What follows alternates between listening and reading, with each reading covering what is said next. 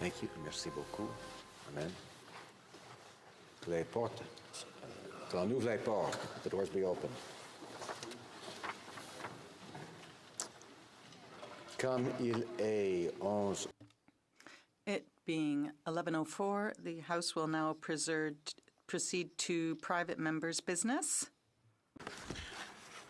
Private members' business, resuming consideration of the motion for second reading of Bill C-406, an act to amend the Canada Elections Act, foreign contributions, in the name of Mr. Calkins. Il reste. There were 6 minutes and 15 seconds remaining for the honourable member of Mégantic-Lérable. Resuming debate. Thank you very much, Mr. Speaker, and thank you so much for the 15 additional seconds. That will be very useful to my remarks today.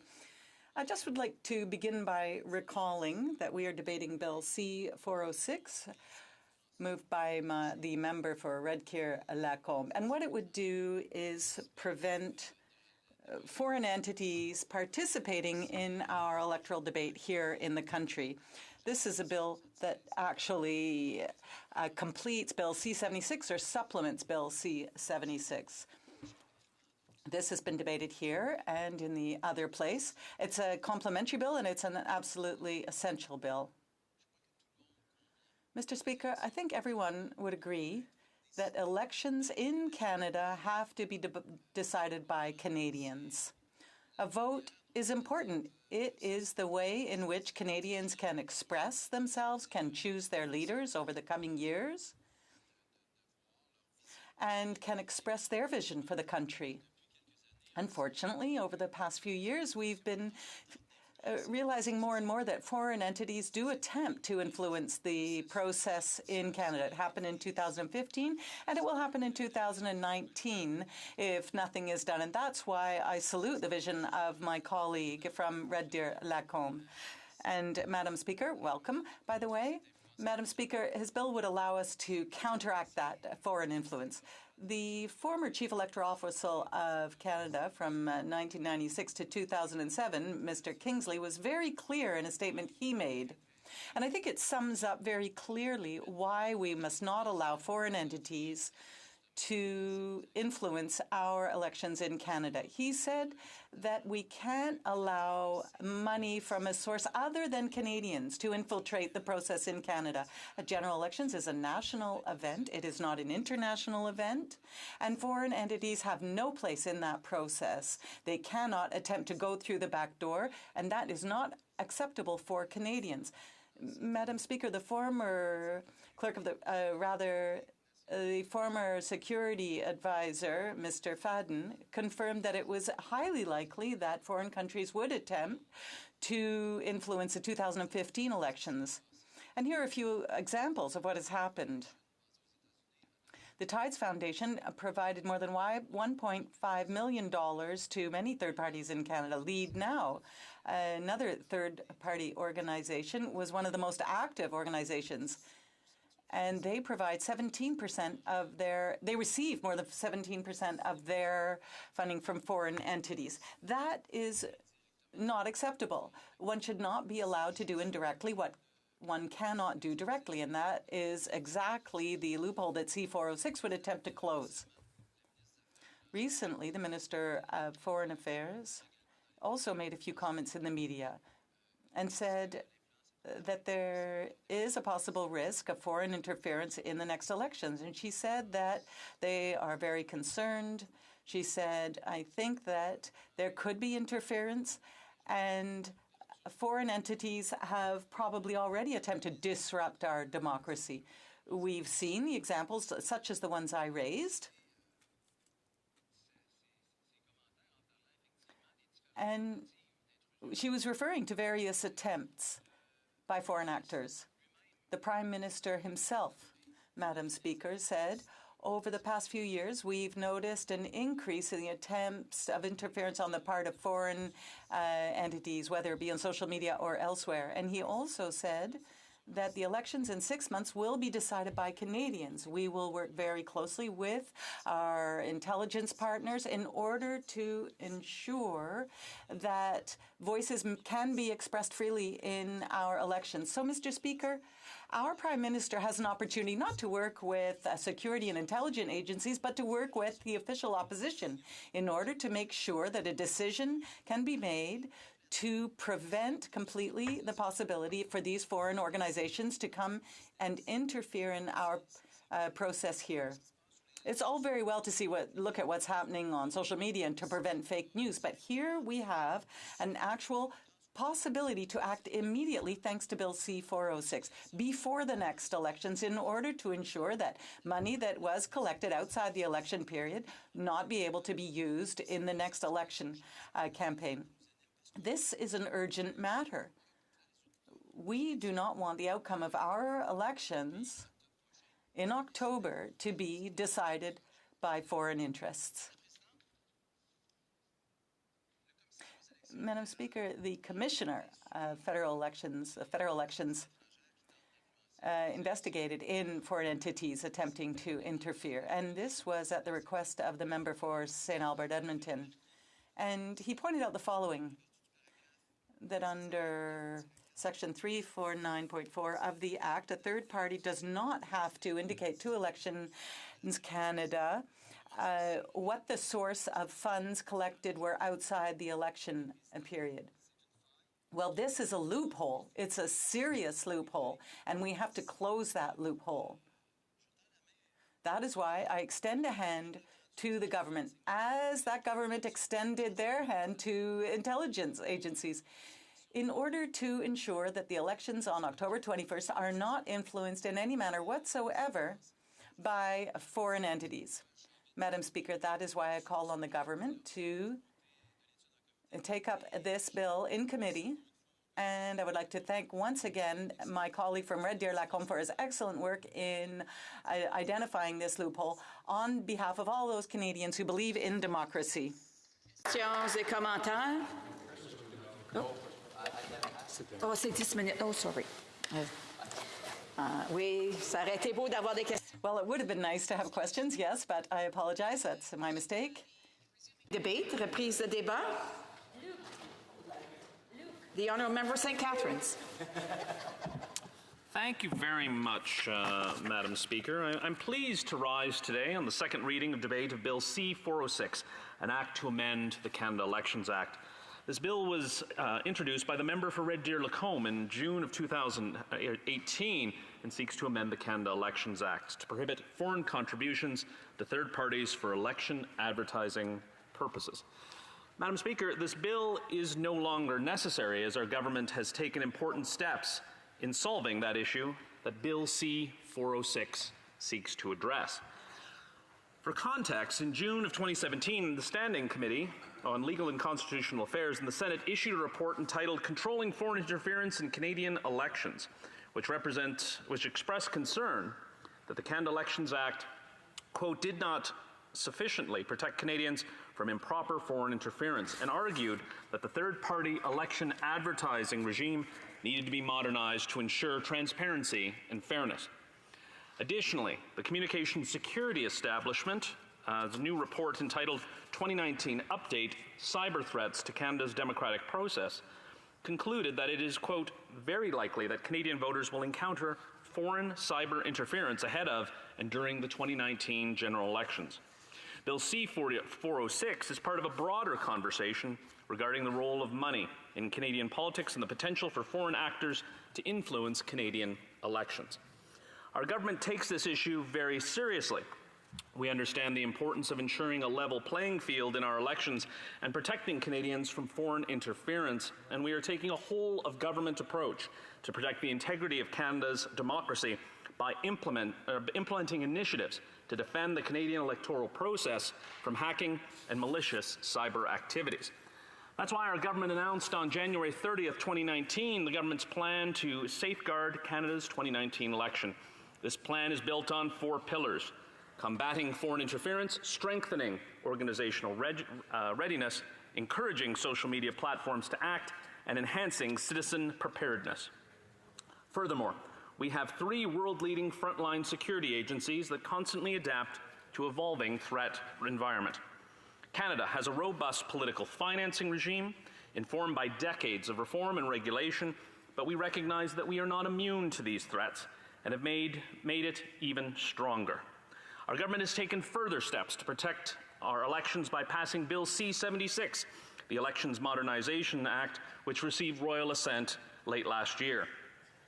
The Act is a generational change to Canada's electoral legislation and draws on inspiration from the recommendations of the Chief Electoral Officer, the Commissioner of Elections Canada, studies by the Standing Committee on Procedural and House Affairs, and the Senate Committee on Legal and Constitutional Affairs, as well as stakeholder engagement. As part of her mandate, the Minister of Democratic Institutions reviewed spending limits for both political parties and third parties. This review also examined third-party financing and the potential impacts of foreign contributions and interference in Canada. As such, Bill C-76 already addresses many of the same issues that Bill C-406 is trying to solve, which makes the measures proposed by the member for Red Deer-Lacombe unnecessary. With the passage of Bill C-76, foreign entities will no longer be able to spend any money to influence federal elections, and third parties are now prohibited to use foreign funds for their partisan activities and advertising, irrespective of when it is taking place. Mr. Speaker, this is key. It means that even outside the pre-writ and writ periods, no one is allowed to use foreign funds to support partisan activities and advertising. Bill C-76 goes further, as all registered political parties are now required, registered third parties are now required to have a Canadian bank account, and any organization, online or offline, that sells advertising space are now prohibited from knowingly running advertisements paid by a foreign entity. The investigatory powers of the Commissioner of Elections Canada have also been enhanced so that he has more tools to do his job ensuring the integrity of our elections.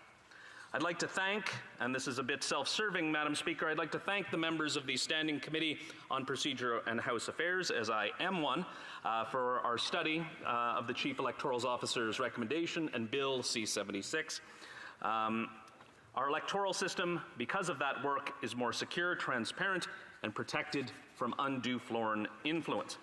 Furthermore, while the spirit of Bill C-406 is laudable, the mechanisms outlined in this legislation would largely be ineffective. Instead, we took a more pragmatic approach. Bill C-76 prohibits Canadian third parties from using foreign contributions. With Bill C-76, we developed a more comprehensive and workable regime to support our common interest, and that is to ensure that Canadian elections are for and by Canadians. We have raised in a previous session drafting errors in this bill that makes the provisions difficult to enforce. Bill C-406 refers to subsection 363, subsection 1.1 of the Canada Elections Act, which is a provision that does not exist either in the Act or Bill C-76. The bill also creates 2 new prohibitions on foreign contributions while neglecting to enact corresponding offenses, which would lead to significant enforcement difficulties.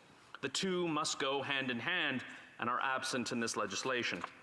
Additionally, Bill C-406 misplaces the new rules regarding third-party election advertising in Part 18 of the Canada Elections Act, the part that deals with financial administration of political entities, and not Part 17 of the Act, which deals with third-party election advertising.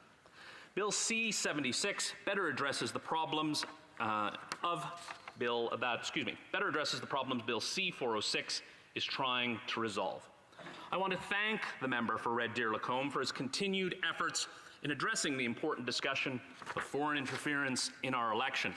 And as a side note, Madam Speaker, I hope he takes these concerns to his leader's office and the leader of the opposition, because we've heard troubling reports of meetings and secret meetings behind closed doors with big oil and ties to the United States, also ties to the Koch brothers, and we don't hear that in the honourable members' speeches on the other side. There's a lot of discussion, Madam Speaker. I think we've touched a nerve here that the concerns from Canadians that the Conservative Party is engaging with foreign actors, and that should be worrisome to all Canadians. So I hope the members on the other side take this opportunity to speak to their leader's office and condemn those actions. There's laughter, and I don't know why, Madam Speaker. This is a serious, serious issue, Madam Speaker. I guess the honourable members enjoy their relationship with the Koch brothers, enjoy those relationships, Madam Speaker. Just want to remind members that when someone has got the floor and is doing their speeches, that I would ask them to hold off on, excuse me, I'd like to remind the members of the official opposition that somebody else has the floor, and when they have an opportunity to do their speeches, they'll be able to put their points and comments forward. The honourable member for St. Catharines has 2 minutes left. Very much, Madam Speaker, and we've heard at committee, and I was there during the lengthy deliberations of the bill, and we heard about the actions of Lead Now. But it was always interesting that the Conservative members never brought up the NRA. They never brought up oil companies in the United States. They never brought up the Association of Petroleum Producers in the United States. They never mentioned the Koch brothers, which they seek to tie themselves with, which is, again, a shocking development, Madam Speaker. And they're trying to shout me down here, Madam Speaker, which is disappointing to hear that they do not take this threat seriously, that they will go to their donors and condemn Lead Now, but they are so far involved with foreign entities. And Madam Speaker, this is unfortunate. Thank you. Order. I just want to remind the members of the official opposition one more time that somebody else has the floor, and they do have opportunities to make speeches in this debate, and so I would hope that they will wait until it's their turn to make those speeches and allow the member to be able to put his points across without any disruption. The honourable member for St. Catharines. Thank you very much, Madam Speaker. And apparently we've touched a nerve, and it seems that the Conservatives themselves are concerned about this practice within their own party, which is why they're heckling. I know the honourable members who are sitting here want to do right by the Canadian people and want a fair election. And so again, Madam Speaker, I call upon them to call out the Leader of the Opposition, condemn the actions, and distance themselves from the Koch brothers. It's best for Canadian democracy. Thank you, Madam Speaker. Resuming debate, reprise de débat. Resuming debate. The honourable member for Edmonton Manning. Well, good morning, Madam Speaker. I was hoping, in light of the last words on the member from St. Catherine, is that always when you open up fire on others, you have to understand that if you have a house of glass, you don't throw people with stone. Yes, so this is what happened with the government side.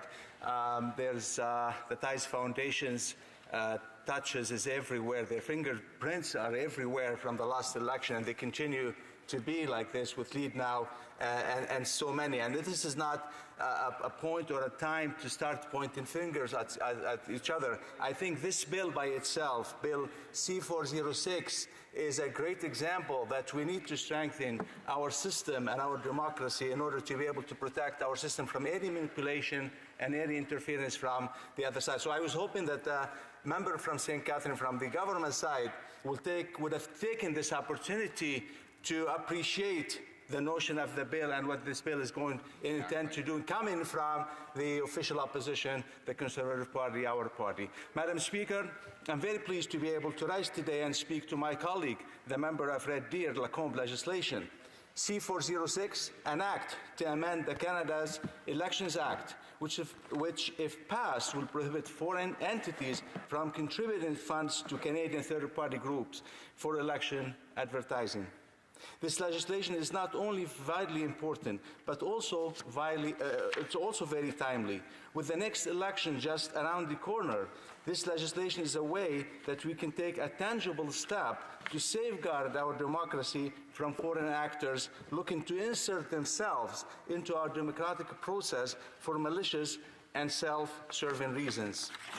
The world has been changing rapidly, Madam Speaker, and we know now, without a doubt, without a shadow of doubt, that there are those who are trying to undermine the political systems of democracies across the world. There are those people and organizations out there that want to attack our political system and the freedom that it represents. And with all the technologies that have been developed over the past decade, their access has been greater.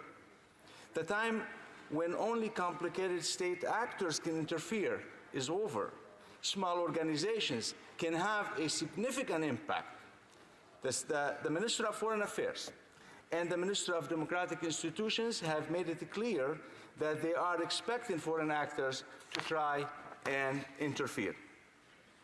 As Canadians, we have a duty to combat this, but as parliamentarians, I believe that the onus on us is even greater. And I look forward to voting in favor of this legislation and encourage my colleagues on all sides of the House to support it. And this call also to the government to stop playing politics with every useful bill and start to support those bills that really are going to enhance our democracies and going to support our democratic systems. Madam Speaker, we all know why this legislation is important. Canadian elections should be decided by Canadians. It is fundamental to our political system. C-406 will change the Canada Elections Act to prohibit foreign entities from donating to third parties for the purpose of advertising. In terms of who it prevents from contributing, it uses the criteria already previously established in the Act. If those contributions are made to a third party for political advertising, the official representative of that third party will have an obligation to return contribution unused to the contributor. If that's not possible, the same amount of the contribution or equivalent value of it, if it's not monetary, must be paid to the receiver general. All these things must be done within 30 days of determining that the contribution was ineligible. Madam Speaker, this is very reasonable and will prevent a repeat of what occurred in the last election, where money was funded from the outside of the country, largely from the United States, to swing ridings in an attempt to affect our election outcome and to put in place a government that these groups felt would better advance their interests. Madam Speaker, regardless as to which party was the beneficiary of such underhanded efforts in the past, and I repeat that, regardless of which party was the beneficiary of such underhanded efforts in the past, all members of this House have a responsibility to ensure that they do not occur again. As an Albertan, I must admit that I'm particularly outraged by this sort of tactic, as our province has been harmed by these type of tactics in the past.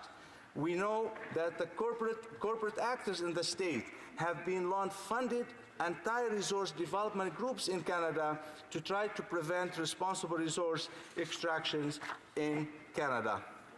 While I believe that many of the people here in Canada benefiting from this arrangement, and generally engaged and concerned Canadians, whose opinions are valid and important to increase the quality of the national dialogue in these important issues. But the fact that millions are being pumped into by international competitors to derail our industry and increase foreign corporations' profit has been an issue for many, many years. You often hear people question why certain activists target the Canadian oil sands, but remain silent on the industry in places like Saudi Arabia, Iran, and Venezuela, where there are concerns are not only the environmental impact, but also around labor rights and the complete lack of commitment to fundamental human rights more broadly. I believe that this is one of the main reasons, Madam Speaker, because behind the scenes, backers do not necessarily have much common ground with the groups they are funding. They are merely using them as a means to an end to advance their business interests, and they are far more concerned about preventing us from getting fair value for our resources than addressing the issue of climate change or human rights by the world's worst offenders. What they have been doing to attack the resource industry is not unlike what they are doing to our elections. Madam Speaker, foreign funds have already had an impact on the last election. Some organizations have bragged about flipping dozens of swing ridings in 2015, despite the fact that they receive funding from abroad for their activities. It has been well documented, Madam Speaker, and we have a duty to combat it. I believe 406 is an excellent next step to do that. First steps has been taken by the government, C-76, and there are some more. Some who have suggested that makes this bill redundant, as also the member of St. Catherine from the government suggested. That suggestion we do reject and reject it completely. While C-76 prevents the use of foreign funds for advertising, C-406 prevents a third party from accepting the funds in the first place. This is an important distinction between C-76 and C-406. When you have potentially malicious organizations trying to undermine our electoral systems, the standard should be strengthened. Canada has weak prohibitions on foreign interference, and it is time to change this. By changing the standard to not allowing organizations to accept funds in the first place will help prevent any uncertainty about compliance for domestic third parties here in Canada and for foreign entities elsewhere. Protecting against this sort of uncertainty and confusion isn't just important because of the value that we place on our democratic institutions and the integrity of our election, but also from a national unity standpoint. We do not have to make the same mistakes as our allies and other established democracies in order to learn from them. Our friends and neighbors to the south continue to have an extremely important conversation and investigation about a number of various levels of interference in their recent elections. As many of the members of this House we well know, the interference ranges from alleged direct Russian interference with the president's campaign to social media troll farms and shell organizations creating competing events in close proximity to each other with the hope of sparking conflict. We must learn from these serious matters and implement safeguards in our system in order to help prevent divisive problems of that magnitude in our society and the erosion of confidence in our institutions that would come from. We have a prime example of how harmful these types of incidents can be to our national unity and respectful public discourse. And I think we can all agree that it is better for us to work to prevent it in the first place than to try to sort it afterwards. Thank you very much, Madam Speaker. I appreciate your time today. Resuming debate, the honourable member for Skeena-Bulkley Valley. Thank you very much, Madam Speaker. I begin this debate with a slight bias because the author, of course, is a friend from Red Deer, Lacombe, and my wife is from Red Deer, and so initially I start off wanting to support the bill because all good things come from Red Deer, generally speaking. This might unfortunately be the exception to that rule, Madam Speaker, and I'm unable to support the bill for a couple of important reasons that I think for my conservative friends who worry about foreign interference, I hope that they can understand how foreign interference in its full measure actually impacts our democracy, how foreign interference fully involves itself in the hearts and minds of Canadians over such important issues like, well, big pharma is certainly involved, large oil, multinational oil companies, the banking sector, and on and on. So now let's start with what this bill attempts to do, which is to minimize or eliminate the effects of foreign money into Canadian elections. A laudable goal, and a goal that is in part accomplished by the government's much delayed and much amended election bill C-76.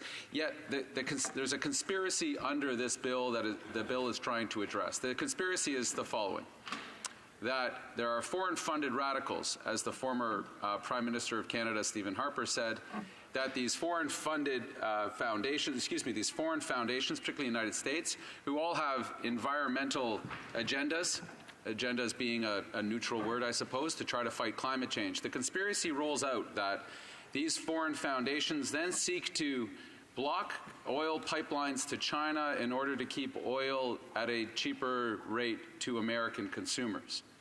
So follow that again. Foundations that are established to fight climate change, to bring about environmental initiatives, are fighting for lower oil for American consumers. Two fundamental flaws in this conspiratorial logic, if you want to call it logic. One is Americans are net exporters of oil. Second, why would somebody fighting climate change seek to have lower oil? The same groups that advocate for price on carbon, the same groups that advocate for less use of oil in our society, under this conspiracy theory, are advocating for cheaper and more oil to be coming only to the United States and not to China.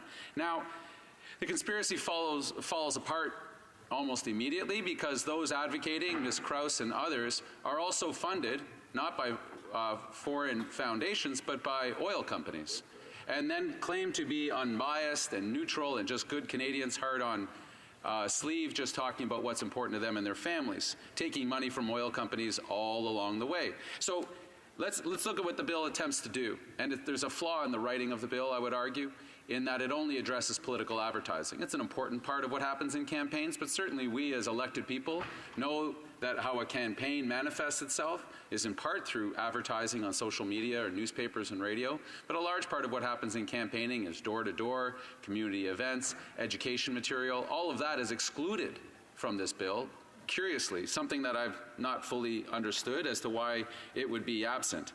The further, and this is the most dramatic flaw, Madam Speaker, is that the bill only seeks to go after foreign foundations, but it exempts all companies that have any, quote, business, carry on a business in Canada. Now, you think that must mean a Canadian business, wholly owned and operated within Canada, maybe with subsidiaries in other countries, but that's not actually what the definition of business is under the Act. A business is anybody who has carry on a business in Canada, and that can be a single worker in a single office of a multinational pharmaceutical company, oil company, bank, whatever. That qualifies under this bill to be exempted. And that business that is carrying on business in Canada is able to donate to advertising campaigns and election not election campaigns, but education campaigns.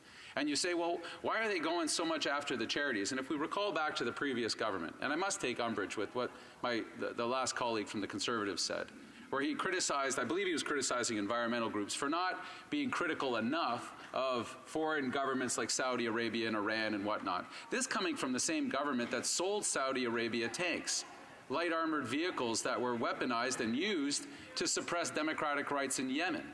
So it's a bit much for Conservatives to say environmental groups are not doing enough to criticize Saudi Arabia, coming from the same Conservatives that sold them tanks.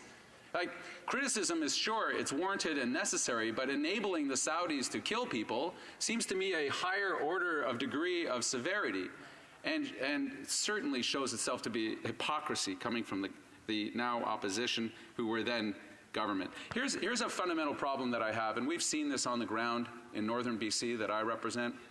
We've had many debates over pipelines. I think at one point we had 23 LNG pipelines proposed across my region.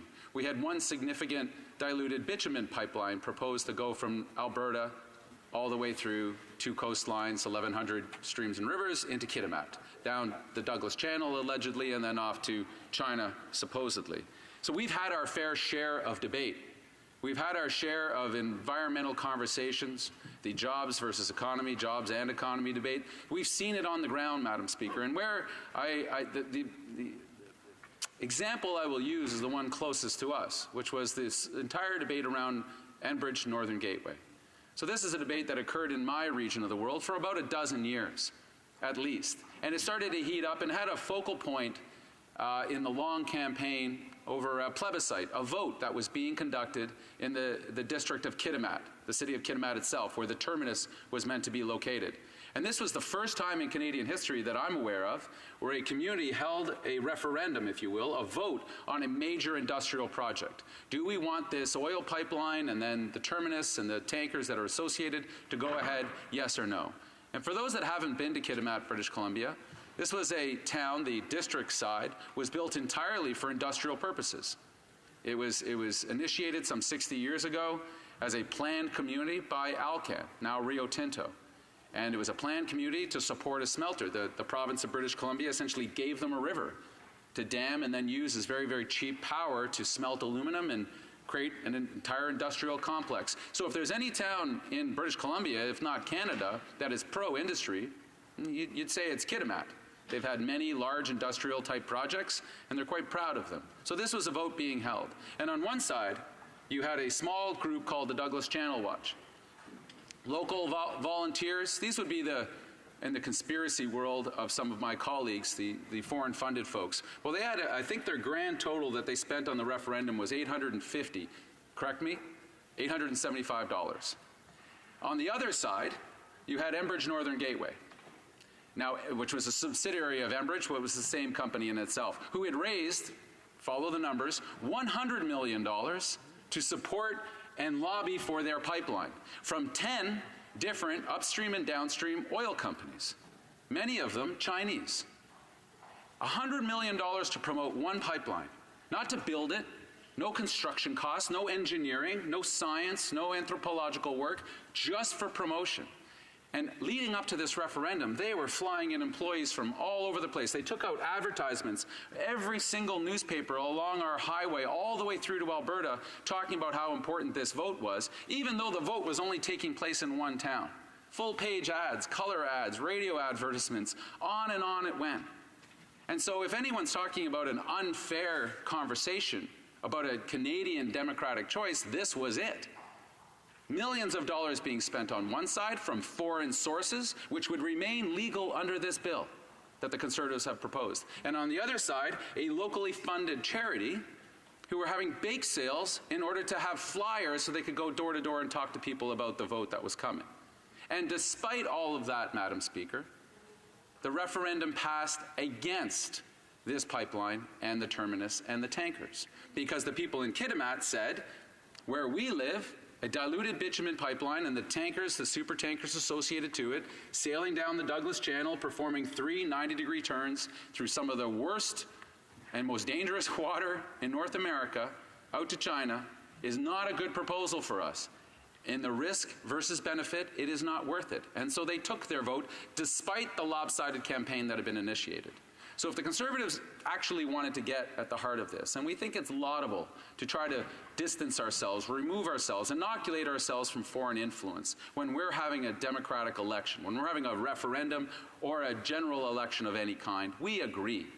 But you have to be equal to both sides. You can't simply go after environmental groups because Conservatives just don't like them, meanwhile turning a blind eye to the corporate sector that have vastly larger sums of money available and have deep interest that goes beyond a single election, a single referendum, into many decades. We would encourage my Conservative colleagues to come to the fulsome debate and say, let's level the playing field in our debates. Let's shut off all foreign influence, absolutely, but let's do it on behalf of all Canadians, not just on behalf of those we happen to like. Last thing, the Conservatives I know in Alberta, and Alberta in general, are not victims. They're hard, good-working people. This bill points them as somehow being victims to some foreign influence. Thank you very much. Resuming debate, the honourable member for Calgary, Rocky Ridge. Well, thank you, Madam Speaker. It's my pleasure to rise in support of this bill from my colleague, the member for Red Deer Lacombe. And I'm coming to this. We're getting toward the end of the second hour on this bill, and I want to take a few moments and just engage and maybe deal with some of the strange things that have been said and have come up in this debate even so far this morning. First of all, I always find it a bit ironic or strange when members of this House will rise on a bill and say, well, we sort of agree, or we certainly think that the goal of this bill is good, or at least has some merit. But now I'm going to speak, and then go on to speak and talk about a whole series of things that aren't related to the subject matter of the bill, and complain that the bill doesn't address these other things. So let's be clear about what this bill is, what its purpose is. This bill's purpose is to get foreign money out of politics in Canada. That is what this bill was tabled to do, and that's the question that we are going to be voting on in this House. Now, we may talk about a variety of other things. We might want to have a debate on another day about the relative power of Canadian businesses. That's a separate topic. And it's not a reason to vote against a bill if you actually believe that the bill addresses an actual problem in our country. And so for a member to rise and say, I agree with the member from Red Deer Lacombe that we shouldn't have foreign money in politics, but I'm going to vote against his bill because it doesn't address Canadian funding by lobbyists for a particular policy position. That's not a good reason to not vote against this bill. So I would encourage both all members of this House to support this bill for what it does, and not hold against the bill other things that that you would like to see another bill address. I want to go back to some of the truly ridiculous things, and there's no other way, I can't say it any more politely than that, Madam Speaker, that the member for St. Catharines had said, to somehow suggest that the Conservative Party is in cahoots with the Koch brothers or the NRA. I mean, these are absurd conspiracy theory proposals from the other side. What is not a conspiracy theory, Madam Speaker, is that there are foreign entities that attempt to influence the outcome of Canadian elections. This is not a conspiracy, Madam Speaker. These organizations brag about their success on their own websites. So to characterize this as somehow a conservative conspiracy theory, that there are these groups like the Tides Foundation that are out there, trying to influence the outcome of a Canadian election. Of course they're trying to influence the outcome of a Canadian election. That's exactly what they say they are doing, and they take credit for their success in doing so. Their own website, which I understand they've changed a little bit now, thanks to the work of Vivian Krause, who has sort of untangled the money train on these matters. They talked about the Harper Project and actually bragged about how they targeted specific ridings, sent money into Canadian third parties like Lead Now, among others, who then sent canvassers into the ridings, which, as my friend from Skeena-Bulkley Valley talked about advertising not being everything. Indeed, he's correct. Ground game is very important too. These groups supplied ground game to candidates that they thought would be the most likely candidate to defeat the previous government's candidate in that riding. And they were successful. And they've boasted of their success on their own websites to generate further support from foreigners to support their initiatives in Canada. So this is absolutely, how can this be a conspiracy? These people are shouting from the rooftops that this is what their agenda is and this is what their goal is, to landlock Alberta's oil and gas and to prevent Conservatives from winning elections in Canada. So this bill is very simple, Madam Speaker. It prevents third parties in Canada from participating in advertising if they accept foreign money. It's plain and simple. It goes beyond and actually fixes a problem that in debate they have paid lip service to on the government side, but their Bill C-76 does not solve. Under Bill C-76, there is no ability to require for Elections Canada to be able to audit and ensure segregation of funds, to ensure that a third party that does participate in advertising and accepts foreign money does not use money from the foreign source for that purpose. So the 76 is at best, lip service to the problem, which they acknowledge in their speeches, but will not with their votes here in the chamber address by supporting Bill C, supporting the member from Red Deer Lacomb's bill. So again, it's disingenuous, Madam Speaker, to say that one is concerned about the problem of foreign third-party funding of election activity in Canada, and then to not support this member's bill. And to the more technical points, the member for St. Catharines noted I guess the time and the date of when this bill was tabled and the issues around C-76 and how it was amended at committee since then. Madam Speaker, that's not a reason to not vote against the bill. Vote for this bill, get it to committee, and if there are some incongruencies that have to be addressed to make it compatible with the correct changes that would be necessary to 76, that's what committee work is for, Madam Speaker. So I encourage all members, I'm going to just end it at that and allow perhaps other members to speak on this bill, but I urge all members to vote for this bill and let's get it to committee and get a proper regime in place to keep foreign funding out of elections. Resuming debate, the honourable member for Aurora, Oak Ridges, Richmond Hill. Well, thank you very much, Madam Speaker, and thank you to my colleague from Red Deer Lacombe for bringing this important piece of legislation forward, and again to my colleague for speaking on this issue. I'd like to expand just a little bit and talk about the so what. We talk about money in foreign interference, but we don't really talk about the why it matters and so what.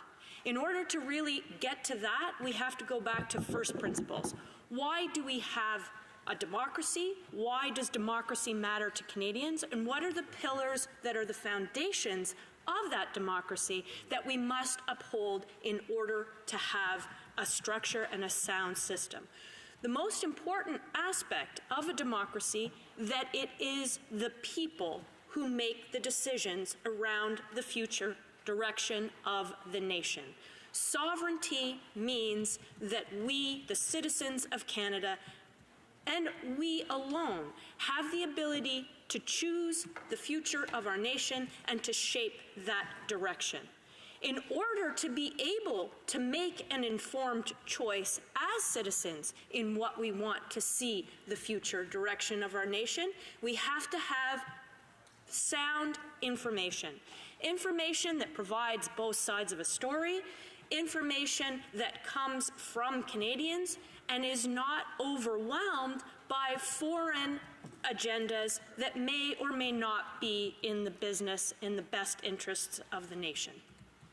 And today, with the internet, with advertising, with all of these other mechanisms, money can overwhelm the information that gets to Canadians.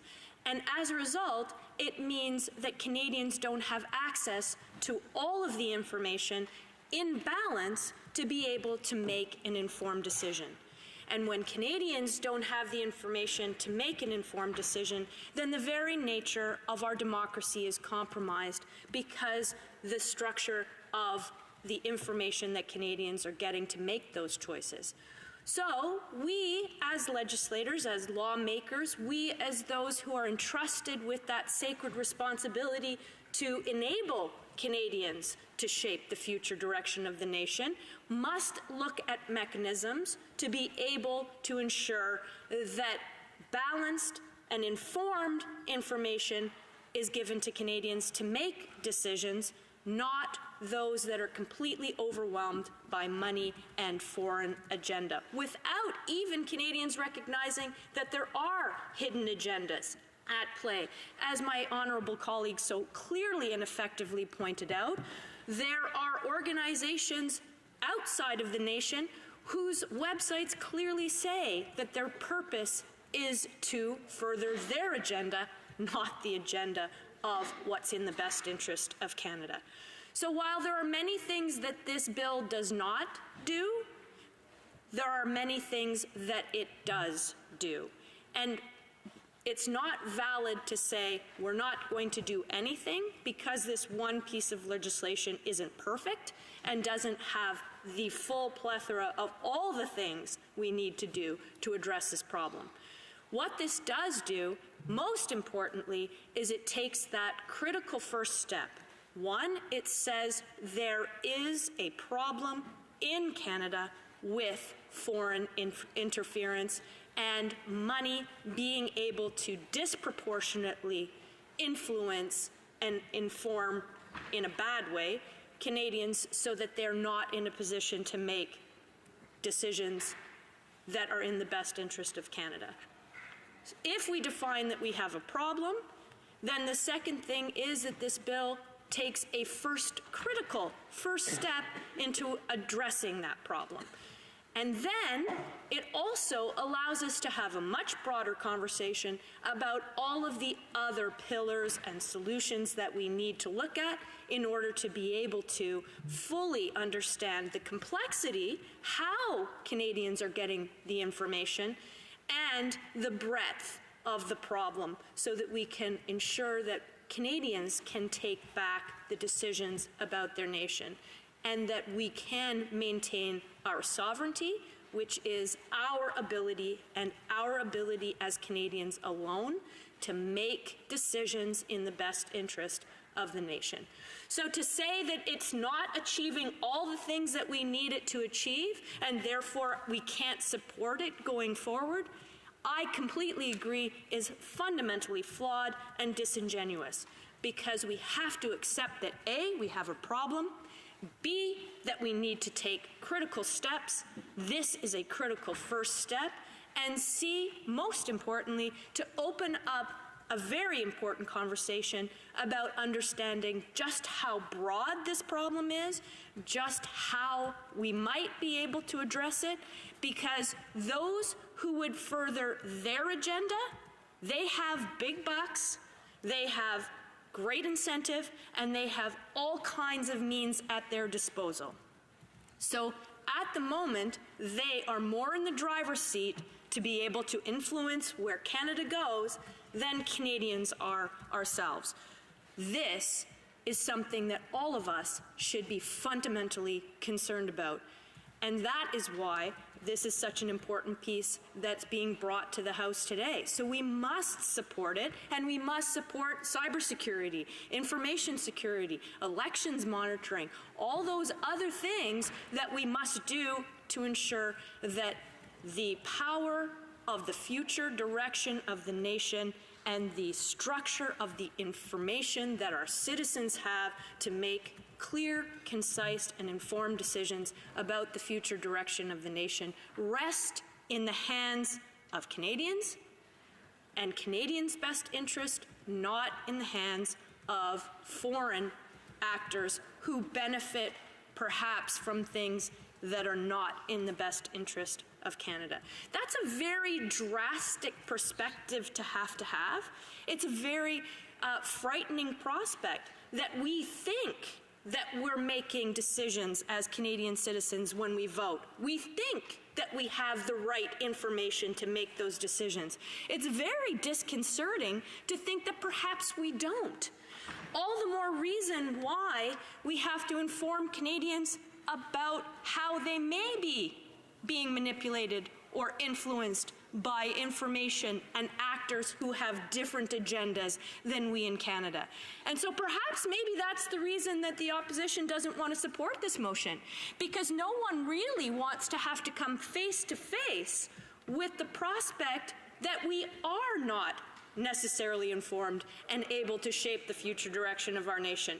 Sometimes you don't want to admit that there is a problem because of the possibilities for undermining the confidence of the Canadians in this Liberal government. But, Madam Speaker, to do that would be not in the best interest of this government or of Canadians in general. And that's why we are so honored to have this opportunity in front of us, because of the incredible importance of being able to address those things that need to be fixed, such as money elections, cybersecurity? Are our economic structures at risk?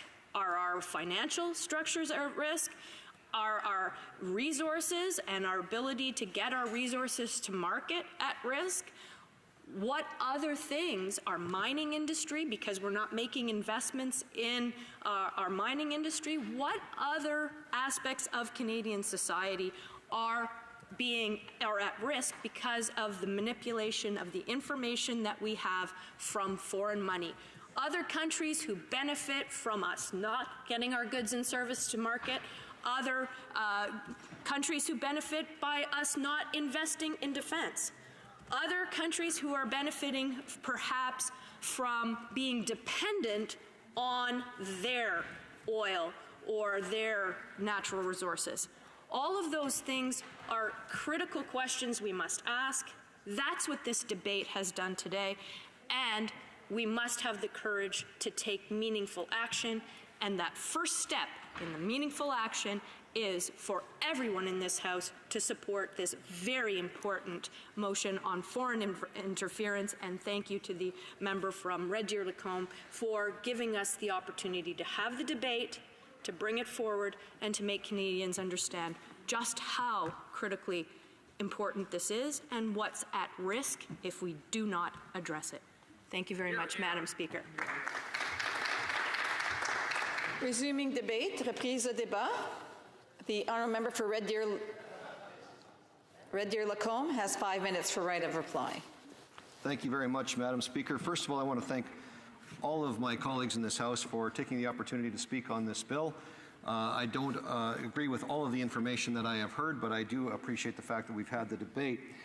And Madam Speaker, I must take umbrage with some of the arguments that have been used against this piece of legislation. We've heard opposition MPs say that this bill is extrajudicial and would cause problems from in the fact that we can't enforce this law outside of our borders. Well, it's simply not true. This is actually about registered third parties inside of Canada and whether or not they accept money from overseas or not. That is a simple thing to do. There's no extrajudicial or extraterritorial component to this piece of legislation because it deals with the Canada Elections Act and registered third parties in Canada. The penalties. I've heard it suggested that there's no penalty section with this. There's a catch-all penalty provision in every piece of legislation.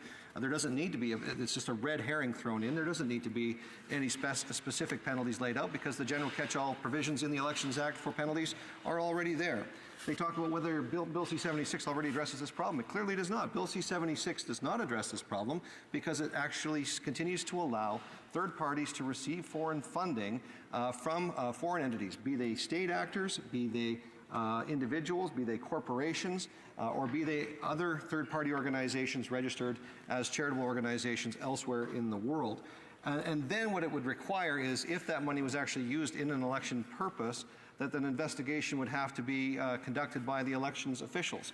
Well, at that particular point in time, Madam Speaker, you can't sort out the molecules of where the money actually came from, just like you can't sort out the molecules of what oil patch the gasoline in your car came from. You can't sort that stuff out at that particular point in time. So what this does is Bill C-76 actually allows backdoor financing from state actors, from other corporations that are not registered or not operating or not conducting business in Canada, from individuals and other foundations and organizations to influence Canadian elections, especially in the election advertising component in the pre-writ and writ period. That's the period leading up to an election and the period of the election itself.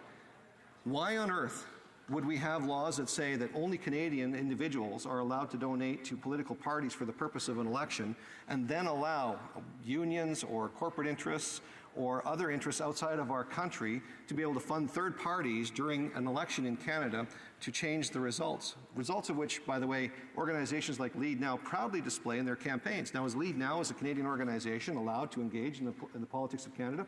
Of course they are. All my bill is saying is, if you take money from outside of Canada's borders and you choose to use that money, or if you make the choice to take that money from outside of Canada's borders, you cannot use it anymore. You're not allowed to participate in the election game because it's not fair. If you can't convince Canadians to donate to your cause and to take part in what you're trying to do, then you shouldn't be able to justify the ends by a means of getting money outside of Canada's borders. And it's not just the small groups of individuals at bake sales, because Lead Now and others, Tides, using things like the Yellowstone to Yukon projects, using things like the PNSEMA organizations, massive amounts of foreign money coming into British Columbia and the eastern slopes of Alberta to block pipeline projects. So it's disingenuous for the member of Skeena-Bulkley Valley to say it's a couple of people in a bake sale trying to stop a pipeline. Simply not true. It's maybe one story of 100 of foreign money influencing that pipeline project, Madam Speaker. This Bill 406 is a good piece of legislation. It basically says, if you're going to get involved in the election, know in advance that if you take money from outside of the country, you're not allowed to play in the game anymore, because it's cheating. It's cheating because elections belong to Canadians. And only Canadians should be allowed to, with their opinions, with their information, and with their money, decide the fate of our country. And one can only assume then at that particular point why other political parties in here would not have the patriotic sense of duty to ensure that our elections are free and fair and only conducted in the realm of the Canadian intellectual space, economic space, and in the debate space that we have during these elections. So one can only assume then, if anybody votes against this legislation, it's because they're willing to use any means possible to justify whatever ends they want, which means that they're willing to sell Canada's soul down the road for a little bit of money to pay for an election campaign. Every time the rules are circumvented, trust and confidence are eroded, Madam Speaker. If we're going to have trust and confidence in our electoral process, then we should send a signal loud and clear to the Canadian people that we're not putting up with it anymore and vote in favor of Bill C-4006. Thank you. Hear, hear.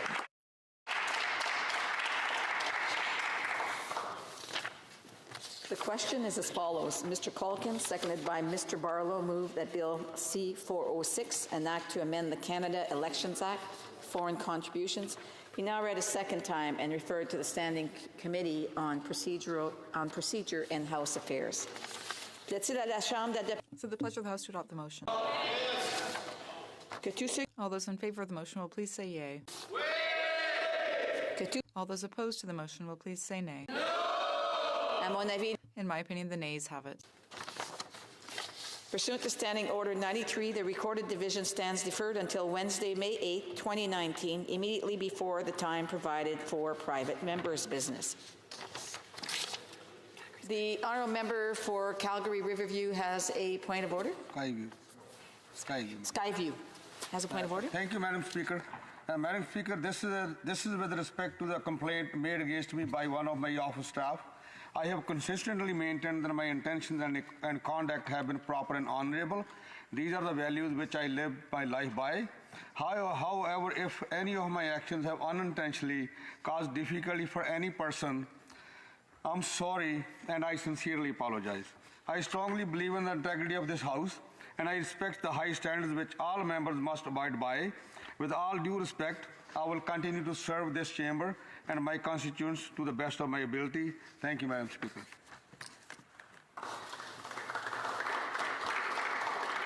Thank you. Resuming orders of the day, ordre du jour. Ordre éminent du gouvernement. Government orders, government bills, comments. The motion for second reading of Bill C-93, an act to provide no-cost expedited record suspensions for simple possession of cannabis. Resuming debate, reprise de débat, the honourable member for Beaches, East York. Thanks very much, Madam Speaker, and I note that I'll be splitting my time with the member from Charleswood, St. James, Assiniboia.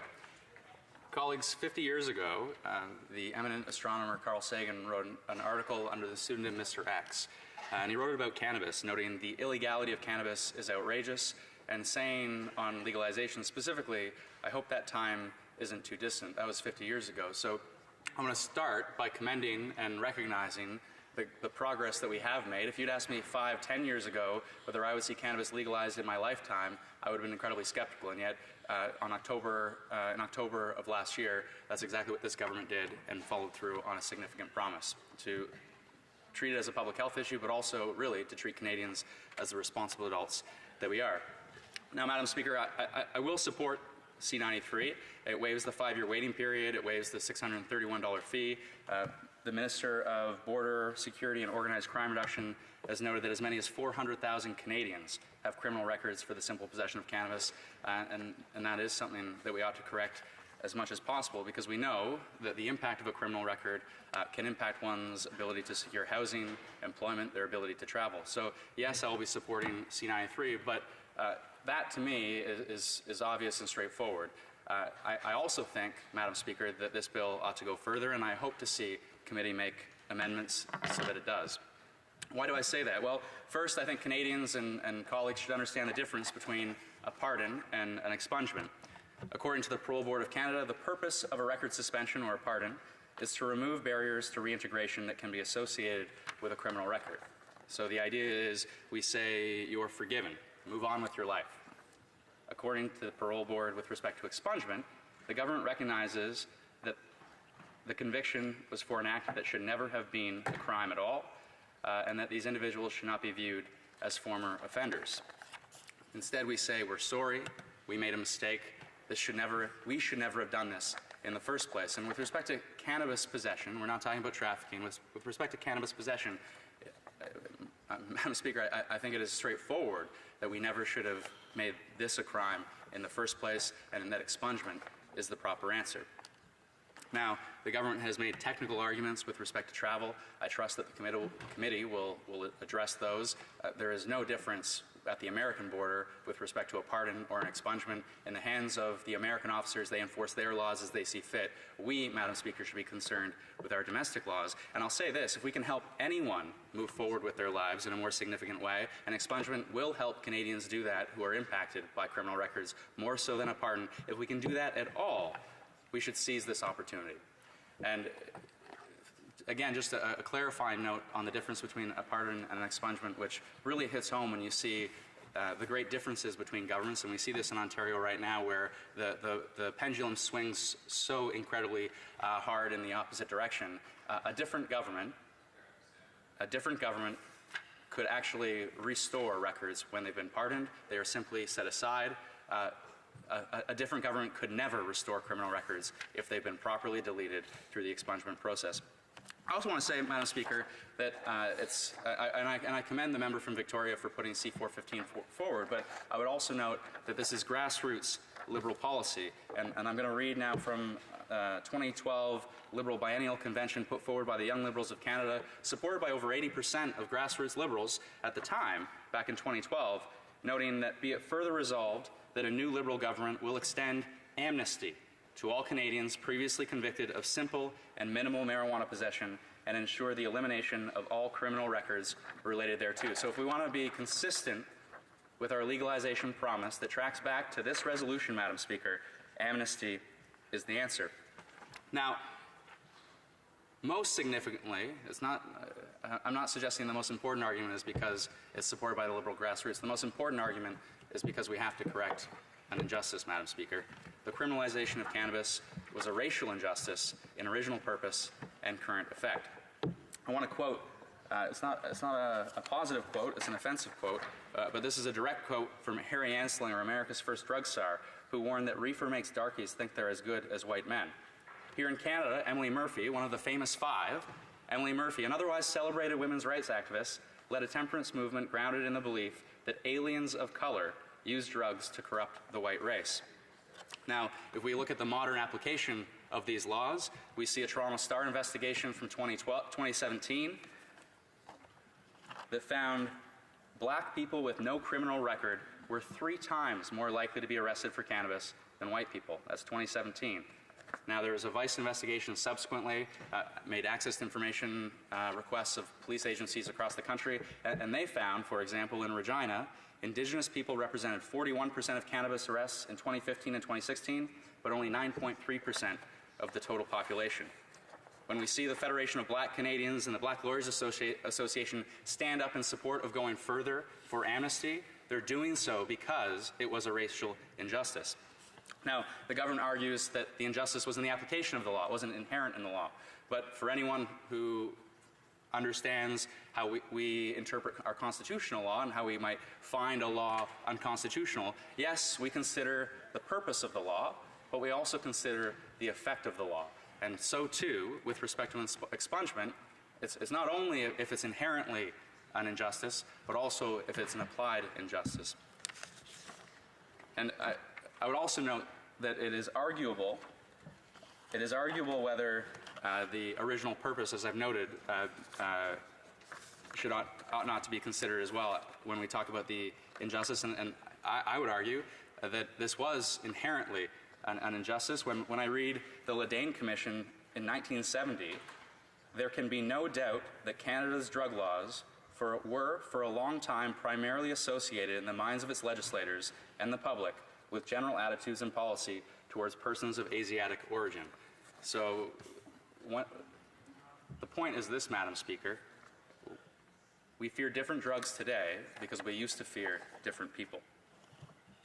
Now, the last point I want to make is that if you set aside the most important arguments with respect to racial injustice and you just consider basic common sense, almost half of Canadians self-report using cannabis in their lifetime. Are half of Canadians criminals? When cannabis is less harmful than the six-pack that you take to a party or a Mickey of vodka, are people who possess cannabis, and again, not traffickers, but people who possess cannabis, should they ever be thought of as criminals? And if the answer is no, I think the obvious answer is no. In the same way, I don't think if you take a six-pack with you to a party that you are a criminal. To take a less harmful substance, you also ought not to be considered a criminal, and we as legislators should cure that. We have the capacity to cure that. We can cure that simply by improving the law before us. The simple question that we all have to answer is the conduct in question deserving of a criminal record? And I think demonstrably the answer is no. It never should have been illegal in the first place. I support C-93 for moving in the right direction, but we should do what is right when we have the opportunity. We should correct this injustice. Thank you, Madam Speaker. Questions and comments? Questions et commentaires? The Honourable Member for Skeena-Balclay Valley. Thank you, Madam Speaker. I thank my friend for his speech and his commentary, because oftentimes when we're dealing with legislation in this place, we don't do a proper justice to talking about people who are impacted by the legislation that we're dealing with.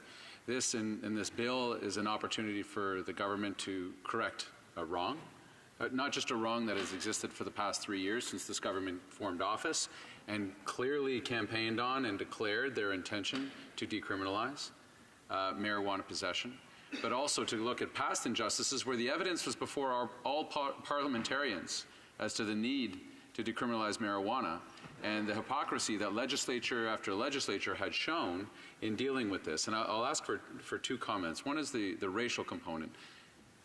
I represent northwestern British Columbia. It's approximately 35–40% Indigenous communities. We know through statistics the overrepresentation of Indigenous people in our prisons. We know that part of that representation is due on possession charges. They're sometimes put together with some other charge where non-Indigenous people would not face the same amount of incarceration. The impact on Indigenous communities, I know my friend's from Toronto, but he's studied this legislation and its impacts. Second, and this is to the effects of all people, what is it to hold a criminal record? What effect does it have on the day-to-day lives of Canadians, whether they're seeking to volunteer for their kids' soccer camp or be able to cross the border for business or pleasure, to carry around this record and the threat of that record being reintroduced into their lives? Our member for Beaches East York. Thank you, Madam Speaker. I think it is ridiculous to think that a black person in Toronto who is 3 times more likely to be arrested than a white person like myself should suffer the consequences of doing something that should never have been illegal in the first place, and should suffer disproportionately simply because I, as a white person, was never caught. Doesn't mean I'm any less of a criminal than the black person in Toronto who was, and I think it's outrageous that we're not taking the opportunity to correct the injustice when that opportunity stares us in the face. The second thing I will say is I have personal friends who have cannabis possession records in the course of their lifetimes, and they couldn't even get a job at the 7-Eleven. It is ridiculous that people who otherwise are incredibly contributing members of society, that same person who couldn't get a job at a 7-Eleven is now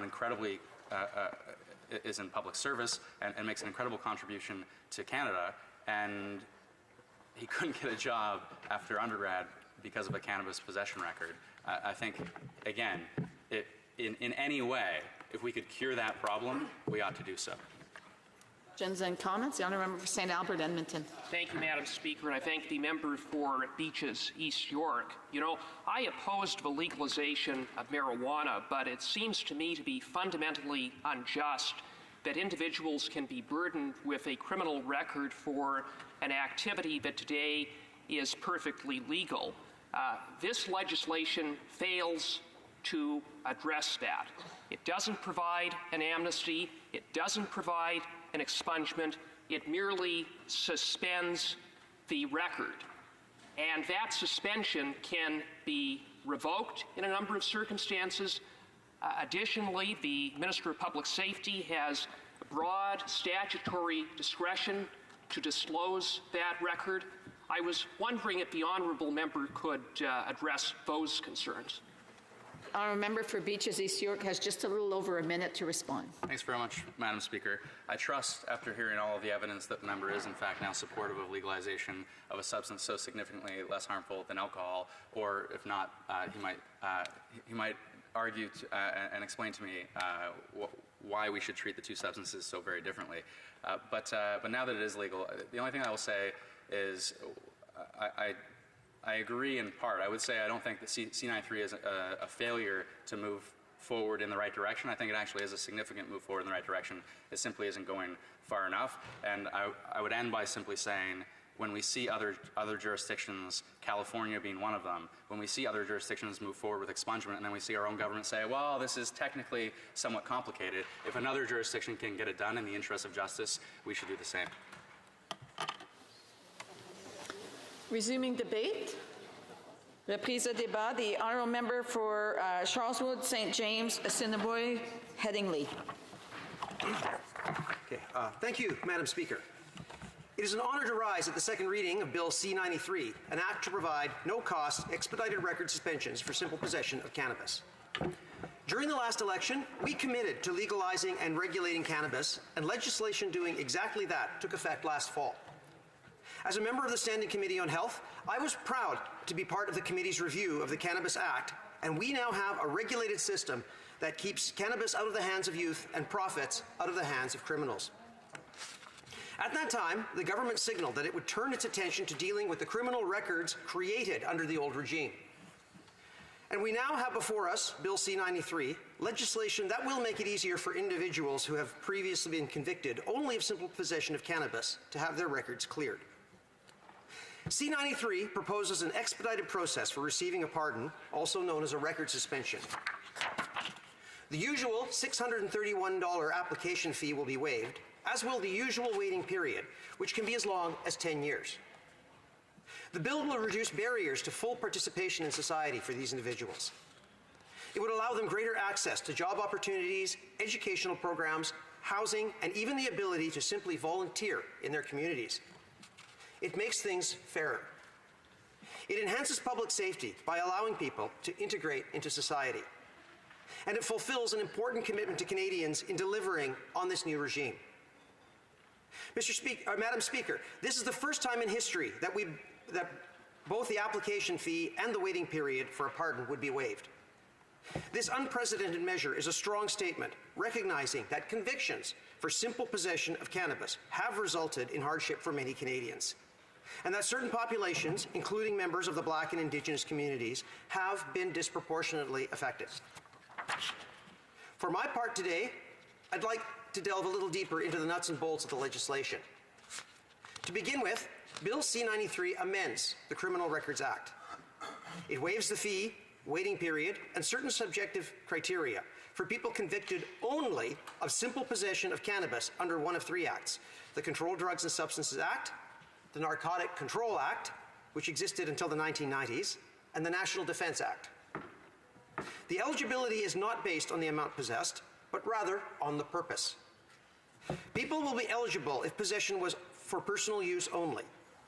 People will not be eligible if there was any trafficking or production involved. In order to qualify for the waived wait period, an applicant would simply have to demonstrate to the Parole Board of Canada these basic facts. First, that the substance they possessed was cannabis. Second, that their sentence was completed. And third, that the conviction was only for possession for personal use. To do so, applicants will provide standard police and court documents.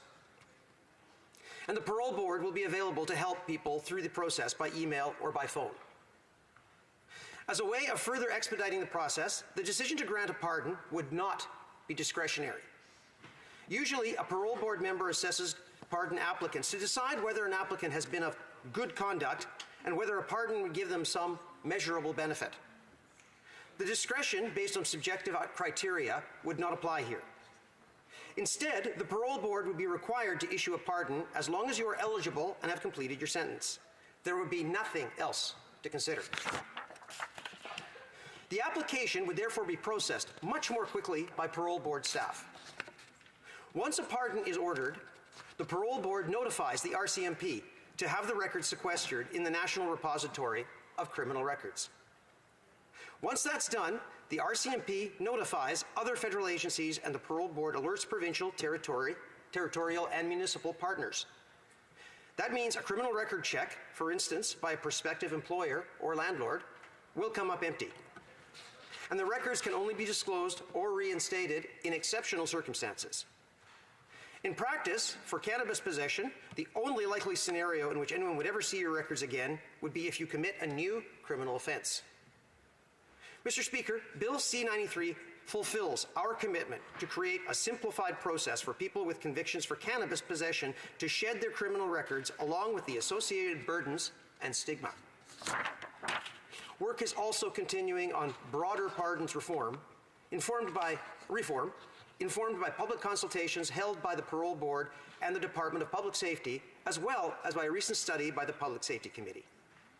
That study, initiated by the member for St. John Rothsay, led to thoughtful and unanimous recommendations calling for pardons to become more accessible, not just for cannabis possession, but across the board.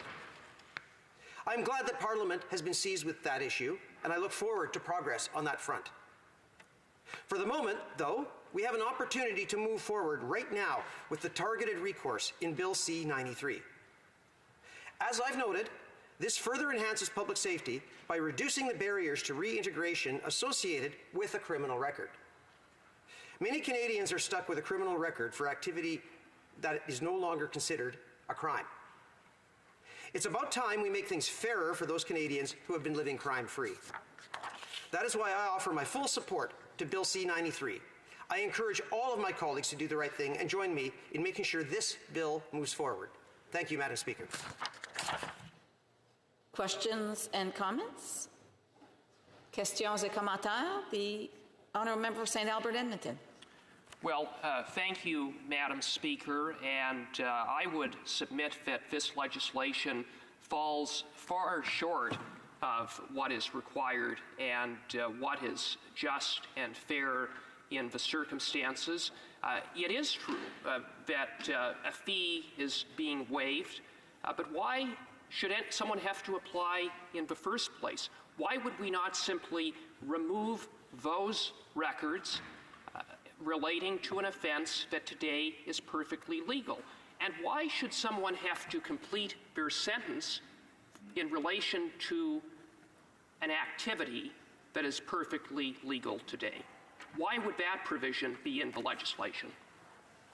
The honourable member for Charleswood, St. James, Assiniboia, Headingley. Thank you, Madam Speaker. I'd like to thank the honourable member from St. Albert for his question.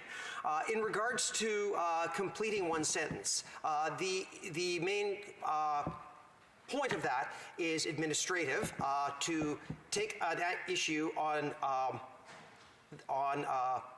to remove this in the midst of a proceeding.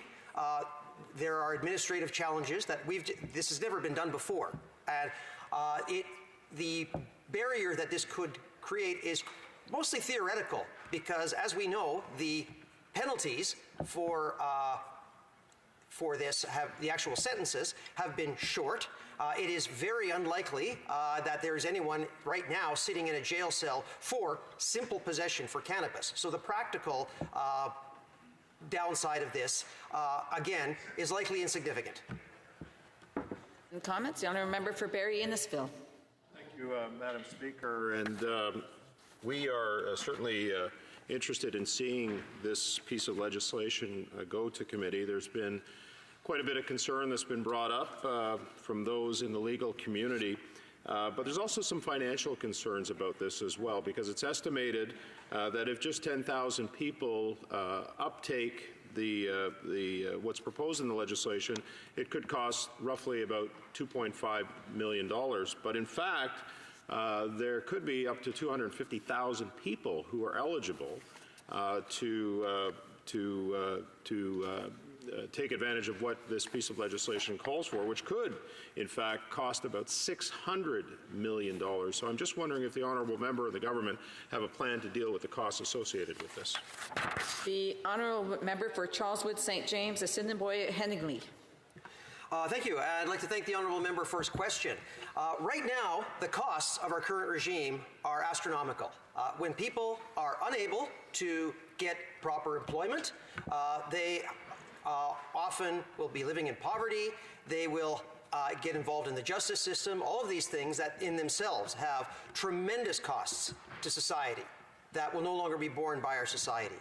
Secondly, part of this cost that the member talks about, what this will cost the government in the fee waive, we must remember that this astronomical cost for applying for a pardon was instituted by the previous government. And I would argue that such a fee for any pardon is extreme.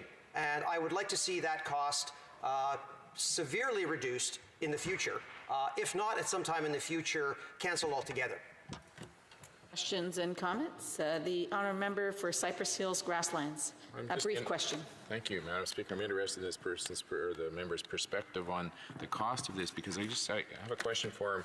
Why does he feel that taxpayers who have followed the law in the past should have to absorb the cost for a pardon for people who have deliberately broken the law, knowing full well that they could end up with a criminal record? The honourable member for Charleswood, St. James, Assiniboia, Headingley. Brief answer, please. Thank you, Madam Speaker. Again, this is because, first of all, the pardon, as I've said in my previous answer, the fees put in by the previous government for a pardon are excessive and a barrier for people going on with productive lives. And secondly, again, this will probably cost the taxpayers more in decreased productivity of those who still have criminal records as opposed to becoming productive members of society. Resuming debate, reprise de débat, the honourable member St. Albert, Edmonton. Thank you, Madam Speaker. I'll be splitting my time with the honourable member for Beauport, Côte-de-Beaupré, Ile-de-Orléans, Charlevoix. I rise to speak on Bill C-93, an act that would provide the possibility of a record suspension for individuals convicted of the minor possession of marijuana, an activity that is perfectly legal today. While this legislation is better than nothing, I believe that it falls far, far short of what is required and what is fair and just. Let me say at the outset that I opposed the legalization of marijuana. I spoke against the legalization of marijuana and voted against the legalization of marijuana at all stages in this Parliament. But I have also said that elections have consequences. And during the last election, the Prime Minister went out and committed to, if a Liberal government was elected, to legalizing marijuana. And in the end, enough Canadians voted Liberal to result in 184 Liberal seats and the Liberals forming the government across the way. And so it wasn't a surprise when the government moved ahead with legalization. One might say that they were keeping an election promise. One might also say it's about the only election promise that this government fulfilled, but I digress. And so one might say, how is it that I, who opposed the legalization of marijuana, believes that this legislation falls short of what is required and what is fair and just. And the simple answer to that, Madam Speaker, is that I believe it is fundamentally unjust for Canadians to be burdened with a criminal record for an activity that is perfectly legal today. This is not an academic issue, Madam Speaker, when we're talking about a criminal record and the impact that it can have on individuals. It has a profound impact on individuals' lives and people's ability to get on with their life. There is a profound stigma attached to a criminal record, a profound stigma that can impact upon one's ability to obtain employment, to obtain housing, and even to volunteer on their kids' soccer team or hockey team or in the broader community. So, Madam Speaker, it is within that context that I believe that it is fair and just that individuals who are burdened with a criminal record for an activity that today, as a result of a policy choice made by this government, is perfectly legal, that they have that burden lifted from them. But, Madam Speaker, that's not what Bill C-93 does. It doesn't provide for an amnesty. It doesn't provide for an expungement. All Bill C-93 does is suspend the record. The record, in other words, goes from CPIC into another place, but it always remains there. It never goes away. Indeed, Madam Speaker, the suspension could be revoked if the individual were convicted of a future offense under the Criminal Code or the Controlled Drugs and Substances Act. It could be revoked at the discretion of the parole board, where they determine that the individual is no longer a person of good character.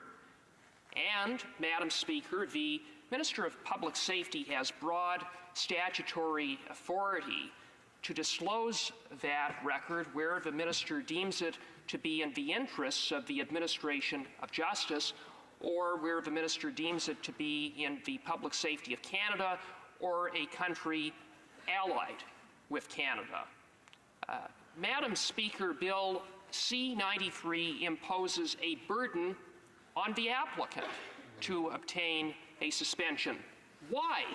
Why should someone have to have the burden of obtaining a suspension for an activity that is perfectly legal today, that this government made perfectly legal today? How is that fair? How is that just? Bill C-93 would require an individual to complete their sentence before they would be eligible to apply for a record suspension. Again, why? Why should someone have to complete a prison term or a lengthy period of probation or pay a fine in relation to an offense for an activity that is perfectly legal today? How is that fair? How is that just?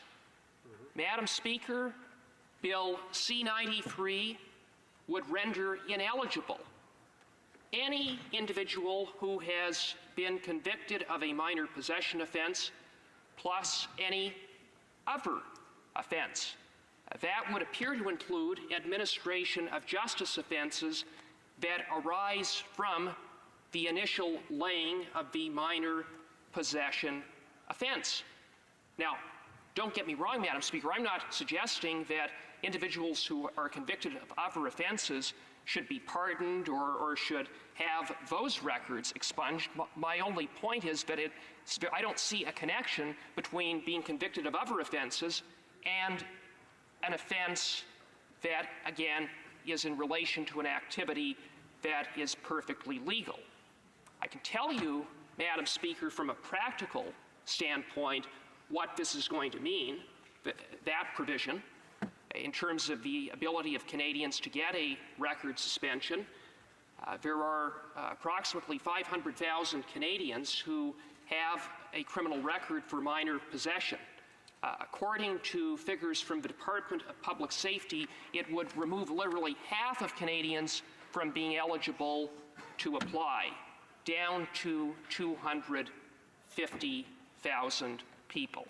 So, Madam Speaker, instead of providing for a mere suspension, instead of imposing a burden on the applicant, instead of requiring someone to complete a sentence for an activity that is perfectly legal today, what this government should in fact be doing is moving forward with expungement.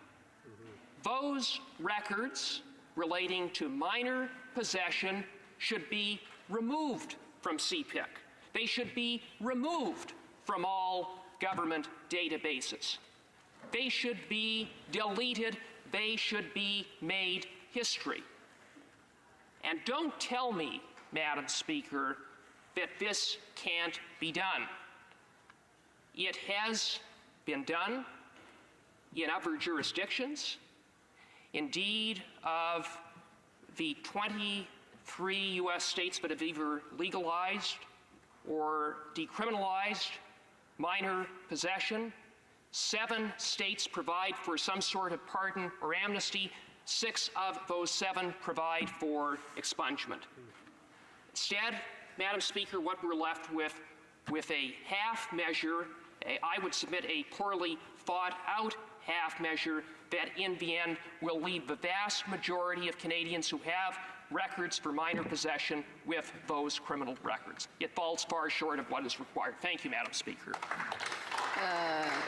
Questions and comments? The honourable member for Calgary,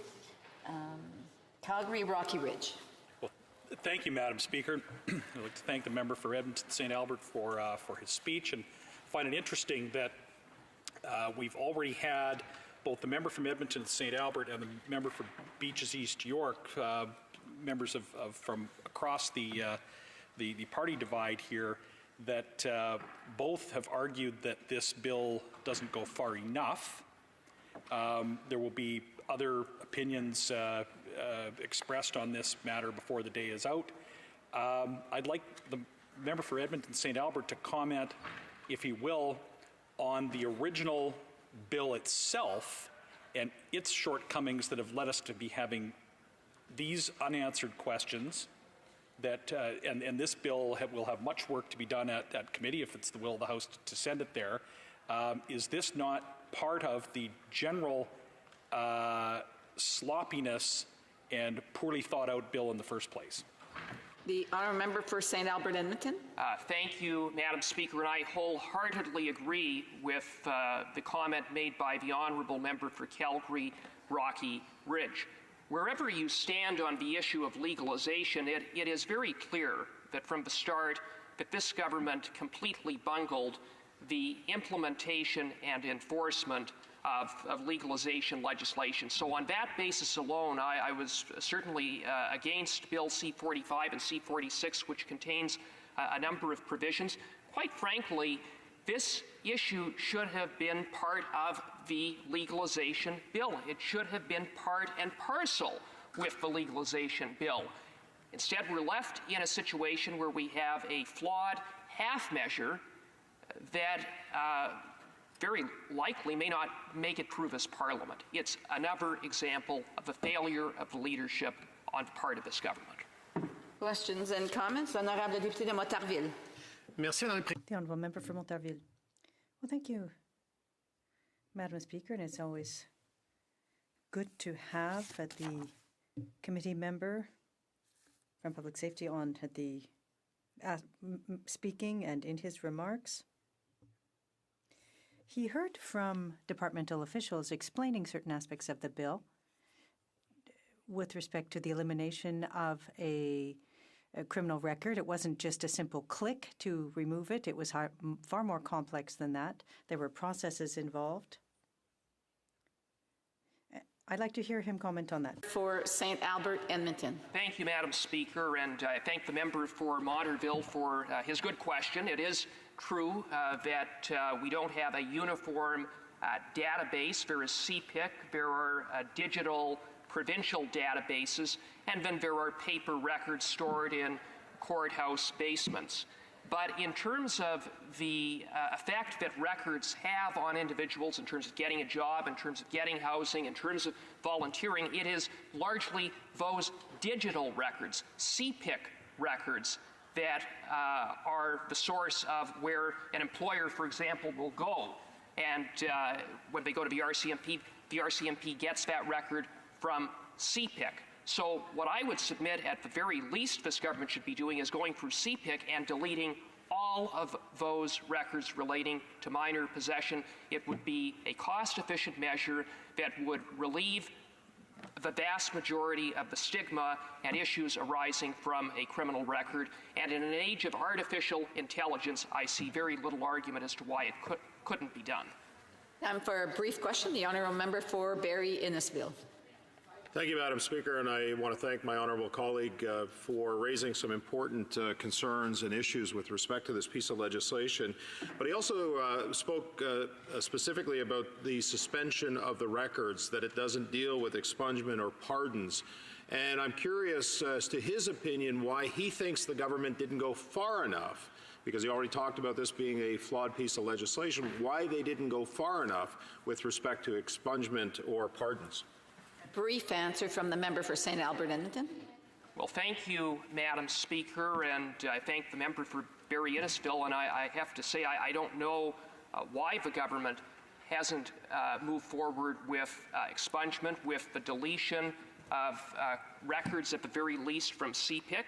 As I said in my previous answer, that would be a far more cost-efficient way of moving forward rather than requiring the parole board to hear all kinds of applications. It would be fairer, and it would have a positive impact from the standpoint that this government clearly believes that there is it is a good thing that individuals convicted of these offenses have those be relieved of having that record. So I don't know why the government didn't move forward with that, and I also don't know why they've waited until the 11th hour to introduce this.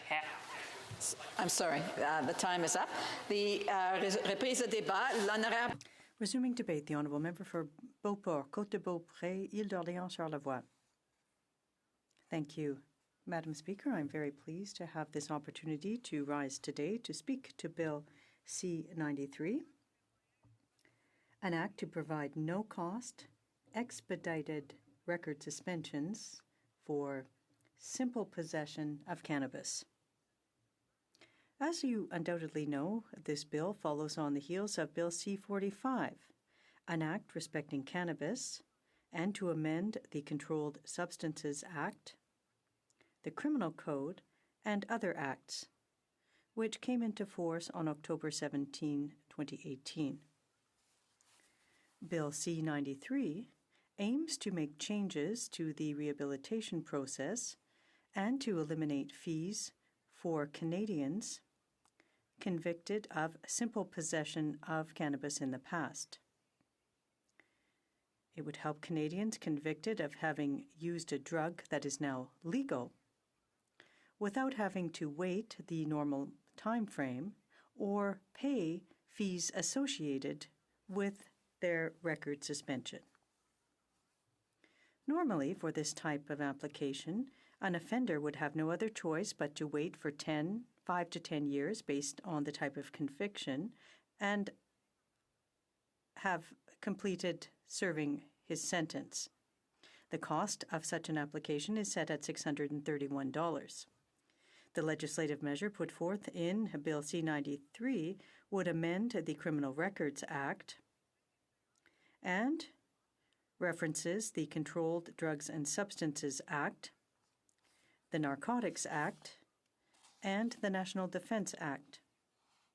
So this legislative measure must be properly put in place and implemented. Otherwise, it risks misleading the many Canadians who may want to take advantage of it.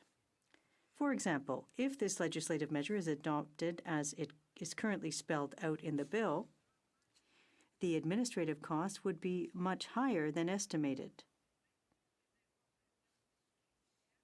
It would also maintain information on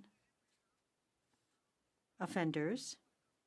The information would be saved in a parallel system to the one used by the RCMP. As a result, that information is available to foreign police forces, which could enable them, for example, for U.S. Customs officers to deny entry to the States for a Canadian having been convicted of simple possession of cannabis. Therefore, unless the criminal record for a simple possession of cannabis is not done, the file or the record is permanent. And this runs counter to the objective of this bill, which would be to see Canadians having been convicted of possession and with a criminal record to be able to travel to the United States. My comments on this bill focus on a very important component of this bill for Canadians, the sound management of public funds, which is not what Liberal governments are known for.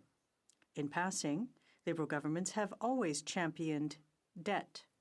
Needless to say that the current government has provided us with ample evidence of that here in the House, and it's normal and responsible to ask such important questions as those linked to hard-earned money belonging to Canadian taxpayers. So I have some significant concerns about the real cost associated with Bill C-93 because internal figures estimate costs associated with the Bill C-93 at $315 million, whereas the minister and officials said that it was closer to $2.5 million because they expected a mere 10,000 of the 250,000 eligible Canadians with a conviction for simple possession to make an application. So when we talk about projections, allow me to remind the House of the financial disaster for the firearms registry put forth by the Liberal government in 1995. I would remind you that the implementation of the infamous registry at the time was supposed to cost $2 million. But what a surprise! Colleagues, do you remember how much it actually ended up costing to implement this highly expensive and useless Liberal registry? $2 billion. That's a long way off. So to put the number in perspective, it's 1,000 times over the initial forecast. So when it comes to forecasts, the Liberals are clearly not champions. I think they're the worst at providing this type of information. So my concern is justified and shared by many of my colleagues as well as taxpayers. When the government puts forth a figure of $2.5 million. In reading the bill, it shows that the government isn't, in fact, even certain of that figure given the bureaucratic work involved in analyzing, validating, and confirming profiles for applicants. We're convinced that government estimates are wrong. It's normal for Canadians to be very concerned about the forecast contained in this bill, because need I also remind you that they had promised by 2019 to balance the budget. But the only thing that we'll remember here in this House, the legacy that the Liberals will leave for our children and grandchildren is an additional debt of $90 billion. And how long will that take to pay back? At least 25 years. That says a lot about Liberal forecasts. These past failures by the government are problematic, and on behalf of the citizens of Canada who are working so hard to earn a decent living in order to feed and house their families, to provide an education to their children so that that generation is better off than ours, the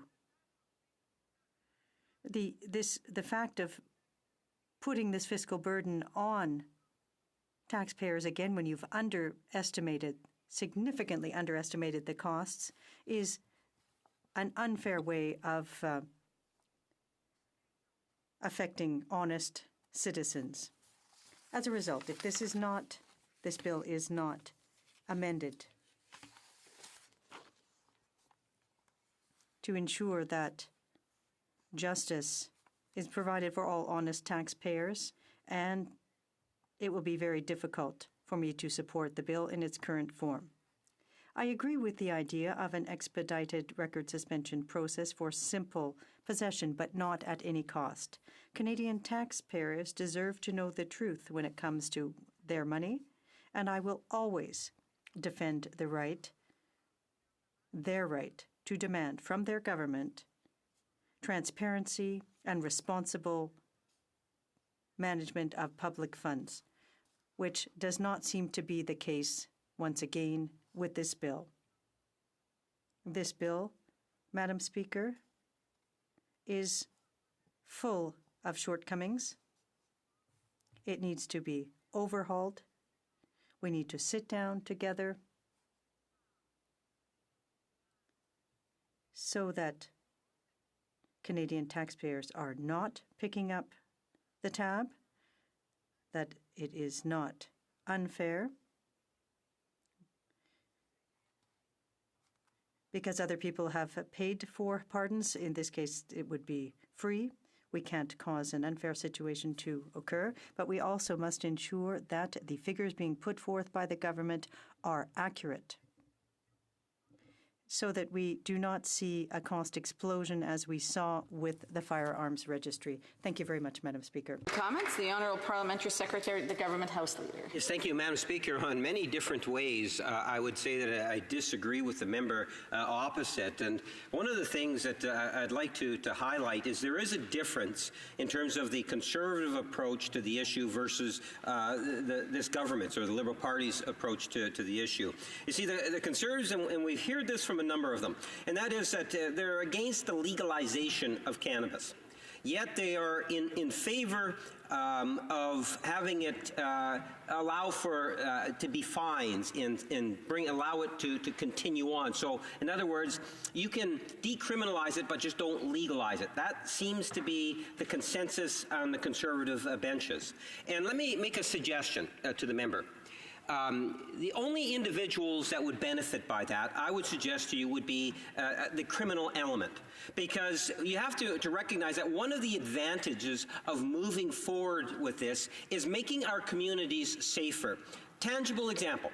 That being, instead now of gangs and criminals selling marijuana or cannabis to the degree in which they have been selling in the last many years, it is now going to be done through regulations and governments working in cooperation at the different levels of government. That should minimize or have a positive impact on the criminal activities within our communities. Would she not, at the very least, acknowledge that? And that would be a good thing for Canadians. The Honourable Member. Thank you, Madam Speaker, and I thank my Liberal colleague opposite. Thankfully, we don't have the same vision as them. We voted against legalizing marijuana. Now it's legal. Having said that, we've got a bill before us. It's C-93. and it sheds light on all of the shortcomings surrounding this. Now, C-45, which dealt with the legalization of marijuana, was put together in an impromptu measure and pushed through quickly. It wasn't unanimous. It's a bill that you sent to the provinces, and you said, deal with it. And with C-93, we need to sit down together. I was opposed to legalization. We've got legislation for us to have a unanimous position on it. We need to sit down and discuss it because there is inequality contained within this bill. Then I'm opposed to that. I'd like to remind the honourable member to put her comments through the chair and not directly to members on the other side. Questions and comments. The Honourable Parliamentary Secretary of the Government House Leader. Yes, Madam Speaker, I'm wondering, and the member opposite just finished saying it, that they voted against the legalization of cannabis. That's what the opposition had decided to do. If the Conservatives were ever provided another opportunity to govern, would it be the intentions of her and her party to make it a criminal offense again? Will they bring back legislation to recriminalize cannabis? The honourable member for Beauport, Côte de Beaupré, Île d'Orléans, Charlevoix. Madam Speaker, that's not the issue. I was opposed to the legalization of marijuana. It's now legal. We've got a bill before us. It's Bill C-93. And we need to work together to eliminate the inequalities contained in the bill. It needs to be reviewed because there are a number of problematic aspects. The astronomical cost. You talk about $2.5 million, but we are all too familiar with what happened with the firearms registry. At the time, you'd promised $2.5 million. It cost $2 billion. So if we look at the way Liberals calculate things, we're going farther and farther into debt as Canadians, and that, Madam Speaker, is not a lesson I'll learn from the Liberals. Reprise de débat. Resuming debate. The Honourable Member from Montarville. Thank you, Madam Speaker. To start, I just want to let you know that I'll be sharing my time with the member for Vaudreuil-Soulanges. I'm thrilled to have the opportunity to speak at second reading to Bill C-93. This important bill would amend the Criminal Records Act in order to allow people who are convicted of simple possession of cannabis to apply for a record suspension, which is commonly called a pardon. This would be without any fees, which would normally be $631 once they've served their sentence. This is an important step in implementing the new Cannabis Act in Canada, and of course, since cannabis was legalized last October. As we know, a criminal record can have serious consequences on a person's life. It can make it difficult for them to travel abroad, to get a job, or to find housing. It can also prevent people from studying or getting a higher level of training. A criminal record is also a useful tool for law enforcement and for employers. So people need to be responsible for their actions. If you have a criminal record, it's because you broke the law, and there are consequences for actions. But those who have served their sentences should have a way to get back on the right path without carrying the burden of a criminal record until the end of their days. And this is particularly the case for a cannabis conviction, because that's no longer in the criminal code, and it also has a disproportionate effect on minority communities. Canada's pardon system allows these people to move forward. A pardon would allow people to essentially wipe clean the offenses from their criminal record. When the parole board gives a pardon, those offenses are set aside immediately. Provinces and territories also have records of the conviction, and so they are informed, and they generally agree to set the record aside as well. When a pardon has been granted, the offenses or the convictions rather are withdrawn from the RCMP's databases. Generally, those offenses are then not disclosed during a background check by an employer or by a potential person who might be giving a job or passport.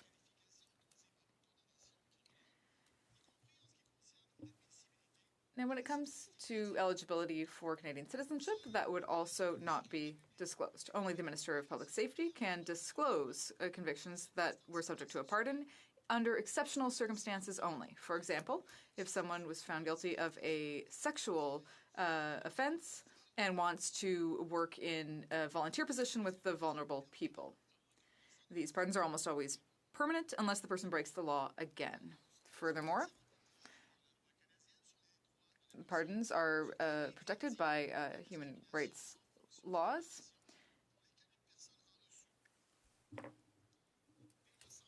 And similar laws exist in many provinces and territories. Another important consideration has to do with crossing international borders. If a pardon was given, the American Border Services agents would be able to find a record if they look through Canadian databases. Of course, we can't control the questions that American agents would ask Canadian travelers. An agent might ask if you've already smoked cannabis, and if the answer is yes, then no pardon or expungement would allow you to legally answer no. However, the advantage of having a pardon is that the documentation would remain available if necessary. For example, if the U.S. agents had information on you, you could provide documentation about your prior conviction if they ask for it. If there were expungement, there would no longer be any record that you could give the officer, and so your entry into the U.S. could be refused. Under the current system, someone might have to wait up to 10 years before becoming eligible to request a pardon. Bill C-93 would waive that waiting period so that those who were convicted of simple possession of cannabis would immediately be eligible to request a pardon once they've served their sentence. The bill would also get rid of the fees, so that's $631 to $0. People found guilty of simple possession of cannabis and who only have one conviction and who have served their sentence would be eligible. They would have expedited and no-fee access because this is a question of fairness. Canadians who were convicted of possession might have a criminal record for a very small offense, and that would have disproportionately negative effects on their life in the future. Members of minority communities, racialized communities, and Indigenous peoples are very much overrepresented among those who have convictions only for simple possession. And that creates a significant challenge to their success in the labor force and in other sectors. Bill C-93 would very much help give those Canadians better options for the future. They would no longer have to put their life on hold for 10 years before requesting a pardon. Nor would they have to suffer the financial stress of saving up for the $631 fee. With Bill C-93, these fees would be eliminated. Now that cannabis is legal in Canada, pardons should be accessible, affordable, and available to those who have a criminal record only for simple possession. Pardon will help them reintegrate their community and be productive members of society, as long as they contribute to society and respect the law. I would also like to note that a broader review of our pardon system is underway. Public Safety Canada and the Parole Board have held public consultations, and the Standing Committee on Public Safety published a report about the pardon system as part of a study that was recently made underway. We want to make sure that our pardon system is fair and proportional and allows law-abiding citizens to reintegrate society. For all of these reasons, I will be voting in favor of Bill C-93 at second reading, and I encourage my honourable colleagues to do the same. Thank you. Thank you. Questions and comments? Questions et commentaires. The honourable member for Skeena-Balclay Valley. Thank you, Madam Speaker. I listened to my friend's speech with some interest and increasing concern. This bill is being introduced very, very late into the parliamentary process. The government came in with a mandate 3.5, almost 4 years ago, about legalizing marijuana, small and certainly possession. They know, Liberals have known for many years the injustices of possession that it has on Indigenous communities, people of color, and they know that simple suspension removes back into a much more dangerous place because a future government could reintroduce those criminal records, starting the whole process back again. Is my friend not concerned about any of this as he looks to support this very hastily and last-minute piece of legislation? The Honourable Member for Montarville. Madam Speaker, I want to thank my colleague for his question. I think that some of those concerns may be justified, but fortunately, the answer is fairly simple. Now, it's unfortunate that my colleague's party, party objects to the fact that the bill doesn't go far enough. They voted against, they're saying that decriminalization is not the answer, but they can't say, first it was too much and now it's not enough. On the other hand, here they're saying we went too fast, and here they're saying we're going too slow. So I think that the bill makes sense. It had to be introduced after the legalization of cannabis, and the process has been diligent, and we want to make sure that we've given an appropriate response to people who are wanting to apply for a pardon. So we've waived the fees and the waiting period, and I think that's a good thing. Questions and comments? The Honourable Parliamentary Secretary, the Government House Leader. Yes, thank you, Madam Speaker. One of the things that I think that we've underestimated the value in terms of the direction that the government is going with regards to cannabis is by the whole, making it legalization of cannabis, that it really takes away a significant activities from our gangs or that criminal element. And I wanted to get my colleagues' thoughts in regards to how the legalization of cannabis will actually make our communities a safer place, because at the end of the day, it means that you have less criminal activity in our communities. And a good example of that would be, individuals going into high schools to sell marijuana, which actually has been existing for many, many years, decades, Madam Speaker. So there is a very strong positive in terms of that aspect, and I'm wondering if my colleague could add some thoughts to it. The Honourable Member. Well, indeed, Madam Speaker. The first initiative was legalization, and that helped reduce stigma among consumers who have, this recreational activity. And so in that sense, because we want to reduce the negative impacts, we had a very normal and sufficient process. I think we had to do that process as soon as possible after legalization, and so this is just the logical extension. And this bill goes beyond legalization to remove the negative aura that people had to walk around with because they had criminal records. So the criminal record suspension will, in fact, be able to allow people to restore their reputation and be able to contribute productively to society in a healthy, reasonable, and legal way. We have time for a very short question. The honourable member for Toronto Danforth. Thank you. Alors, ce que moi je voulais demander. What I wanted to ask was, in committee, we've heard from witnesses who have told us about this bill. And what I would like to know is, what did the member find most interesting out of the witnesses who appeared? So what are some of the ideas that may have been discussed in committee study that haven't been discussed in the House and that might help us understand why this bill is so important? A brief answer, please. Well, there were logistical obstacles to getting pardons. And because, of course, electronic record applications are not possible for various logistical reasons. So despite the different opinions that we heard, everyone agreed on the fact that this bill met one very specific objective, which was helping rehabilitate people into society. Reprise de débat, resuming debate, l'honorable. The Honourable Parliamentary Secretary to the Prime Minister and the Honourable Parliamentary Secretary to the Minister of Border Services and Reduction of Organised Crime. Thank you very much, Madam Speaker. I'm pleased to participate in the debate on Bill C-93 at second reading stage.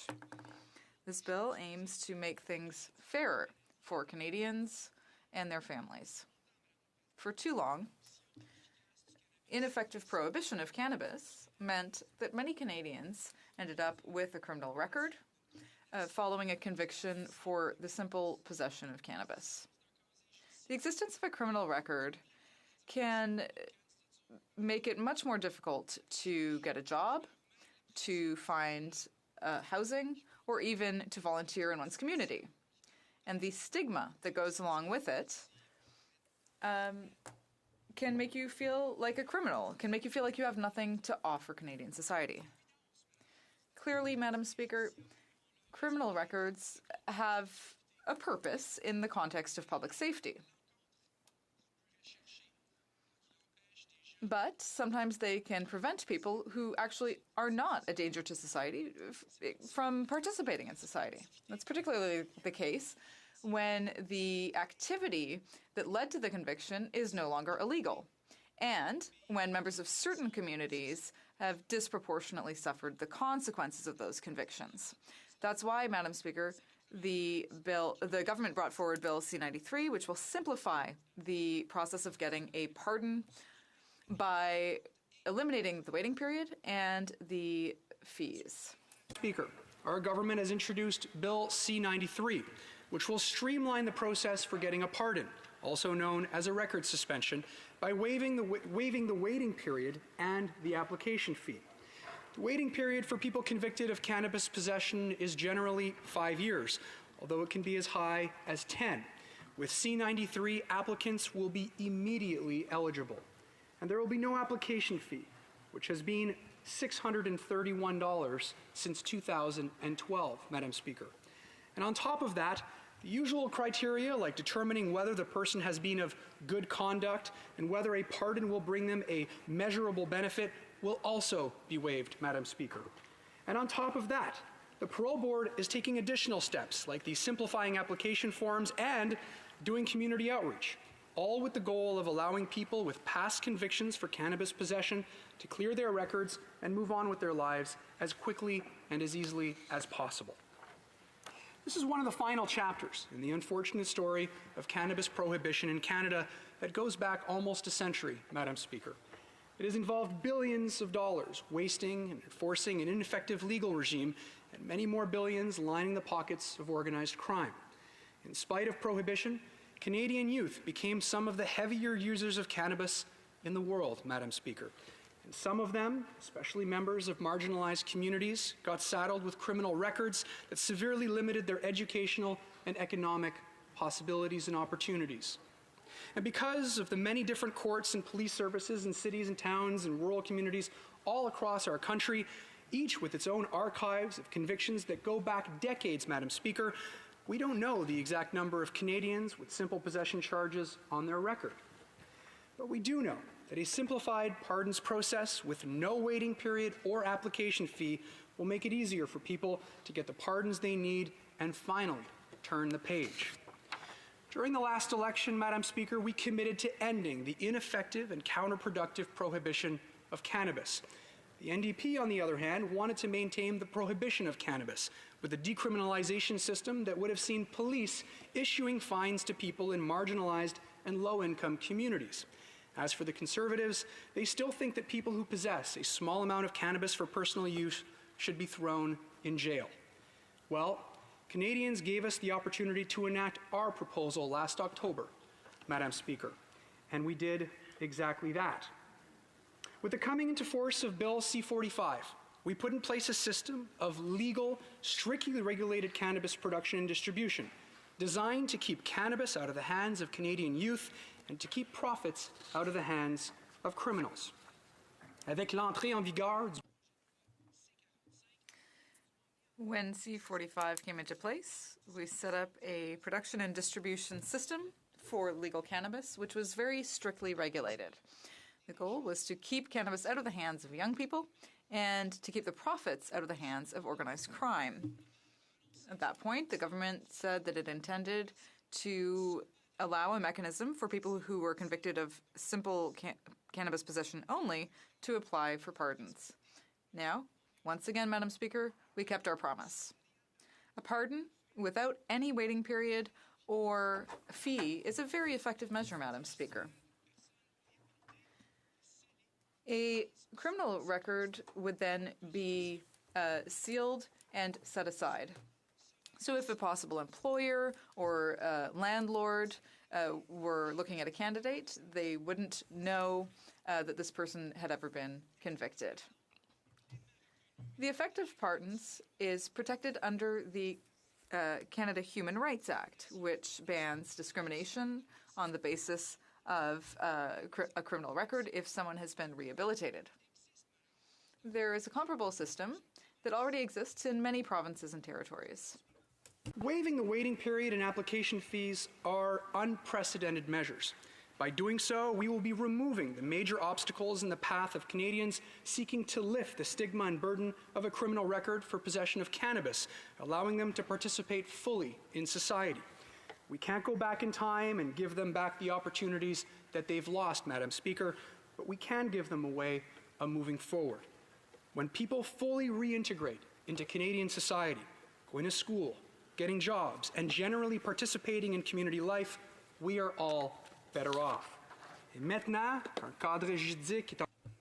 Now that we have a legal framework in place, it is in our collective interest to allow our constituents who have already been found guilty of cannabis possession to be able to rid themselves of the record that they had under the previous system.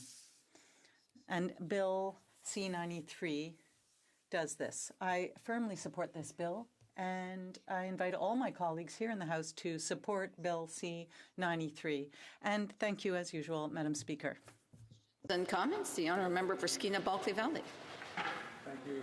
Thank you, Madam Speaker. And I'm curious, the Liberals have had 3.5 years. They knew this day was coming where the legalization of small possession for marijuana would be in place. We know the number, 400,000 approximately Canadians who have criminal records, who we saw back in 2004, the NDP started talking about the need to expunge these records because of the impact of carrying around a criminal record. So a simple question to my friend.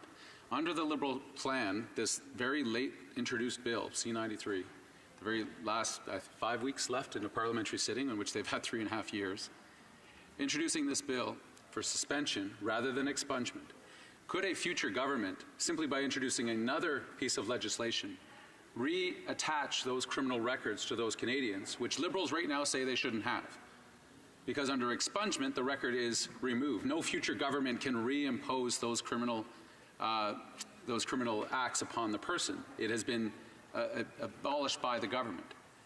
Under their particular strategy, could not a future government, and we see future governments change course, one government to the next, and Ontario would be a good example. There are many examples we can draw upon that change ideology, change approach to these fundamental human rights issues.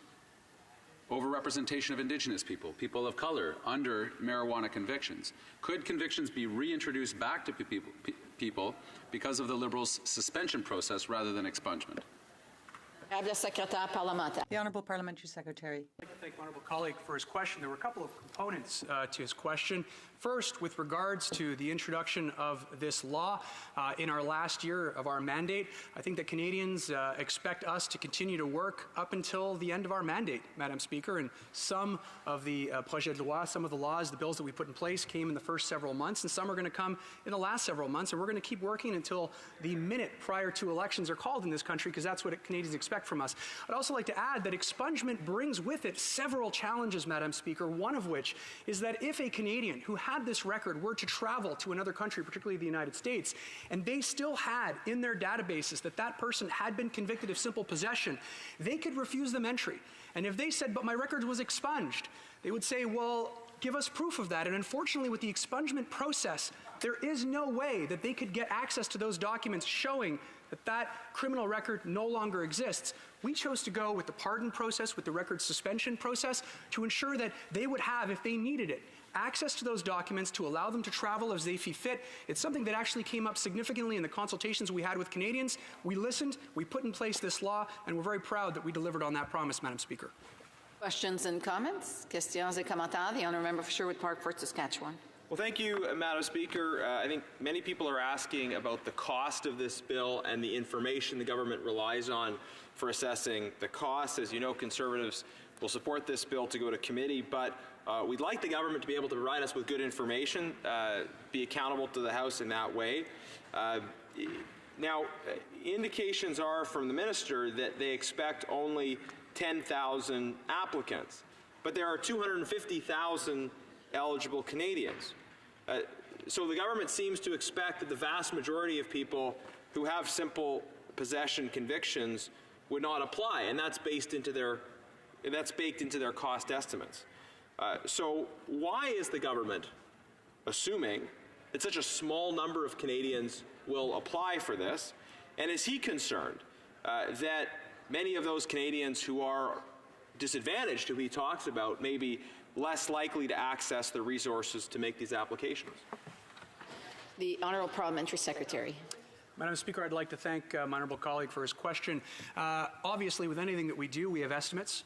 We are estimating that a certain number of Canadians will come forward to access the new tools that we're giving them to access a record suspension.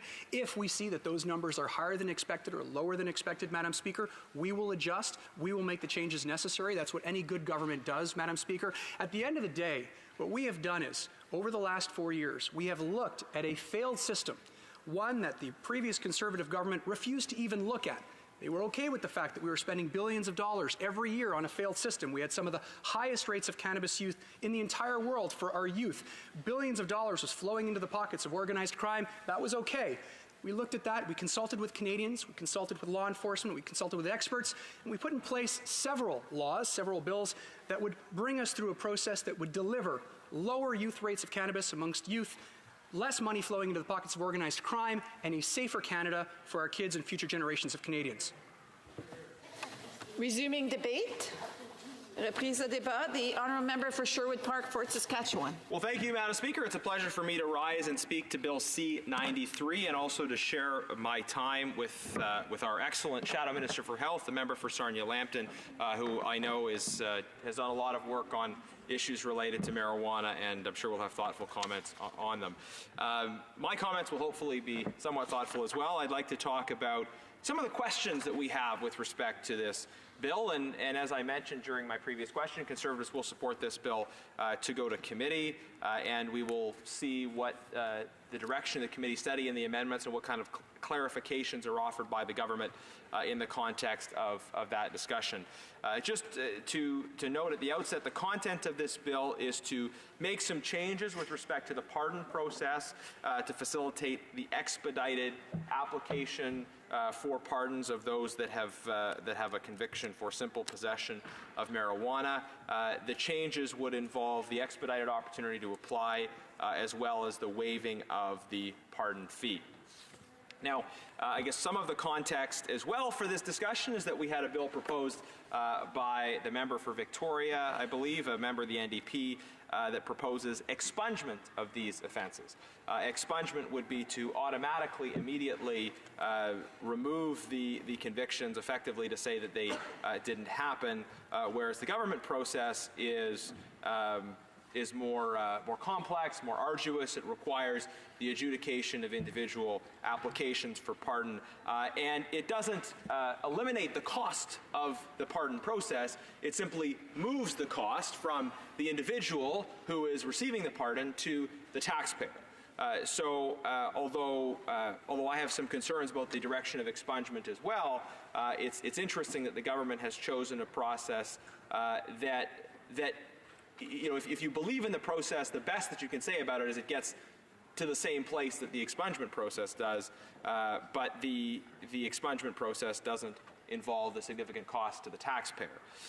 And in the process of waiving the fee for the pardon, this is a $631 fee, the government has considered their costs for this. Now, internal cost figures suggest that the bill would run at $315 million. People on the government side have tried to argue that that figure is lower because they anticipate that only 10,000 people will make applications. As I noted earlier, 250,000 Canadians are eligible for applying under the system, have a simple possession offense, and yet only 10,000 the government believes would apply. It's hard for me to understand why the government has such low estimates for Canadians who would take advantage of an opportunity to get a free expedited pardon and all the benefits that are associated with getting that pardon. It makes me wonder almost if the government's plan is to advertise this bill as a great legislative act, but then to try and kind of keep it as quiet as possible that this opportunity is available. And I think to the extent that people might not make applications, it might only be because they don't have the information or because they struggle to access the process, perhaps as a result of being disadvantaged in some way. So I observe that it is passing strange that the government trumpets this as a solution for potentially marginalized people who are held back as a result of a past criminal conviction, and yet they tell us it's only going to be a very small percentage of the overall total that they will see as making this application. Now, one might also consider the appropriateness in general of offering a free pardon process in general. The reason why somebody needs to access the pardon system is because they broke the law. The fact that it is not against the law to smoke marijuana or to possess marijuana today doesn't change the fact that if somebody carries a criminal conviction, it's because they broke something that was at the time the law. And regardless of one's views on whether or not marijuana should be legalized, I think we should in general seek to encourage compliance with the law. Someone that faced a marijuana conviction was not the victim of some great injustice. They did choose to break the law. And again, the fact that this Parliament has chosen to legalize marijuana doesn't change the fact that law was broken.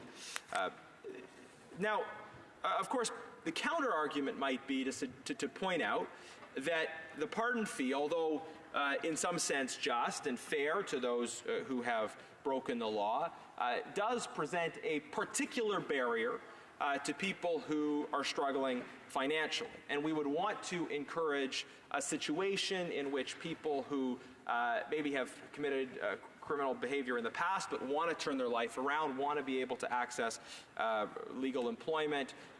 We would want to encourage a system in which those people, yes, have the ability to access pardons and are not held back because of their situation, not held back from actually moving forward in a way that is legal and that is desirable for them and for society. So I think you can, recognizing the need to help people who are struggling financially and also the inherent justice of people paying for their pardons in most cases, I think one can say it's possible to have your cake and eat it too by having a pardon system that gives allowances for people who are not able to afford them. I personally think it is reasonable for people who have the resources, who are able to pay the pardon fee, to be asked to do so. And it is quite possible and reasonable to say that those that can afford to pay for a pardon, and it's in response to criminal behavior that they did, that the person who's able to pay should have to pay for that pardon. But then in the case of those who are not able to pay, that they would be given those allowances. And I think it's reasonable for the government, frankly, to consider that and to study the impacts of that, to explore that across the board. Because it's not just a question of those who have cannabis-related convictions. I think anybody that has a criminal offense hanging over their head, is seeking a pardon, has turned their life around, but cannot complete that process because they're struggling financially. I think regardless of their past conviction, we would want to ensure that they have the opportunity to do that. In other words, this issue of whether or not people are able to access the pardon system if they struggle financially, it's not just an issue uniquely related to the particulars around cannabis. It's a discussion that we can be having across the board. So this bill, in offering free pardons for one category of offense, not means tested, without considering the broader issues around pardons and their impact on low-income people and how those impacts are different from other people. I think this legislation, in that respect, does slice the pie in the wrong direction. Let's try and support those who I think reasonably are saying, I want to find regular employment. I've turned my life around. I'm ready to go through the pardon process, but I can't afford the pardon fee. Let's help those people while recognizing that there are plenty of people who have past convictions for cannabis related, who are of reasonable means, and for whom the cost of $631, though not nothing, is quite reasonable. Hypothetically, if there was a prime minister who had a family fortune and had happened to have been convicted of marijuana possession, it would be reasonable for that person to have to pay for the pardon.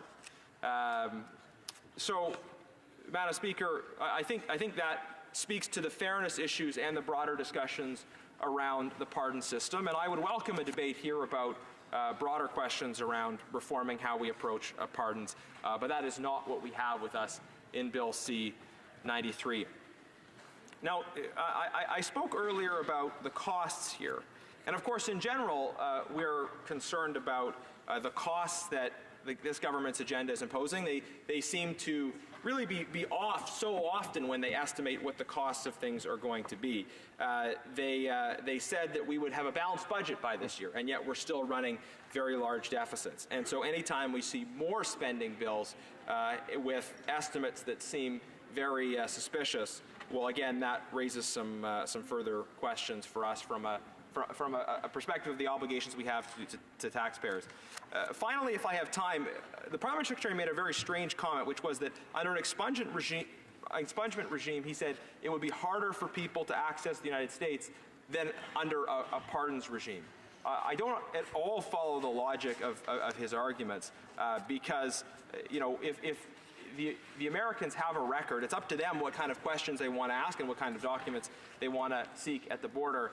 And it would be perfectly possible to provide people who have received expungement with documents supporting the fact that they've had expungement of their convictions. On that basis, we'll support the committee, but we have many continuing questions. Thank you, Madam Speaker. Comments? The Honourable Member for Toronto Danforth. Thank you. And I listened with interest to my friend's submissions on this. And I'd say, first of all, as to the way that cannabis legislation, the criminalization of cannabis had been previously, really what people have been raising is that it was a historical injustice in its application. And that has come up frequently at committee, that it just was not applied in the same way to all people in our country. But I wanted to point out, too, our committee did a unanimous report. All parties agreed when we studied M161, which was about pardons and about record suspensions, that we should look at the pricing for record suspensions. And this included Conservatives, because the stories we heard over and over again was that the cost of getting record suspension at $631, and that was actually increased when the Conservatives were the government, it prevents people from being able to get a record suspension. And that is a problem for people because then they can't work.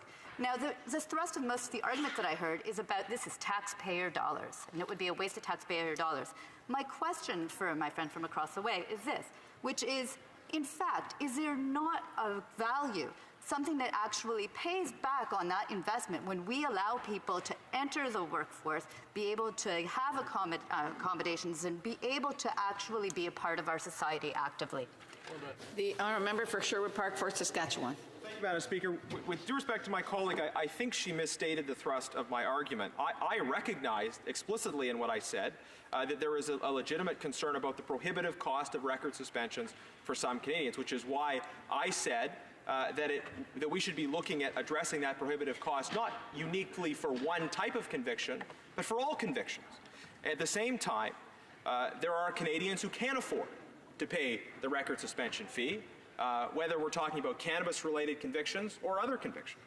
So my view would be that we should put in place a structure that ensures that any Canadian who can make a meritorious application is not obstructed in their ability to seek a record suspension by the cost. That any Canadian can move forward with that type of application, regardless of ability to pay, but that those who are able to pay do pay. That the taxpayer is not subsidizing the record suspensions of those who are doing well financially. I think that is the reasonable way of proceeding. And comments? The honourable member for Calgary Rocky Ridge. No. Thank you, Madam Speaker. And as had been noted earlier in debate today on this topic, that the legalization of marijuana may well be the only election promise that this government has successfully kept as we get into the very end of this Parliament. And yet, and that bill even then took longer than their promised deadlines for which it was to take place. And yet we are dealing with there are still a number of loose ends to this that were not properly contemplated under Bill C-45 and Bill C-46. So I'd ask the member for Sherwood Park, Fort Saskatchewan, if you'd like to comment on the late hour in literally down to the last final weeks of this Parliament, still trying to deal with the sloppiness of the entire legalization rollout. The honourable member for Sherwood Park, Fort Saskatchewan. Well, thank you very much, Madam Speaker. I think there was been a lot of debate about the question of the legalization of marijuana, but I think even many of those that supported legalization in principle identified the fact that the devil was in the details with this legislation. There were many problems with the way the government approached it, and residual concerns about impacts. And my colleague is right. We're here at this late stage debating this bill, and a member of the government, in response to a question from the NDP about this, said, but we're going to work right until the end. Well, that's all well and good, but the reason we're concerned about the timing is because it raises questions about whether the government is actually serious about getting it done. When you start a bill this late in the process, you increase the likelihood that it won't actually get done. And the marijuana legalization legislation was so extensive that it could have contemplated issues around this. And again, we continue to have concerns about various aspects of the application of this bill. There are aspects of this bill that require significant study, will, I suspect, require study in the other place as well. So starting late has real consequences. It's not just a question of arbitrariness of the calendar, but it does have consequences for those that are impacted in some way by the bill. Reprise au débat. Resuming debate. The honourable member for Sarnia-Lambton. Merci, Madame la Présidente. C'est un plaisir de me... Thank you, Madam Speaker, and pleased to rise today to speak to Bill C-93, an act to provide no-cost, expedited record suspensions for simple possession of cannabis. This bill aims to make changes to the rehabilitation system and to eliminate fees for Canadians having been convicted of simple possession of cannabis in the past. Today, I'd like to talk about the elimination of existing fees, the difference between the NDP plan, which promotes expungement, and the situation surrounding cannabis in Canada today. That there is an existing process for people who have been charged with cannabis possession to have those charges pardoned. It has been stated already that the cost is $631. And so one thing I would point out about the existing process is that they do take a look at what exactly the criminal history was. In many cases, when a crime is committed, there may be a violent action or some kind of other thing that can't be proved. And so people end up with a charge of possession when, in fact, the crime that was committed could be multiple crimes which could not be proved at the time. So it's important to keep that in mind. I have heard some discussion about the fact that this $631 is very burdensome for people to pay. But, if I look at the price of weed in Canada today, there's actually a website now that will tell you, depending on the quality of cannabis that you buy, you're talking about $200 $200 for an ounce, which, for those of you who don't convert to metric, that's about 28 grams. It's about the amount that your personal possession is under the current legislation. So $200 for the amount that you would normally possess. And if you got caught with possession, one would assume that perhaps you had done that at more than one time. So certainly I think the affordability issue is a red herring on that one. Now, one of the important things to consider when looking at whether or not to pardon or to take, for example, an expulsion of the record is to consider what's going to happen. So people want to have a pardon because it's difficult to seek employment when you've got a criminal record. And one of the concerns I've heard raised is that if you give a pardon, that you still have to answer that question on your employment form that says, have you ever had a criminal record? You still have to say yes, even though you have a pardon. And so people might think, well, that means expungement is a better option. But I would tell you that it's not a better option. I'm actually in a border city, living close to the U.S., and so we have dealt with lots of cases where people want to get a pardon and they want to go to the U.S. It's important to know that there is a different process. Just because you have a pardon in Canada doesn't mean that you're going to be allowed to go to the U.S. In fact, you need to get a U.S. entry waiver. And as part of the process to go apply for a U.S. entry waiver, you have to have a copy of your Canadian pardon. Canada and the U.S. have been exchanging information on crimes committed since 2010. So the reality is the U.S. knows who has got a criminal possession of marijuana charge on their record, and without evidence of a pardon, an expulsion of that record would not then allow you to go to the U.S. You wouldn't be able to do it. I want to read you from their webpage what they say. I have a Canadian pardon. Do I still need a U.S. entry waiver? Yes, many Canadians incorrectly believe that as long as they've received a record suspension, formerly called a pardon, their criminal record is entirely erased and they can travel to the United States of America without problems. After all, once a pardon is granted by the National Parole Board, it's only with written permission from the Minister of Justice that the sealed criminal record can be viewed. The fact is, though, as of 2010, our neighbors have access to Canadians' criminal record, and since the United States does not recognize Canadian pardons, they keep the conviction on file even when an individual is pardoned. A lot of the inaccurate information about this topic is being disseminated by non-licensed individuals.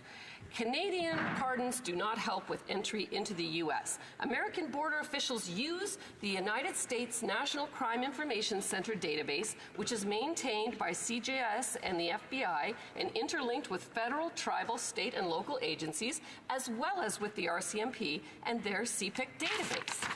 And so what does that mean? Specifically, now that marijuana has been legalized in Canada, the Liberal government has announced that it will expedite the process of pardons for any Canadian with a minor cannabis-related criminal conviction that involved less than 30 grams of marijuana. More than 100,000 Canadians have a criminal record for having cannabis on their person, and the government has pledged to waive the $631 pardon fee and eliminate the waiting period typically required for record suspensions. Even after receiving an official pardon, however, these Canadians could still be denied entry at the U.S. border. According to the Assistant Commissioner of Field Operations at U.S. Customs and Border Protection, quote, "We do not recognize the Canadian amnesty. Consequently, even after being granted amnesty by the Government of Canada, a Canadian with a conviction for simple possession of marijuana may still require a U.S. waiver in order to cross the border successfully." And so it's for this reason that I think when we look at pardons versus expulsions, if people ever want to go to the U.S., they're going to actually have to be able to produce a document showing that they have a Canadian pardon in order to get their U.S. waiver, in order to go to that country. So that is certainly something to consider. Now, I would say that when we look at this whole pardon process, I do hope that the government, in addition to considering the individuals that apply, will make sure that our current judicial queue, which, as we know, has been overburdened. In fact, we have not, under the Liberal government, appointed enough judges to actually keep murderers and rapists trial cases from being thrown out because of the Jordan principle, because they've been there longer than 2 years. So I do hope that they are going back into the backlog and making sure that anyone that's in line for a simple possession charge has that thrown out to avoid all the bureaucracy that would go with that. I've also heard commentary today, and I do agree with it, that this legislation coming this late in the process, it was an election promise to legalize marijuana.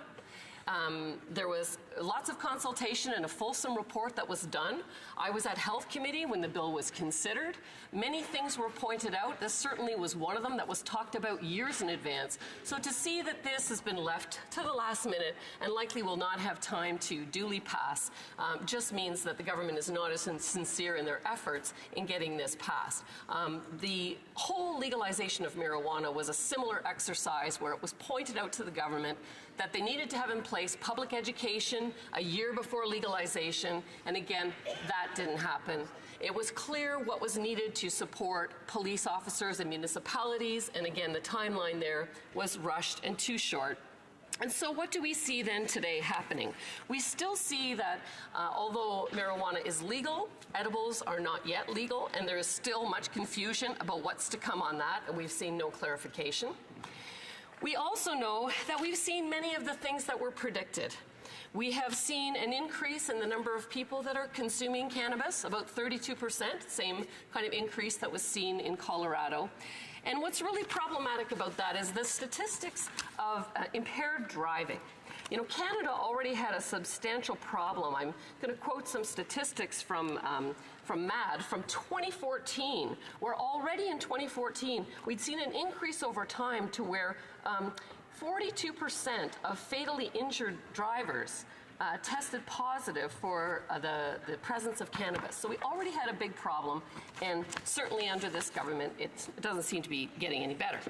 So with that, the issues talked about in C-93, the pardons, I think we have to be clear about who's going to pay for those. I'm not sure why a taxpayer that didn't commit a crime should have to foot the bill for something somebody did that was a crime, especially when to commit that crime they had to be spending $200 an ounce on marijuana. So I certainly think that needs to be looked at. And I would say that the pardon over expulsion argument is a valid one and something that we want to take forward, but I do want to make sure that we don't have an en masse pardoning, so that we do consider each case on its merit and make sure that there weren't other criminal offenses that could not be proved but were documented in the files of those that received the possession. And so with that, Mr. Speaker, thank you so much. Those are my comments. Questions and comments. The Honourable Member for Toronto Danforth. Yeah, I've been really interested. This has come up in a few of the speeches today, this idea of charges not proved. You know what we call those? They're just charges. The person hasn't been convicted of those. That is not a conviction. That's not what we base our pardons on. That's not what they seek pardon from. It's not what they're sentenced on. So I think we really need to be clear for people that, you know, what a person may have been charged, if it was not proved, that means that the person was not able to be criminally convicted for it. And I just, it concerns me when we slide that line a little bit when we're having these conversations in this place. But I really wanted to underline, we're missing the point about why pardons are important, or expungements. I, in fact, voted in favor of expungement, so I have no problem with that if that's what we're going to be speaking about. But the fact is, when we studied at committee, we saw that people who don't have a pardon, what will happen for them is that they, in fact, cannot get jobs as easily, cannot rent homes, cannot adopt, or maybe they might have problems with custody arrangements. And so if I could ask my friend, does she not see what the value is for simple possession, which is what they were convicted of, if that is not something that we should be doing, and doing as quickly and as cheaply as possible? Well, Member for Sarnia-Lambton. Well, thank you, Mr. Speaker, and I'd like to thank my colleague across the aisle for the question. In fact, there is a process today to get a pardon. So we're not creating something that doesn't already exist. We're just talking about how fast are we going to do it and who's going to pay. And I would argue again that the person who committed the offense should be responsible for paying for it. And I don't think it's for the taxpayer to have to pay extra money to give people who have committed something that was at the time a crime a pardon. Thank you, Mr. Speaker. Honourable member for Skeena-Bulkley Valley. Thank you, Mr. Speaker. And you can forgive Canadians who are trying to follow this debate who might not know the distinction between expungement and pardons. Pardons are what exists right now within this legislation. We also know that pardons simply can be revoked at some future date, can be reversed, that a future Parliament can decide that was a mistake and we'd like to bring those convictions back, put them back on people's records. I've had Liberal colleagues time after time say how they think expungement was probably a better idea, they just couldn't get around to it. We have, I think, about 4 or 5 weeks left in the parliamentary sitting. For a piece of legislation this important, this significant, and somewhat complicated to come this late is a way a government expresses its lack of priority for the issue. So for the 400,000 Canadians that are wondering what's going to happen to their criminal charges for possession, not trafficking, not anything else, which we know are overrepresented in Indigenous communities and people of color, they're wondering where they sit in the Liberal priority in sense of justice, that they're going to get a pardon that can be reversed, and that this legislation is introduced so late it may not actually pass into law prior to our vote in October of this year. Honourable member for Sarnia-Lambton. Well, thank you, Mr. Speaker. I'd like to thank my colleague for that question. I certainly do agree with him that you know, the fact that this legislation has come so late does call into question the sincerity of the government in wanting to get it passed. But I would say I hope that the member was listening when I talked about why expunging a record is not going to work, especially for people who live in my community, for example, who may want to go to the U.S. because the U.S. already has the information about who has a criminal record on possession in Canada. And if you don't get a U.S. entry waiver, you can't go. And you can't get a U.S. entry waiver unless you have a copy of your Canadian pardon, which you would not have if the record was expunged. So I think that's a very important point. I look forward to discussing this further at committee. Thank you, Mr. Speaker. Perhaps a very short question, the Honourable Parliamentary Secretary to the Government House Leader. It's a very quick question. In listening to the debates thus far, I'm a little bit confused in terms of what the Conservative Party's position actually is, Mr. Speaker. Do they, and if the member could be fairly clear on this point, are they in favour of a pardon over expungement? Member for Sarnia-Lambton. Yes, Mr. Speaker. Well, we look forward to fulsome discussion at committee. I'm not sure that you could see from the comments today that we have gelled on where our position is. We'll have to do some more discussion on it. But I personally am very much in favor of pardon over expungement for the reasons I've stated. People would not be able to go from my riding across to the U.S., which is a daily event, and they wouldn't be able to do that if records were expunged. I think that the pardon process that exists is tried and true, and so that is the correct path to try to see if we can streamline that path and make it more accessible. Thank you, Mr. Speaker. Resuming debate, the Honourable Parliamentary Secretary to the Government House Leader. Thank you, Mr. Speaker. It's always a pleasure to be able to rise and address the House.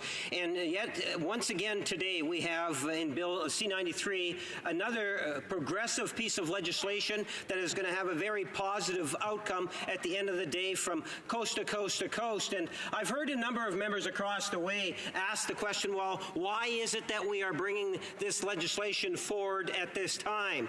Well, Mr. Speaker, I can tell people that might be following the debate that we have had in the last 3.5 years, a government that has taken very seriously the issue of whether it's cannabis to tax breaks to a wide selection of different areas of concerns where we have been introducing legislation from virtually day one all the way, and I suggest to you, Mr. Speaker, that we could even see more legislation that's coming. At the end of the day, Canadians have an expectation that the government, in fact, hopefully the opposition too, would recognize that every day is a good day to be sitting, and when we're sitting, we should be doing work on behalf of all Canadians. So this is just another good day. We are debating legislation that ultimately will have a very positive impact on Canadians. The question that I just finished posing to the member opposite, the Conservative shadow minister, I believe is what they call him, I think is something in which Canadians are very much interested in. You see, you have the New Democrats very clearly, well, we want expungement. They want to say to someone, and let's make this so it really makes sense to our constituents. Imagine any one of our constituents living in Canada saying, I'm going to go down to the States today. If they were to go down to the States and the government were to say to them, well, look, as opposed to a pardon, you have an expungement. What you're telling your constituent is, it's as if the act never took place. They can go across the border, and if the issue is ever posed to them, they can say, well, it never had taken place. So they don't have to say anything about it, Mr. Speaker. That would be a huge mistake. That would be a big mistake, I would suggest to you, Mr. Speaker, because then they can find themselves in a position where you would have an immigration or a customs officer in the U.S. making accusations of misrepresentation or possibly even accusations of lying. And if you attempt to do that, you could be in a great deal of trouble, especially if you want to enter that day or into the future. That is just one example, Mr. Speaker, that I think has to be talked about. Why it is that an expungement isn't necessarily what it is that the NDP are trying to portray. A pardon does the job that's being requested, Mr. Speaker. It allows our constituents to be able to cross the border in a legitimate fashion, Mr. Speaker. There has been consultations between border controls in both nations. And most importantly, I would suggest to you, Mr. Speaker, we know that we can actually implement this policy in such a way that those individuals, and it's estimated in around 250,000 Canadians, that we're really talking about providing that pardon for, Mr. Speaker. That's 250,000 Canadians in all regions of our country that would now be eligible to receive this pardon, Mr. Speaker. It's expected, and some ask the question, well, why do we only expect 10,000 that'll actually go through the process? Mr. Speaker, we have confidence in our civil servants and believe at the end of the day that these are the type of numbers that are being told to us. And if in fact they're too high or too low, my time's already expired, Mr. Speaker, the government can adjust, much like I can adjust, and I'll continue my speech at the end of question period. Thank you, Mr. Speaker. The honourable member will have 15 minutes and 45 seconds remaining in his speech when the House next deals with this subject. Statements by members. Déclaration de député. The honourable member for Whitby. Thank you, Mr. Speaker. Early in my term here in the 42nd Parliament, I disclosed my struggles with depression and anxiety. It is never easy to talk about issues that have tremendous stigma. So during this Mental Health Week, I encourage all Canadians to get loud and support those living with mental illness, but to also get quiet. We need to get quiet enough to listen to the whispers of those who need our help and get quiet enough to empathize with those who are suffering in silence. Mr. Speaker, let's get loud enough to break the stigma associated with mental illness, but quiet enough to understand that everyone's journey with mental illness is unique. We all have a role to play in ensuring that each and every Canadian lives with optimal mental health. I want to thank Durham Mental Health Society, Ontario Shores, the Durham Regional Police Services, Lake Ridge Health, Canadian Mental Health Association Durham, and the COPE Mental Health Program for their service to our community. I invite all my colleagues and Canadians to get loud this week and break the stigma of mental illness. Thank you. The honourable member for Hastings, Lennox and Addington.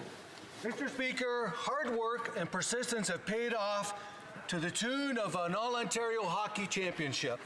Last Tuesday, the Napanee Raiders clinched the Clarence Schmaltz Cup for the second time in their 30-year history, defeating the Grimsby Peach Kings 3-1 in Game 5. Yeah. And they did it in our hometown of Napanee. Yeah. The Peach Kings came out strong in a must-win game and dominated the attack early on in the game, forcing the Napanee Raiders to work hard for the win.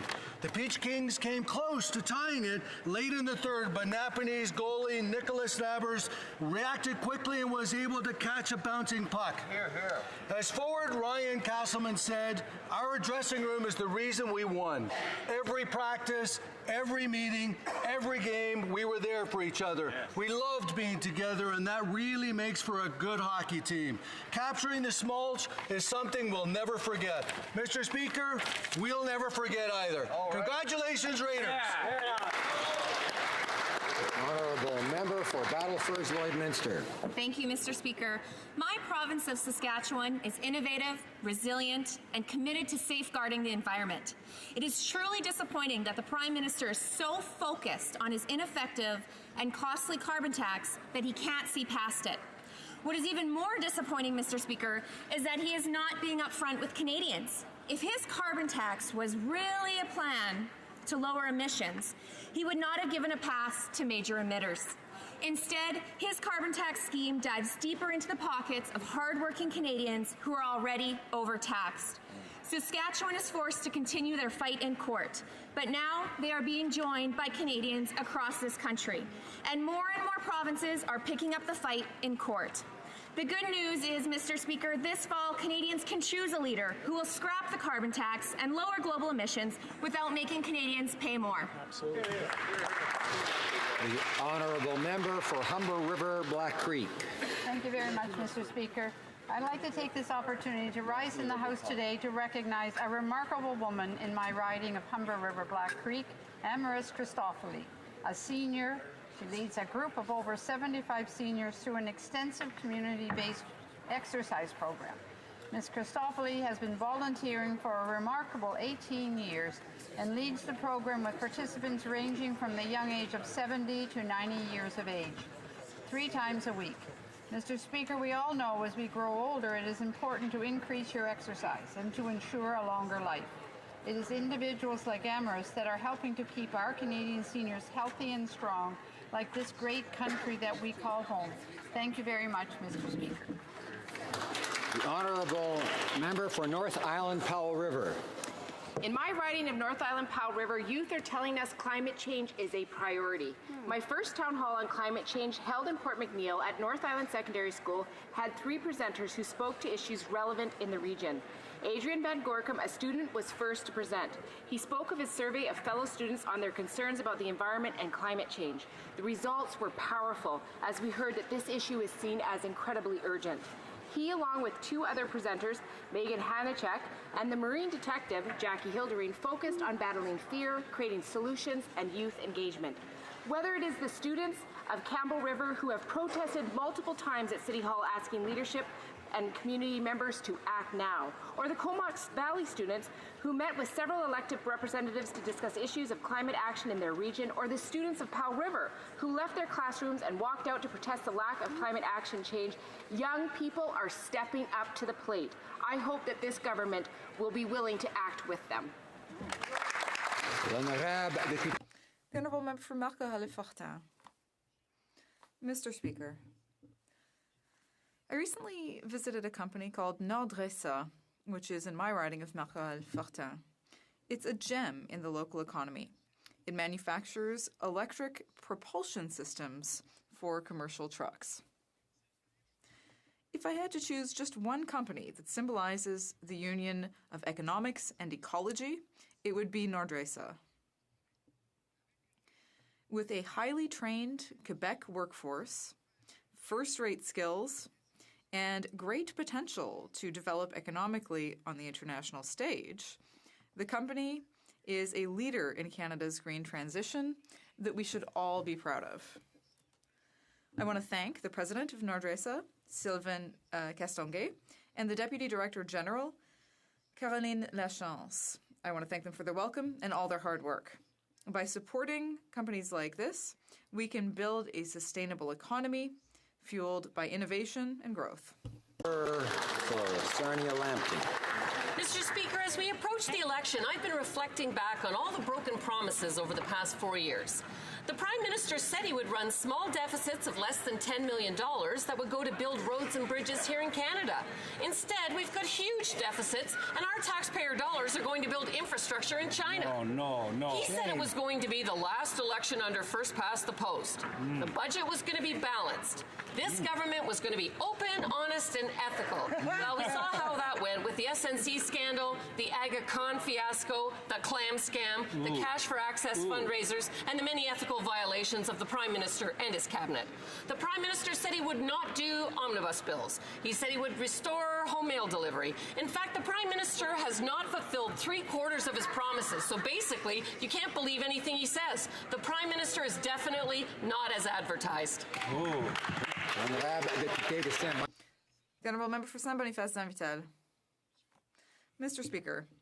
1929, the Norwood Legion Ladies Auxiliary was constituted by the Canadian Legion of the British Empire Service League. For 90 years, the Volunteer Auxiliary has worked tirelessly to support the Norwood Legion and St. Boniface. It was a pleasure to be able to join them last Sunday to mark this very important milestone. St. Boniface Saint-Vital se démarque. My riding is lucky to have many committed volunteers who work hard for the well-being of our community.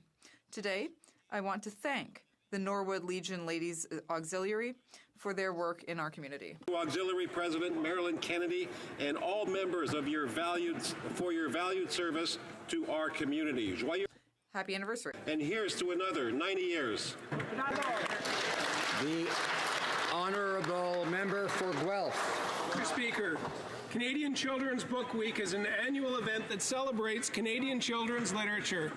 Literacy is one of the greatest gifts parents and grandparents can give a child, something my wife Barb and I have always believed in. Reading lays the foundation for a love of learning, and the bond created while reading with a child at any age is priceless. We're so fortunate to have so many talented writers and illustrators across Canada, especially in my writing, with writers like Robert Munch, Eric Walters, Jean Little, Werner Zimmerman, and many more. The newest addition to the authors list is grade 12, Lindsay Tarrington. Guelph Public Libraries and bookstores are much more than just storage spaces for books. They're community hubs, bringing families together as centers for learning, education, and professional development. I'd like to join with the member for Toronto Danforth to encourage all Canadians to help ignite a culture of reading right across our great country. The Honourable Member for Elgin, Middlesex, London. Mr. Speaker, today begins Ramadan, the holiest month in the Islamic calendar. Canadians of all faiths stand with our Muslim friends and neighbours during this special month and always. We strongly affirm our love and goodwill for Muslim Canadians. I am grateful for the significant contributions they make every day in Canadian life. They are well represented in every profession, every field of the community action, and every political party. We join Muslim Canadians in standing against all threats to religious liberties, both here and around the world. During Ramadan, we remember those who participate in the free practice of fasting, but are impeded by violence or by their state edict. Finally, Ramadan provides a great opportunity for non-Muslims to connect with their Muslim neighbors. Mosques hold iftar events where people gather at sundown and at the end of each day break to fast. Mr. Speaker, I will be joining iftar events in the riding this month, and I would encourage all members of Parliament of all Canadians to do the same. To all Muslims, Ramadan Mubarak. Thank you. The Honourable Member for Kingston and the Islands. Thank you very much, Mr. Speaker. 2019 marks the 50th anniversary of the Lviv Ukraine Folklore Festival in Kingston, making it the second longest running Ukrainian festival in Canada. This accomplishment shows the hard work and dedication from the many volunteers and members of the Ukrainian community. And our city is proud to witness and be part of this significant milestone. The Folklore Festival gathers community members to celebrate Ukrainian traditions and culture through live performances, traditional dance and music, artistic displays, and excellent homemade cuisine. In celebrating Ukrainian culture, we help strengthen our diversity. I am so excited to see the continued growth in the Kingston Ukraine community and indeed to celebrate the rich Ukrainian culture together. Thank you. The Honourable Member for Calgary Centre. Today's young Canadians are the most educated, connected, and diverse generation that this country has ever seen. They have the curiosity needed to learn skills and the ambition required to work hard and succeed. That's why I'm thrilled to welcome to Parliament today a group of young advocates from Engineers Without Borders at the University of Calgary, especially my good friend Marigold Mayak, a recipient of the 2019 Diana Awards for Community Service. These great Canadians are here to talk to us about the 2030 Sustainable Development Goals and how we as parliamentarians and policymakers can continue to work to achieve them. For too many years, politicians and parties neglected young voices. I encourage today's leaders to listen to our future leaders. I think we can learn a great deal. The Honourable Member for Beauport, de Beaupré, Île-d'Orléans, Charlevoix. Interference in the justice system, multiple breaches of the Code of Ethics, broken promises, endless deficits. This Liberal government is out of control. People are jumping ship one by one, and when they do, the Liberals just disparage them. The Liberals are starting to show their true faces. There's endless bickering with the provinces. The entire world is turning their back on us. Canada is back, they said, but they didn't say that the bickering would start all over again. Quebecers deserve better. They deserve a government that respects provincial jurisdiction. They deserve a government that listens to them and that stops having all kinds of scandals. Quebecers deserve fair representation. They deserve a blue wave. The Honourable Member for Avalon. Mr. Speaker, summer is upon us, and in my riding of Avalon, things are looking brighter than ever for young people, who, thanks to our Canada Summer Jobs Programme, will have over 480 good-paying summer positions available to them across the riding. Students in my province relish the opportunity to find jobs that not only interest them, but that allow them to make a fair wage, all while learning important skills for their future. The previous Conservative government, in true Conservative fashion, preferred balancing their books on the backs of our young people. They considered investing in students in our youth one of their lowest priorities. This government knows that investing in our young people today means a stronger country tomorrow. This government knows that when we give students the chance to earn money for themselves, it means that mom and dad get to keep more money in their own pockets and our young people find their independence. This government has been committed since day one to making positive changes to the lives of every Canadian. I know that the young people in Avalon are feeling these changes, and the future has never looked better. The Honourable Member for Saint-Hyacinthe-Bagotte.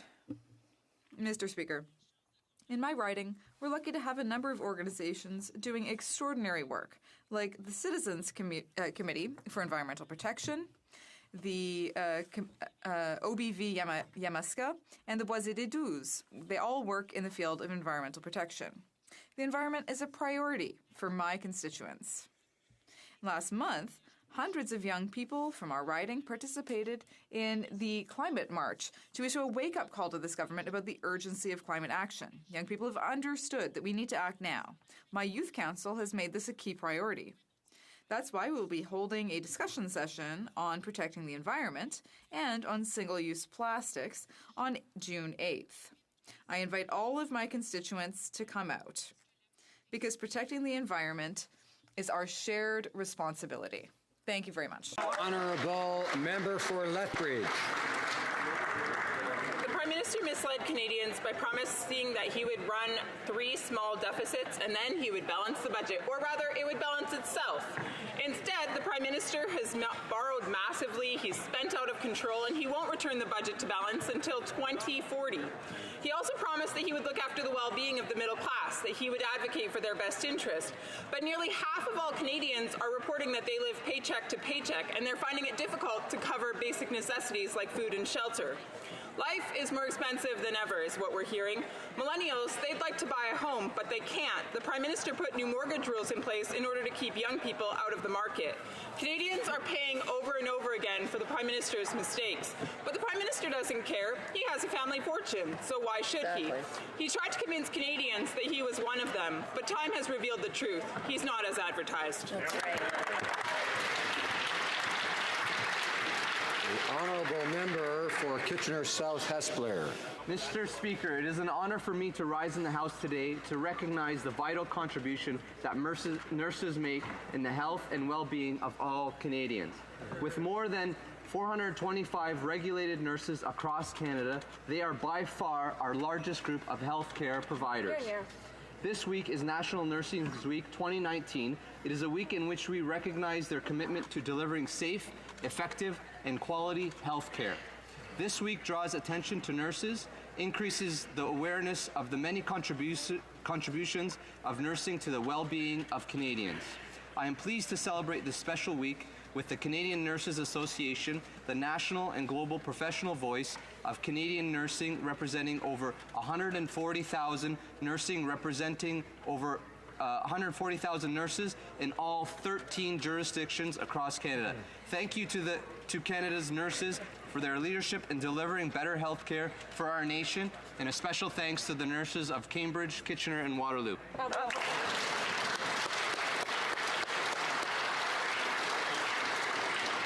Questions orales, oral questions. The Honourable Opposition House Leader.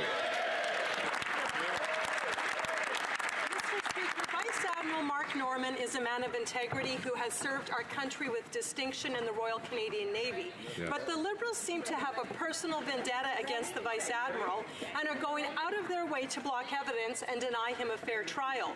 Thankfully, there is a Liberal who has had enough of the Prime Minister's lack of integrity. The Liberal member for Orleans is going to testify on Norman's behalf. Will the Prime Minister stop this obstruction and release all of the relevant documents immediately? The Honourable Minister of Justice. Mr. Speaker, I can report to the honourable member that the Department of Justice has cooperated and given all appropriate documents to the trial in question, and we continue to collaborate on an ongoing basis in order to make sure that all sides in the trial have the information that they are entitled to. Honourable Opposition House Leader. Well, Mr. Speaker, that's completely false. The Liberals have refused to hand over documents to Mr. Norman's defence.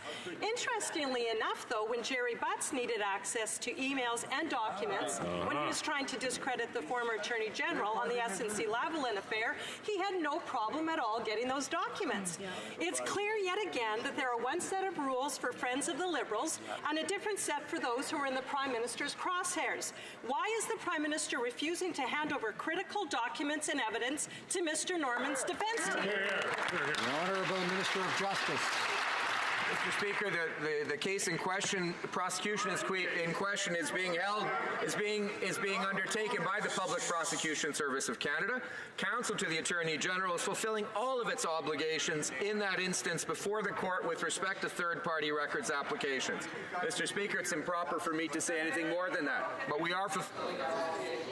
Order. The Honourable Opposition House Leader. Well, between the SNC-Lavalin affair, breaking ethics laws, and foreign affairs disasters, the Prime Minister and his train wreck government have been in constant scandal mode. And now that the Norman trial is closing in, the Liberal member for Orleans is planning to testify against his own government. Talk about a dumpster fire. The Prime Minister does not want the truth coming out, and again, he's interfering in a criminal case. Will the Prime Minister admit that he is intentionally trying to delay Mark Norman's trial until after the election? Honourable Minister of Justice. Mr. Speaker, once again, the trial is being handled by the Canadian the Public Prosecution Service of Canada. That agency runs independently of the government, makes its own decisions, and as a government, we are fulfilling all of our third-party obligations for records. Honourable Allard. Order. The Honourable Member for Richmond Athabasca. Mr. Speaker, after the Prime Minister was found guilty of breaching 4 sections of the Ethics and Conflict of Interest Act, after this Prime Minister and his close collaborators interfered in our justice system in the SNC-Lavalin matter, now we have the trial of Vice Admiral Norman and yet another story of interference from the Prime Minister's office. This is a matter that directly affects Quebec workers at Davie Shipyard. Why did the Prime Minister interfere and block the contract?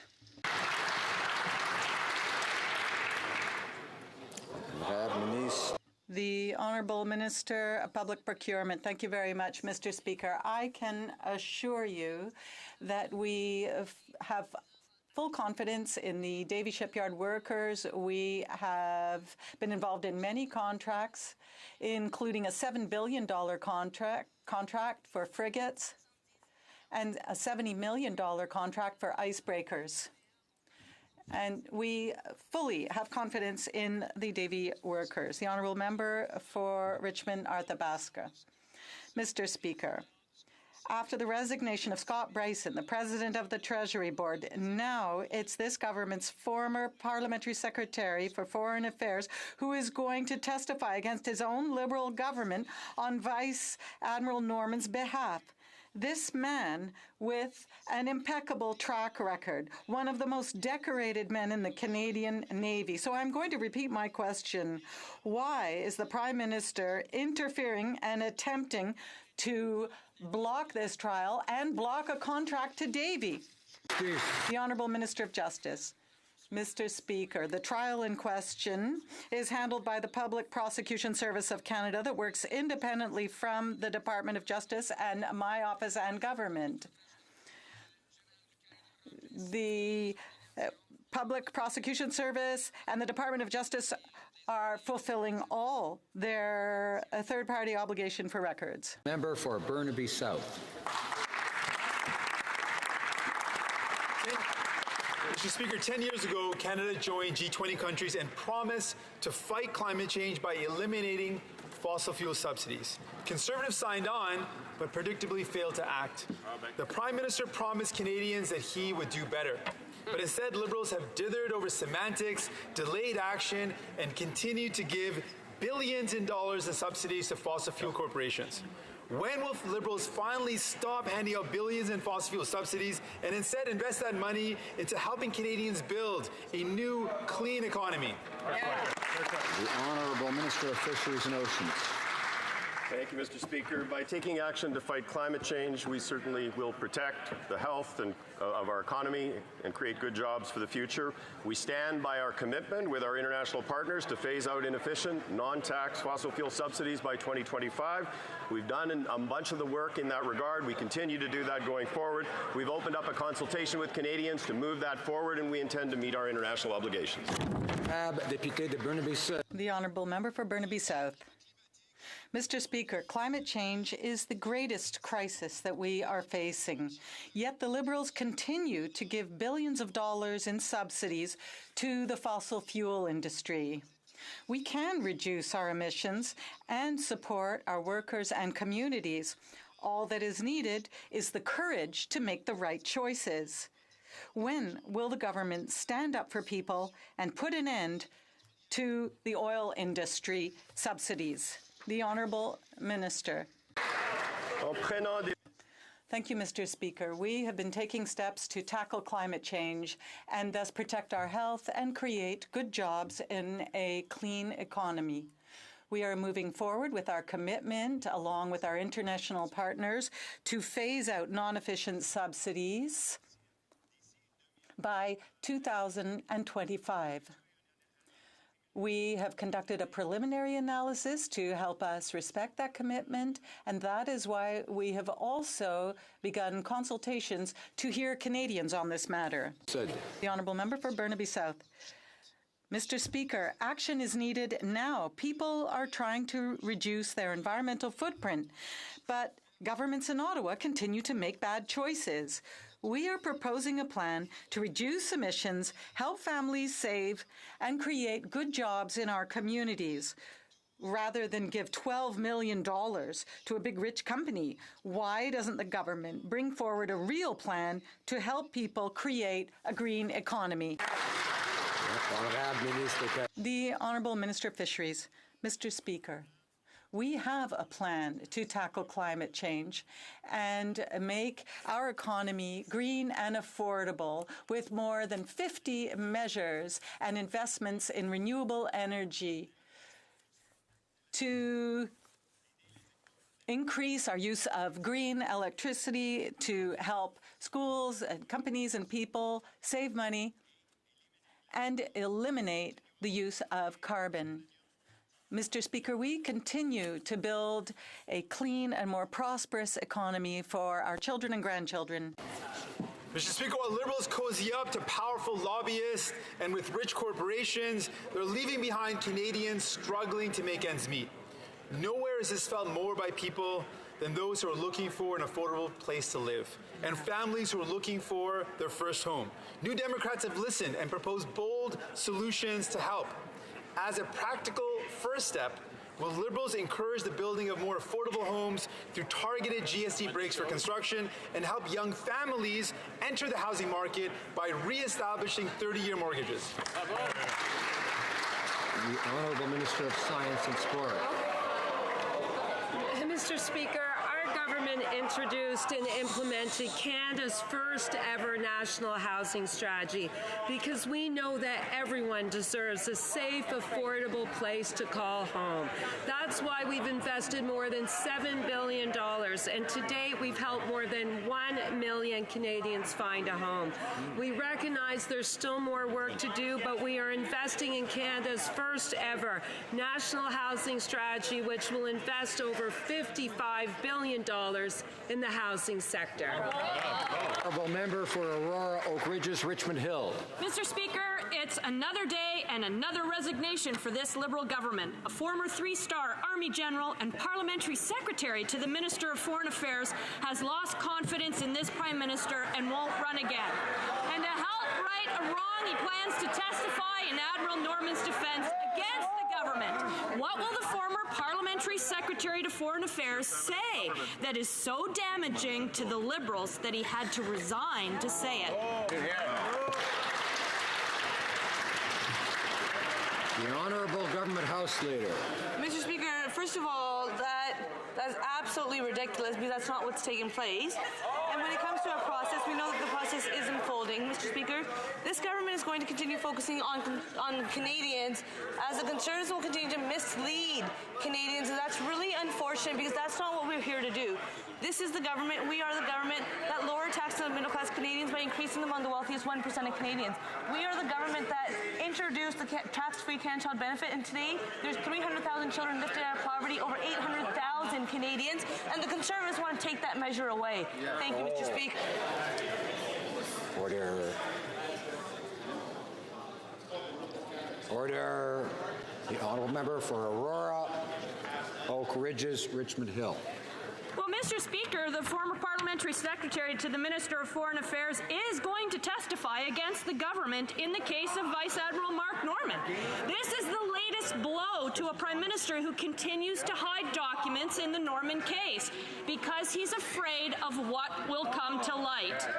When will the prime minister do the right thing, meet his obligations, provide all requested documents unredacted to ensure that Mark Norman gets the fair trial he deserves?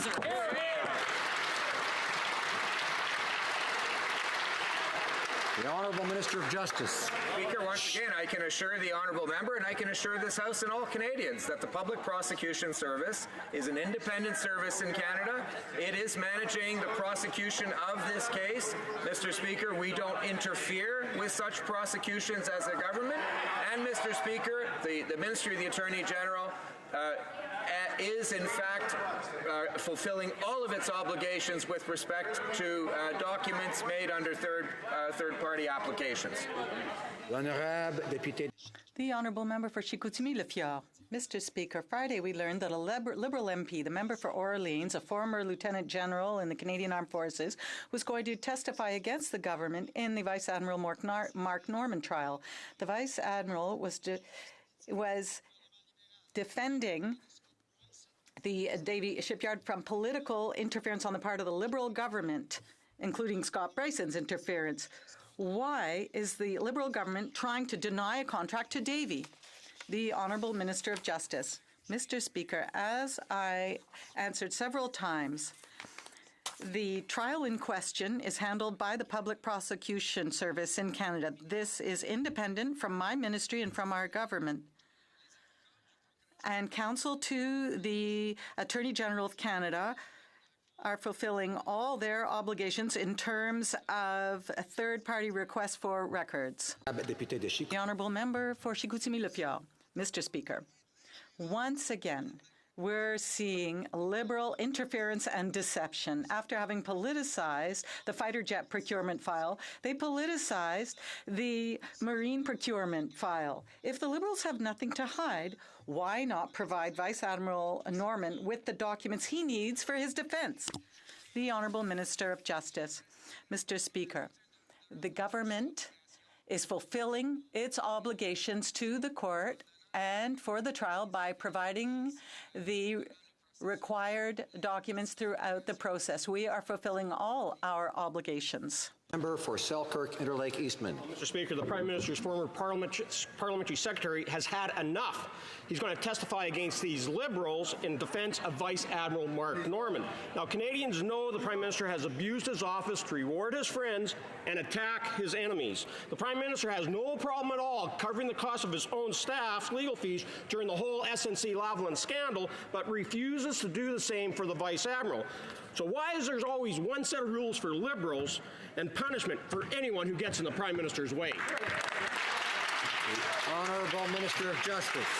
Mr. Speaker, once again, I can assure this House that all rules are being followed in this case. All demands for legal assistance are being undertaken according to the rules. All requests for documents under third-party records applications are being met by my department. Mr. Speaker, this prosecution is being handled by the Prosecution Service of Canada. It is independent of my office and our government, and there has been no interference. Honourable Member for Selkirk, Interlake, Eastman. Well, I can tell you it didn't stop the Prime Minister from talking about this and that Vice Admiral Mark Norman was going to get charged. Now, the Liberals are obstructing subpoenas in the Vice Admiral Norman trial, making it impossible for him to mount a proper legal defense. They're refusing to cover his legal costs, hoping to drive him into bankruptcy, and are sitting on critical documents he needs to defend himself. When will the Prime Minister turn over all the documents requested by subpoena, unredacted, and give Vice Admiral Norman the fair trial he deserves? Honourable Minister of Justice. Mr. Speaker, once again, quite simply, the government is meeting all of its obligations with respect to third-party obligations. The government is following all rules with respect to applications for the support of counsel. The Honourable Member for Essex. When the Liberals were elected, they promised to do politics differently. How things have changed. We've now learned they're using a partisan tool to fill influential positions in our country like judges and senators, just like the Conservatives appointing their friends when they were in power. Mr. Speaker, these appointments must be based on merit, not party alliance. Experienced people are being overlooked for those with big red lawn signs and even bigger checks. Why does this government care more about their wealthy supporters than the crucial requirement that our courts be independent of politics? Honourable Minister of Justice. Mr. Speaker, we have set up a process for the appointment of judges which is transparent, which is merit-based, and which is rigorous, Mr. Speaker, beginning from the applications being treated by judicial committees across Canada all the way through the rest of the process. Mr. Speaker, Canadians have a right to donate to political parties. This fact neither helps nor hinders any applicant, Mr. Speaker. The applications are based solely on merit. We've appointed over 300 judges, and their quality is of the very highest caliber. Honourable Member for Essex. So basically, the best Liberal wins. The Liberals are so arrogant that they don't even realize the harm they're doing to the Canadian system of government. Canadians expect us to put the partisanship aside when it comes to nomination of our judges, senators, and officers of Parliament. We depend on the integrity of our institutions for a democratic and fair society.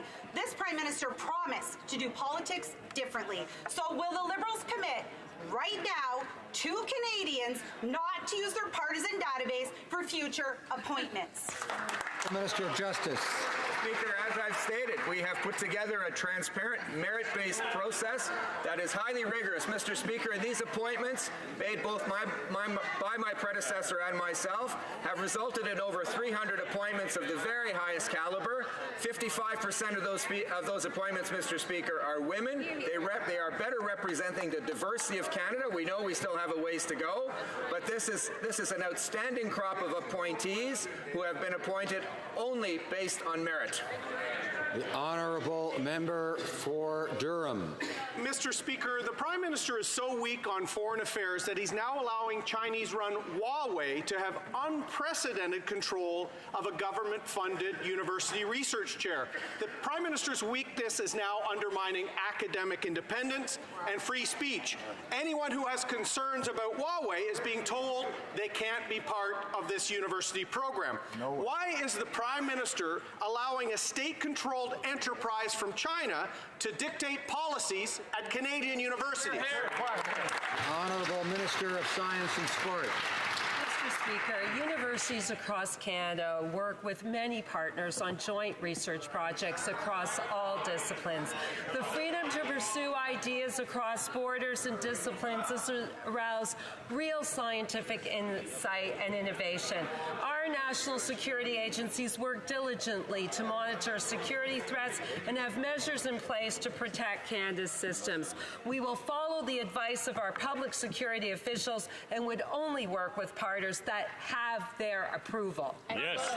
The Honourable Member for Durham. Mr. Speaker, the Minister took the Prime Minister to NSERC for his annual photo op today, but he failed to address real concerns that they're allowing China to screen out university partners based on their views towards Huawei. If Canadians express security or other concerns about risks of Huawei, they're being shut out of this university program.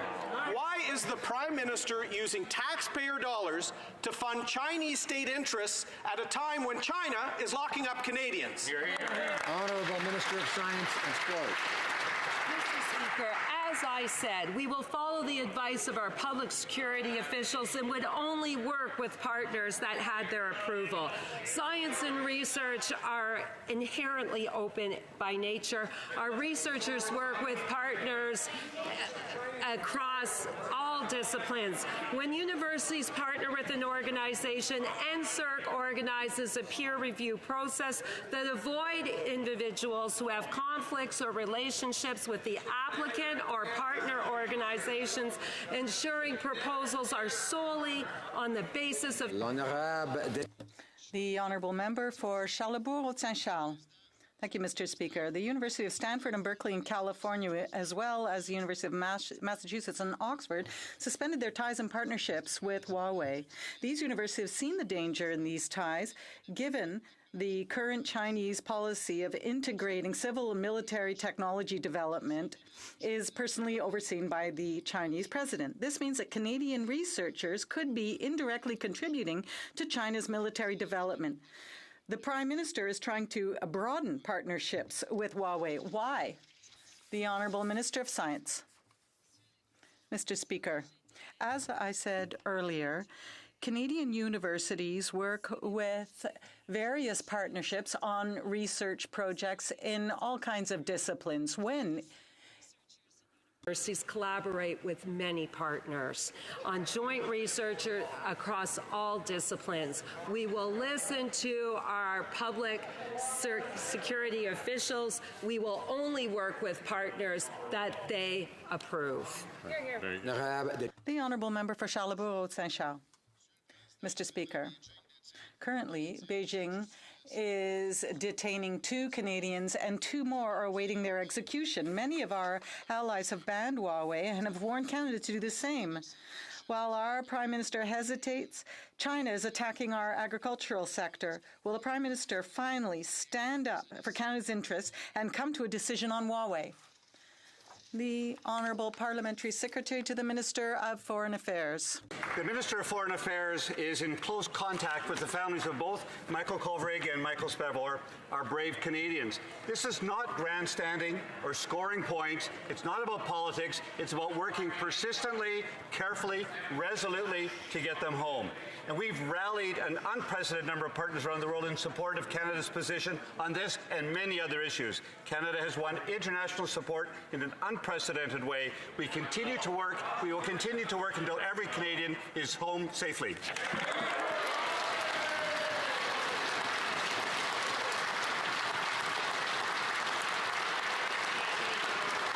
The Honourable Member for Mouskine-Témiscouata-Les-Basques.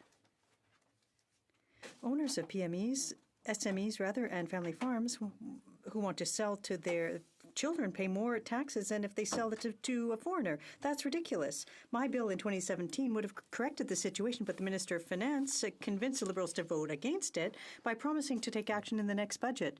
Mr. Speaker, Budget 2019 was the third and last opportunity for the Minister of Finance to do so, and he refused to do so for the third time. It makes no sense to punish people who want to keep a business in the family. Mr. Speaker, why is the Minister of Finance, what does he have against these people? The Honourable Parliamentary Secretary. The government remains committed to lowering taxes and ensuring that small businesses thrive in this country. In addition, we are making improvements through this budget to ensure that farmers and fishers have better access and, again, the ability to grow and thrive in this country. Under 10 years of failed policies under the Conservatives, we know how to grow the economy, and that's what we continue to do. And with our budget, a typical Canadian family is $2,000 better off. This is the type of economy we're growing, one that works for everybody. Honourable Member for Kootenai, Columbia.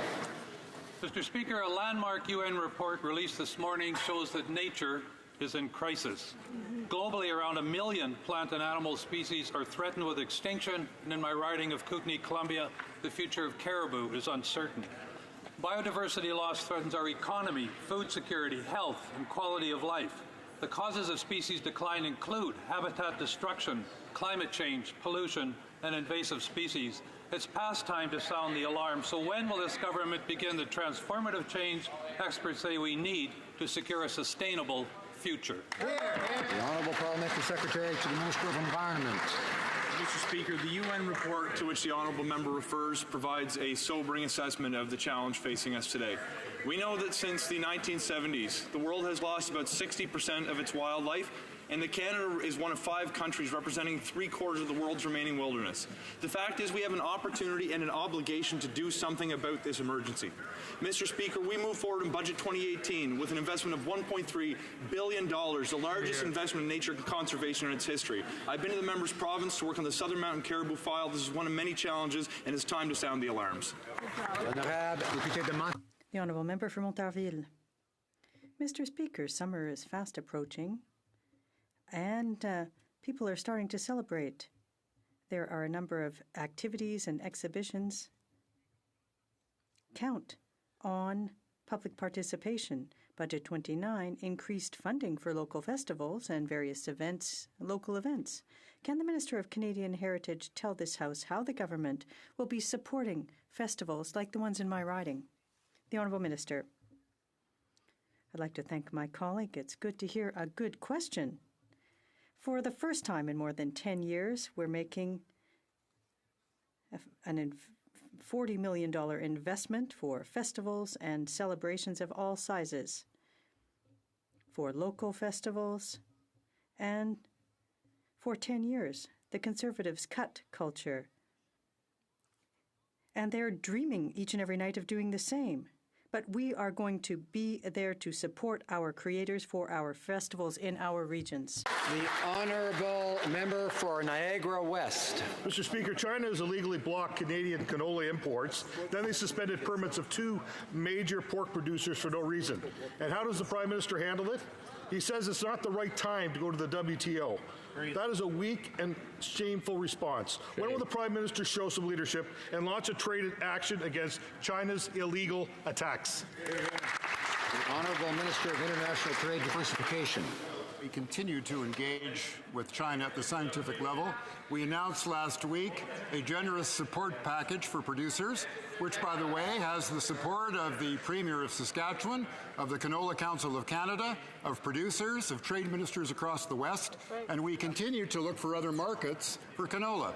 We have taken no possibility, no other action off the table, Mr. Speaker. Honourable Member for Battleford's Lloydminster. Mr. Speaker, well, action speaks louder than words, and alone is a Band-Aid, not a solution.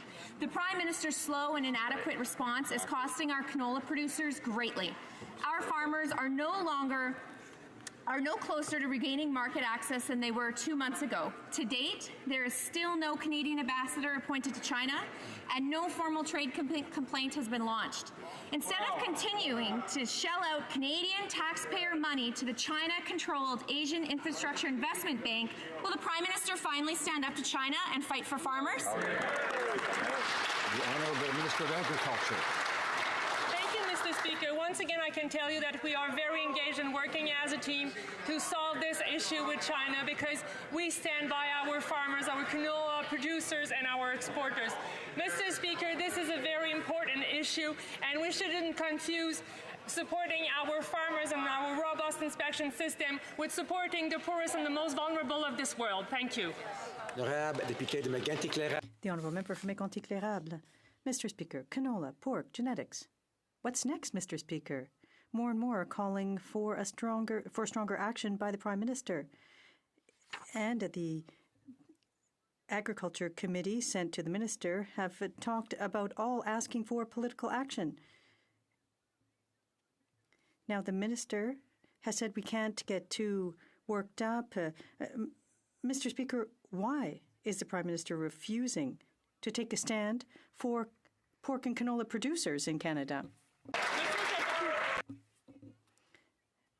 Mr. Speaker, for more than 2 months, we have been standing up for them. We have met, and it took a very long time to get a first question on canola. We are working as a team with the other departments, Global Affairs, with the Minister of Trade Diversification, and we are working with the representatives of producers, with our provincial counterparts. We're putting in place a strategy. We support and stand beside our canola producers. The Honourable Member for Mégantic-L'Érable. Mr. Speaker, we were the first to stand in this House to defend canola producers. It took comments from the Leader of the Opposition for the government to do something. That's the truth. The Minister of Agriculture admitted at committee that she still hadn't spoken to the Chinese government. It's going so badly that the Chinese haven't even replied to her letter. That's the reality, Mr. Speaker. And now the Minister can meet with her counterpart in Japan. Will she talk to him, or will she avoid it because it's not a political issue? The Honourable Minister. Mr. Speaker, rest assured that I take a stand to defend our producers at all times, here and abroad. It took a long time for the member opposite to ask a first question. Mr. Speaker, I am here to look at many possibilities. This is a highly complex issue. We are working as a team with industry to defend these producers. The Honourable Member for Saint-Hyacinthe-Bagotte. Mr. Speaker, some 2,000 foreign temporary workers got a big surprise upon their arrival. Instead of getting a tax refund, they ended up with a debt following mistakes made by Revenue Canada. When 1 out of every 5 files was wrong, how can the agency say that the problem's been resolved? The president of the UPA, Marcel Groslo, is calling for action by the minister to fix the problem so it doesn't recur ever again. When will the minister take action? The Honourable Minister of National Revenue. We are committed to ensuring that people receive the benefits and credits they are entitled to. We will continue to work with our colleagues in order to take into account the specific nature of the issue and so that they will receive the amounts owed. For North Island, Powell River. Mr. Speaker, during a town hall, the Minister of Seniors said that the government's new Canadian Drug Agency will save Canadians $3 billion per year. In what, 10 years? Without the NDPR's Universal Pharmacare Plan, private insurance and provincial plans will still be doing their own buying. The Liberals' agency will have little to no buying power to negotiate cheaper drug prices, which seniors desperately need, without buying drugs for all Canadians. Will the minister come clean and tell seniors the truth, that this Canadian Drug Agency won't be saving them any money anytime soon? The Honourable Parliamentary Secretary to the Minister of Seniors. Mr. Speaker, our government has been working hard for seniors since the day we got elected. No one should have to choose between paying for prescriptions or putting food on their table. That is why Budget 2019 establishes the Canadian Drug Agency that will work on developing a formulary, bulk buying prices for drugs, and negotiate drug prices to make prescription drugs more affordable for more Canadians. This is an important step, Mr. Speaker, towards a system where everyone can afford their prescription drugs and continue to live healthy. We will not stop when it comes to seniors. The Honourable Member for Lévis-Lauvinière. Mr. Speaker, the Prime Minister's trip to the Aga Khan's Island has left a number of unanswered questions. The letter sent to the RCMP is critical for a comprehensive investigation to reassure all Canadians as to the integrity of their government and to reaffirm their confidence in the administration of justice. Mr. Speaker, will the Prime Minister agree to cooperate in the investigation process, or because Canadians want to know the truth? The Honourable Government House Leader. Mr. Speaker, the Prime Minister and our government have always cooperated with the commissioners. The Commissioner has done the work necessary and produced a report. The Prime Minister accepted responsibility and the recommendations. Thank you, Mr. Speaker. Well, Member for Thornhill. Well, Mr. Speaker, much has been transpired since the Ethics Commissioner found the Liberal leader violated 4 sections of the Conflict of Interest Act in accepting an illegal vacation from a lobbyist.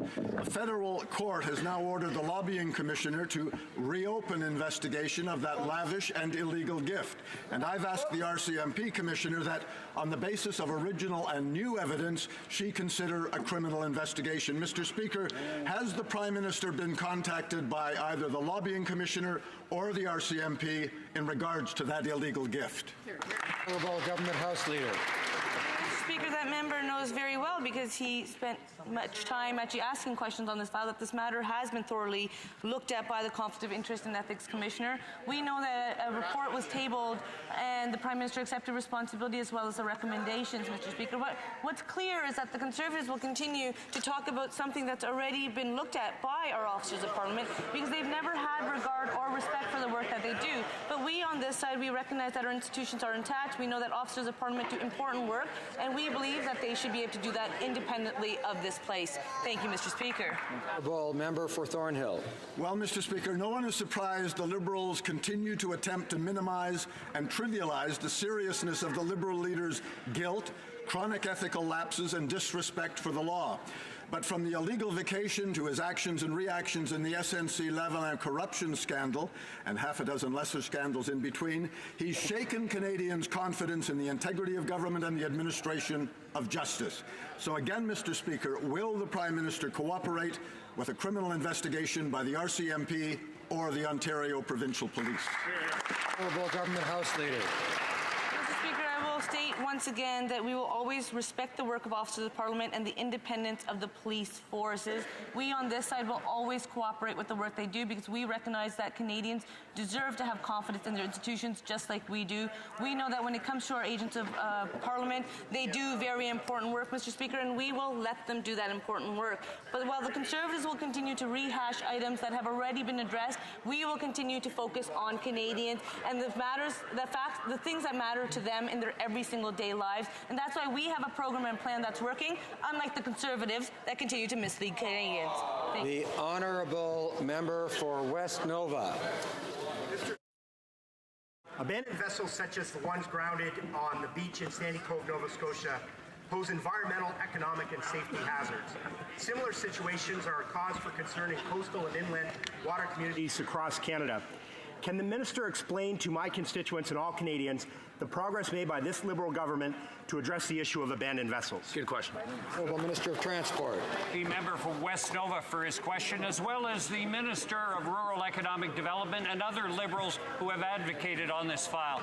We as a Liberal government recognize the importance of addressing this matter before it got any worse, and that is why we came forward with Bill C-64, which is now law, and which requires vessel owners not only to operate their vessels responsibly, but to dispose of them at the end of their life. We have listened to communities that live along the coastlines, and we have implemented this bill to address their concerns.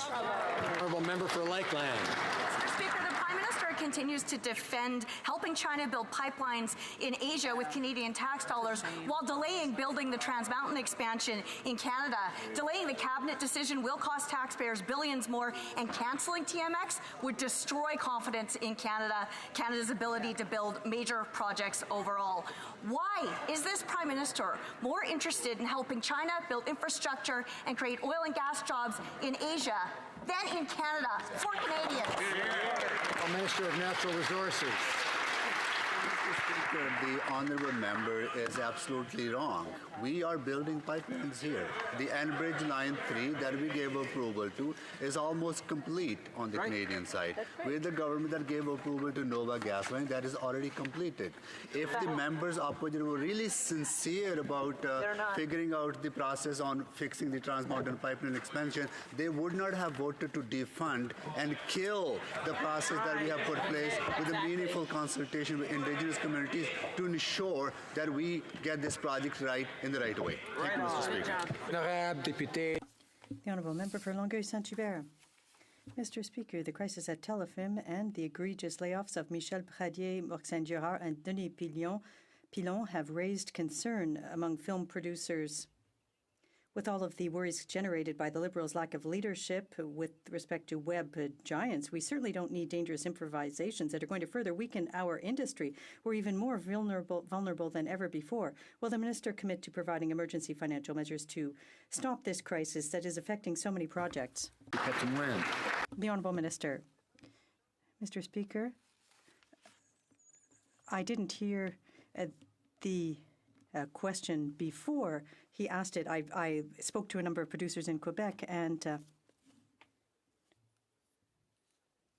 the issues of TV and cinema are very important. We have always been there for them, and we will continue to be there for the industry. We will be announcing some very concrete measures in the weeks to come. Boya Headingley.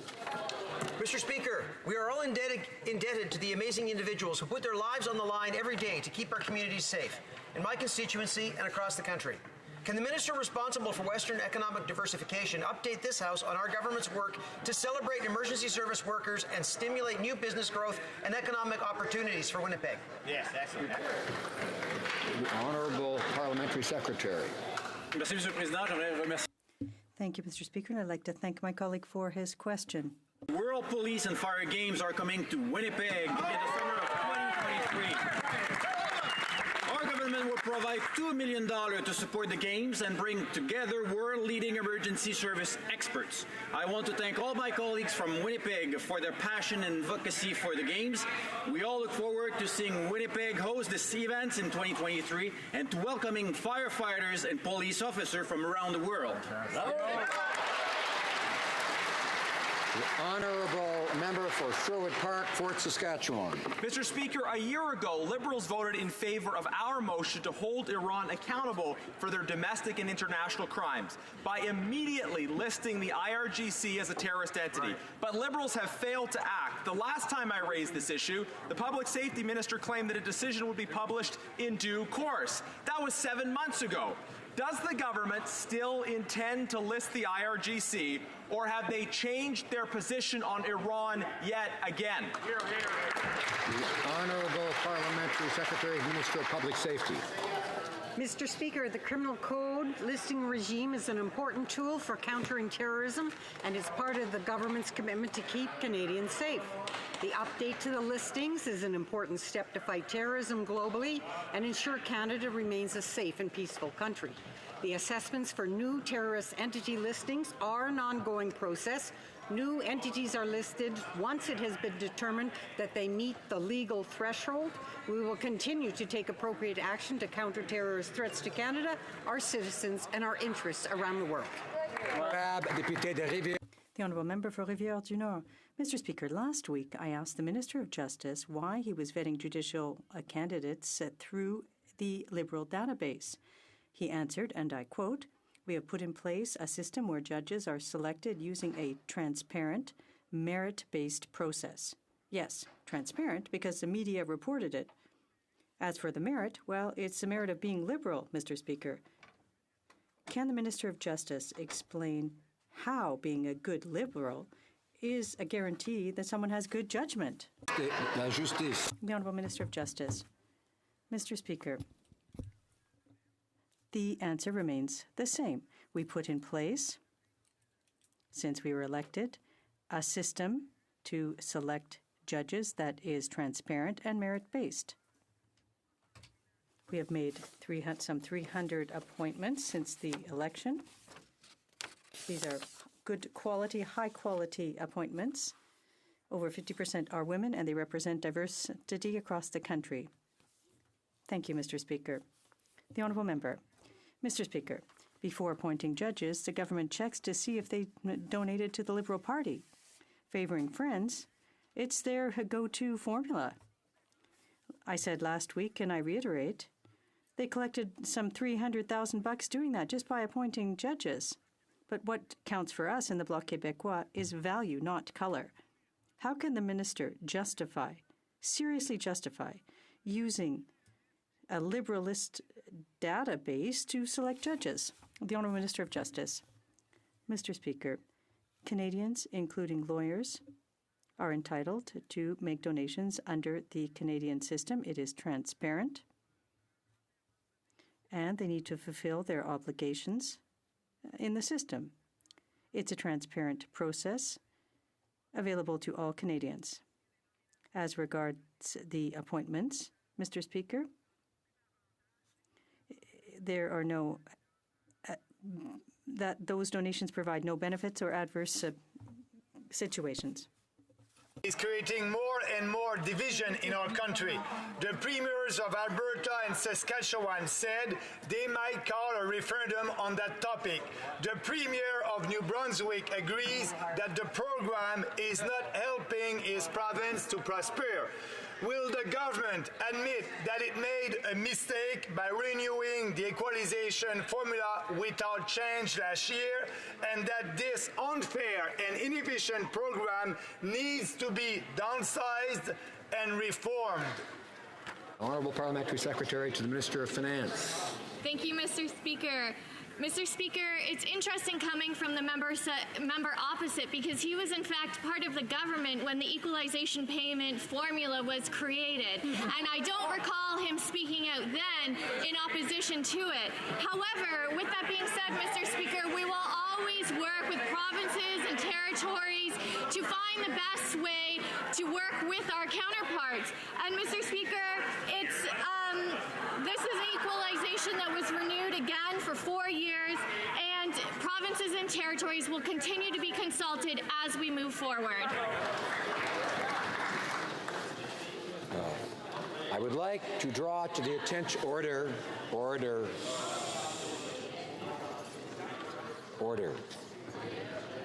I would like to draw to the attention...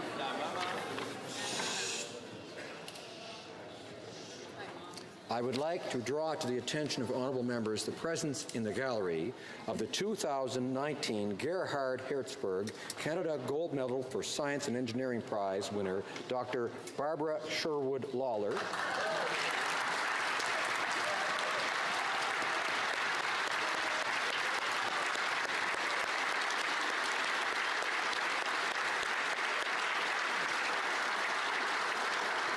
and the 2019 John C. Polanyi Prize winner, Dr. Douglas Stephan.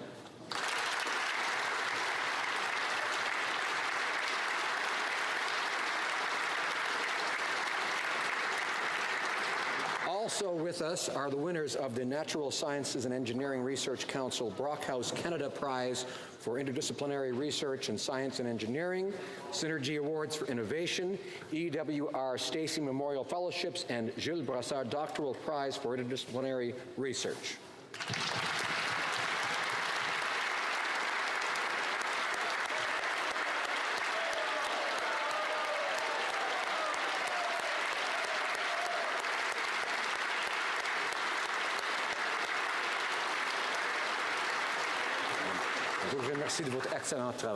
Thank you for your excellent work. The Honourable Member for Louis Saint Laurent is rising on a point of order. Yes, Mr. Speaker. I think you'll find unanimous consent for the tabling of the following document. The Liberal Party's election platform, page 55, you can see a photograph of the Liberal leader standing with the current member for Aurora Richmond Hills, who is now sitting on the side of the official opposition. I'm sorry, apparently there is no unanimous consent. That's already clear to me that there is no unanimous consent. Sorry. That's how that works.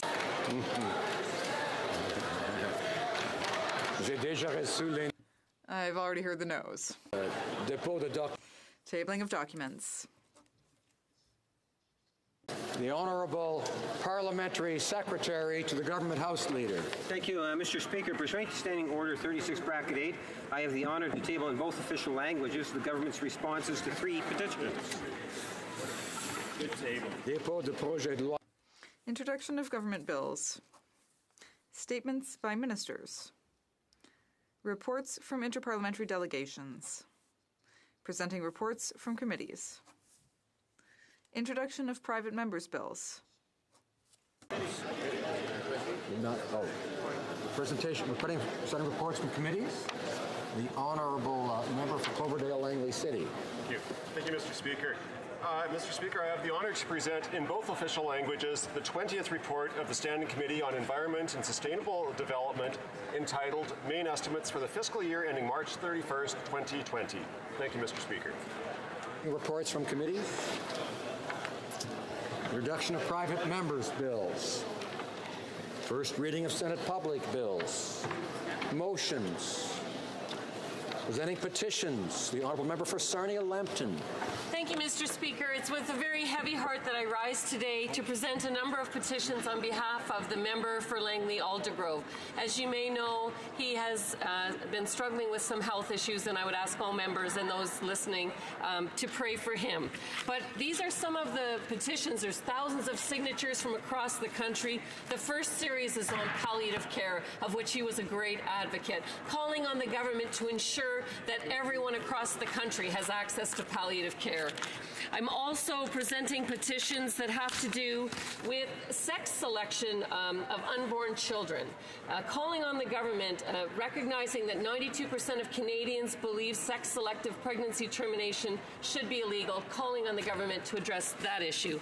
And finally, Mr. Speaker, calling on the government to stiffen the penalties for impaired driving. As you know, the member from Langley-Aldergrove was a passionate advocate of public safety and the tragedies that occur from impaired driving.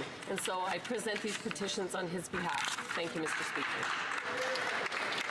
I'm sure the prayers and thoughts of all of us are with our dear friend, the Honourable Member for Langley-Aldergrove, and I hope he's watching and I hope we want him to know that. The Honourable Member for Cowichan-Malahat-Langford. Thank you very much, Mr. Speaker. I have a petition here where the petitioners are recognizing that before the 2015 election, Canadians were clearly promised in writing that defined benefit plans, which have already been paid for by employees and employers and pensioners, should not be retroactively changed to target benefit plans. And therefore, the petitioners are clearly calling on the Government of Canada to withdraw Bill C-27, which was tabled by the Minister of Finance in this place. Thank you. Honourable Member for Oxford. Mr. Speaker, and I have the honour to present a petition from a number of constituents in my riding, and they're requesting that palliative and hospice care be considered under the Canada Health Act. Member for Calgary-Nose Hill.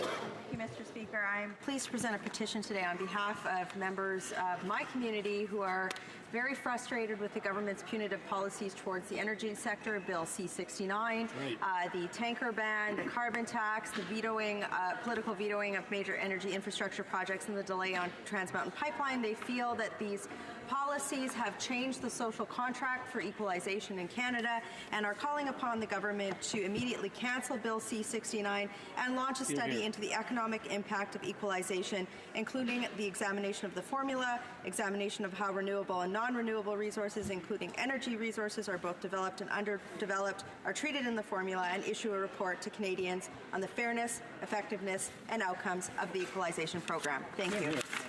Député de Sherbrooke. Honourable Member for Sherbrooke. Thank you, Mr. Speaker. I have the honour of tabling petitions signed by people from Sherbrooke primarily, but also from people from the townships who are hoping for better funding of feminist organizations. They'd like to draw the government's attention to the lack of funding for feminist organizations across the country, including in Sherbrooke, and they are calling for stable multi-year funding for these organizations. So it's an honor to table this petition on their behalf to draw the government's attention to this problem. Member for Toronto Danforth. Thank you, Mr. Speaker. I am pleased to present a petition calling upon the Minister of Health to implement an adequately funded national cost-shared universal healthy school food program, enabling children to develop the food and nutrition habits they need to lead healthy lives and succeed at school. This aligns with Senator Eggleton's Senate Motion 358, which is in the Senate at the moment. I would like to thank Debbie Field and the Coalition for Healthy School Food for their support and all the work that they did in favor of this petition and for healthy school food programs across our country. This aligns more than 40 organizations across our country that are working to make sure that all children have the healthy school foods they need to be able to thrive. Thank you. Member for Chatham-Kent-Leamington. Well, thank you, Mr. Speaker.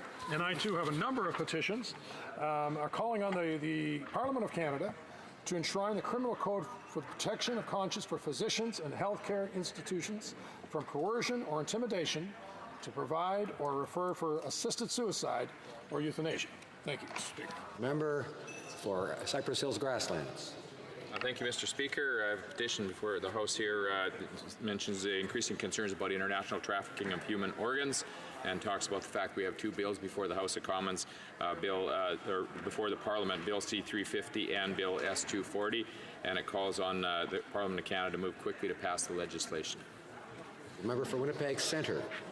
Thank you very much, Mr. Speaker. I'd like to table a petition on behalf of a citizen, Randolph Schrofel, who talks about the Canadian Coat of Arms and how it is found on all documents in all buildings and how it should represent all the founding peoples of Canada. And he calls on the Canadian government to change the Coat of Arms of Canada to reflect the contributions of Indigenous peoples. Thank you very much, Mr. Speaker. Honourable Member for Elgin, Middlesex, London. Lambton, Kent, Middlesex. Lambton, Kent, Middlesex. A petition by the residents of Canada calling upon the House of Commons to permit Christians to robustly exercise their religious beliefs and conscious rights, both in the private and public act, without coercion, constraint, or discrimination. The Honourable Member for Kingston and the Islands. Thank you very much, Mr. Speaker. I have a petition today from about 30 members of my community that are calling on the Minister of Global Affairs and the Prime Minister to invite Ms. Nazarene Sotode to serve on one or more institutions of similar international standing to the G7 Gender Equality Advisory Council as other nations have done. Thank you. Presenting petition, présentation de pétition. Sorry, I tried to say that members cannot sign a second one without unanimous consent. Is the Honourable Member for Winnipeg Centre asking for unanimous consent to present his second petition? Mr. Speaker, I'd like the unanimous consent to present another petition. I wanted to give other members an opportunity before me to not present too many petitions at once. I just have one final one to present, and I hope I can have. Does the Honourable Member have unanimous consent to present his petition? Agreed. The Honourable Member for Winnipeg Centre.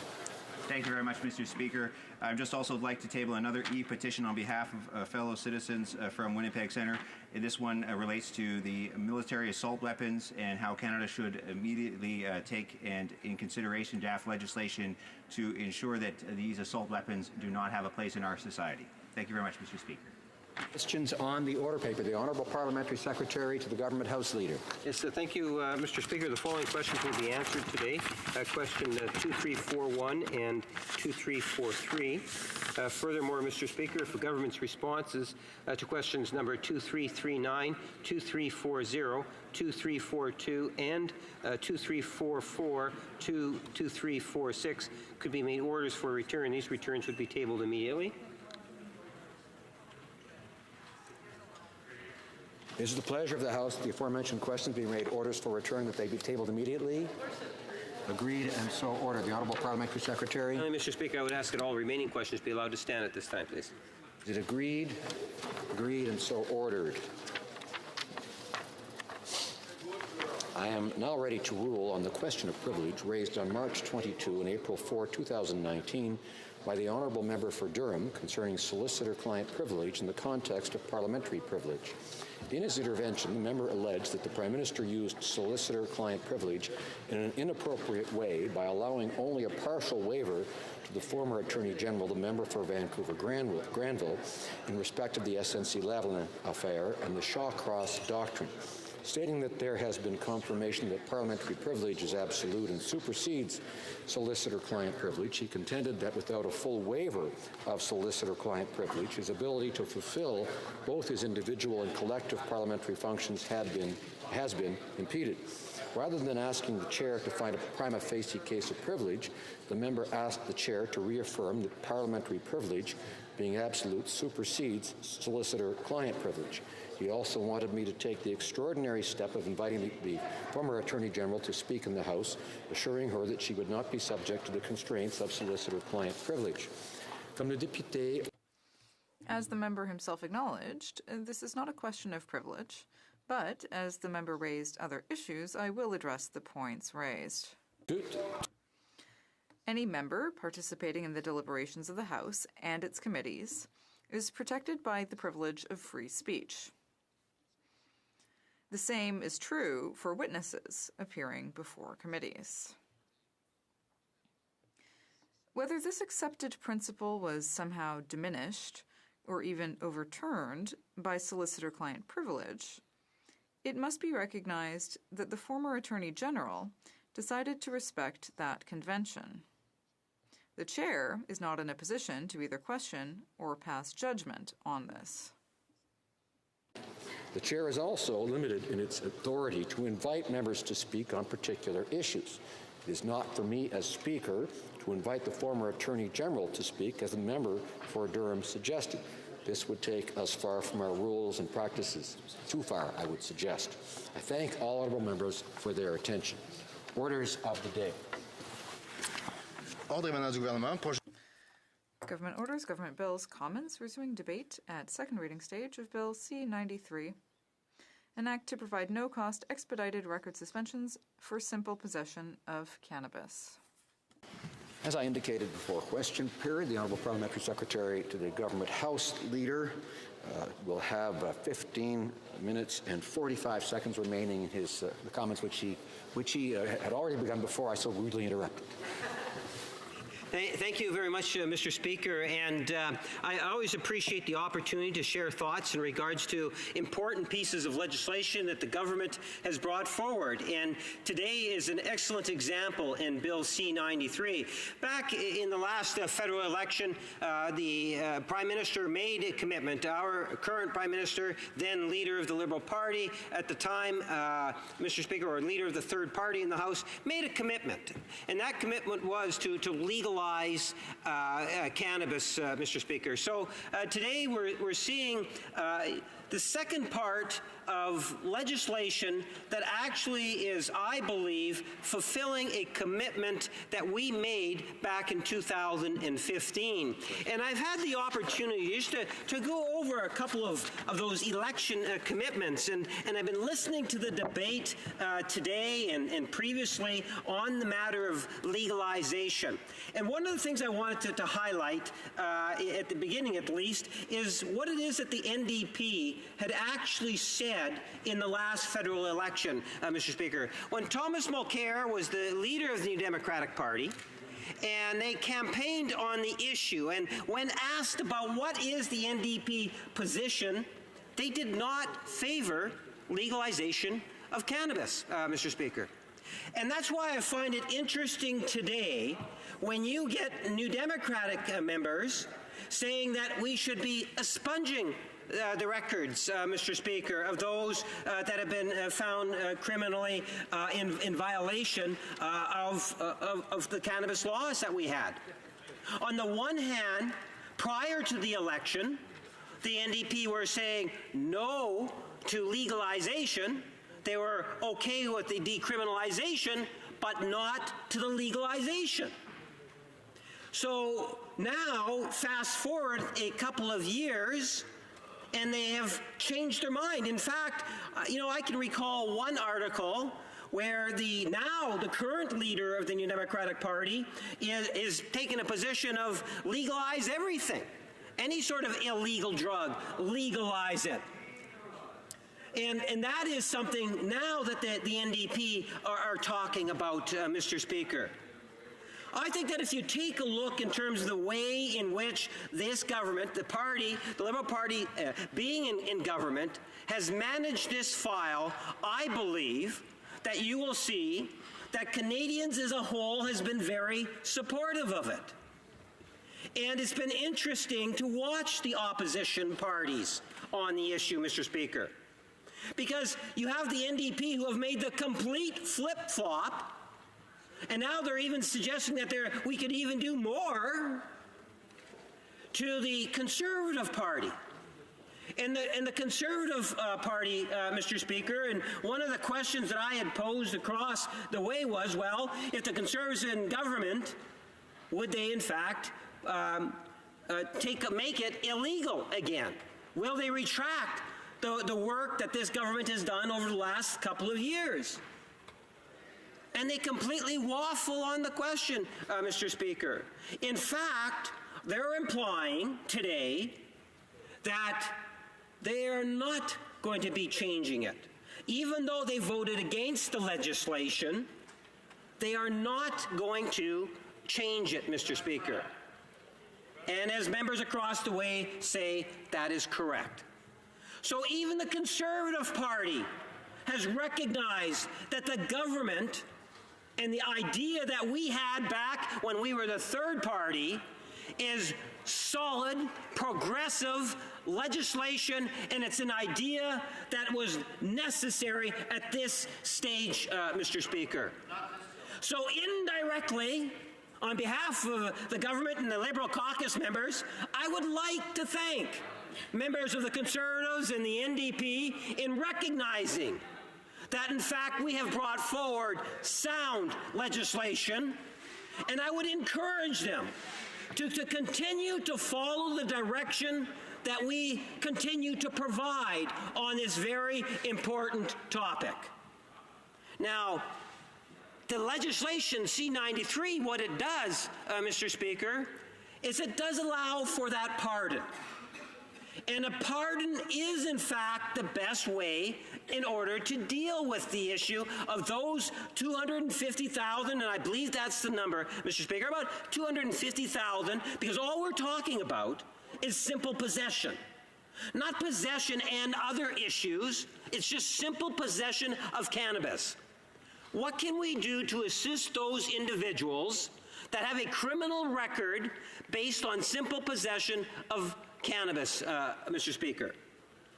The government's response to that is to issue a pardon, to ensure that the finances are not going to be a part of the issue, that anyone that has that simple possession of cannabis will in fact be able to get that pardon if that's what he or she would like to see happen, Mr. Speaker. Now, the Conservatives, in the questioning that I've had, and again I'm encouraged because the critic from the Conservative Party indicated that, well, her personal position is favorable to what the Liberals are suggesting, and that be a pardon. There have been some speakers in the Conservative Party that are saying, well, I'm not really convinced as of yet, but at least they're approaching it with an open mind, Mr. Speaker, saying, should it be expungement, should it be a pardon?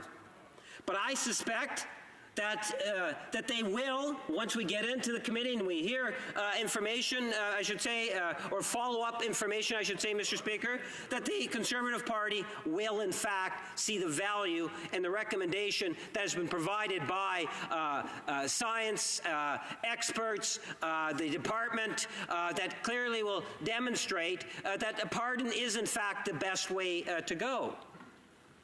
Now, I don't know about my New Democratic friends. I'm not too sure in terms of where they will go on this issue. I would hope, because they always want to try to come up with something different, something unique. And they seem to be on this expungement bandwagon, Mr. Speaker. And even though we have come up with an explanation as to why it just will not do what it is necessary for us to be able to advance it further, Mr. Speaker, they don't want to talk about that. If you listen to the Democrats, you think it's absolutely unanimous throughout the country that it has to be expungement, and the government doesn't necessarily know what it's talking about. If you listen to New Democrats within the House, Mr. Speaker. So I would highly recommend that you don't listen to New Democrats inside the House. Because the reality of it is, Mr. Speaker, and the best example I could give is the example of the constituent that we would have that would be crossing the border. Tell them that the record has been expunged. What are you telling them? You're telling them that it never existed. That act that you would have committed and gone to court and got a criminal record for would never have existed. So when they cross the border and a U.S. border agent asks them, well, did you ever get prosecuted or have a criminal offense dealing with cannabis or whatever sort of a question they might ask, that constituent of ours might say no. Why? Because the government said it was expunged. Well, Mr. Speaker, that could lead into all sorts of problems for that individual. A pardon doesn't do what an expungement does, Mr. Speaker, and a pardon still will allow our constituents the opportunity, as millions of Canadians will travel to the U.S., will still allow them the opportunity to go through, and they're not going to be misinformed, I would argue, Mr. Speaker. And that's just one of the more blatant examples that I can provide. Out of the 250,000, we're talking somewhere in the neighborhood of 250,000, I believe, I indicated earlier, Mr. Speaker. It's expected that about 10,000 or so will, in fact, be going through this pardon process. In listening to questions or comments from across the way, many of the commenters are saying, well, why 10,000? What happens if there's more than 10,000? And I like to think that, we have one of the best civil servants in society than any other country in the world. We have very much professional civil servants. They have a very good understanding in terms of our systems. And I would suggest to you that the numbers that we are being provided isn't just, here's something that's coming out of the dark. These numbers come from individuals that we have entrusted. And if, in fact, Mr. Speaker, the number is higher than 10,000 or lower than 10,000, the government will adjust. But the predicted number is in and around that 10,000. But we have the flexibility to make the adjustment if it is necessary. Mr. Speaker, the idea of providing a pardon is of great value to Canadians and society. When you take a look at the numbers, and different people get themselves into situations, and often it's by luck. It's purely by luck in many ways where someone will have been found in possession and someone else that had possession was never ever found, Mr. Speaker. So the individual that is found has that criminal record. It doesn't mean that individual in all cases is any worse than the many others hundreds of thousands of others that were never found to be guilty of possession, Mr. Speaker. Many would ultimately argue that it's unfortunate of the consequences that we have seen, and if you listen to many of the speeches over the last period of time, because this has been something that's been going on for the last couple of years now, you often hear of the individual that's not able to get a job because of a criminal record based on a simple possession of cannabis, Mr. Speaker. And I do find that is a very hard thing as a parliamentarian for us to ignore and do nothing about. And that's why I believe that this legislation is good for Canadian society. Especially now when we recognize that when we passed, I believe it was C-45 was the actual number of the bill, the legalization of cannabis, Mr. Speaker, it only makes sense that we do what we can in regards to those that were found with simple possession to enable them to dispose of that record via a pardon process.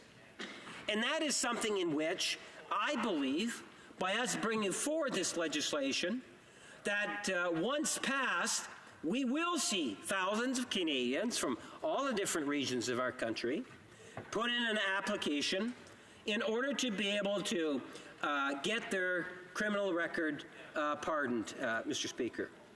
And by doing that, it will in fact assist many of those individuals in being able to, whether it's applying for jobs, in some areas dealing with charity work. You know, many different organizations. Canada, as a country, is very dependent on volunteers. And there are so many things in which I believe that society will benefit from an individual having employment to being able to participate more fully.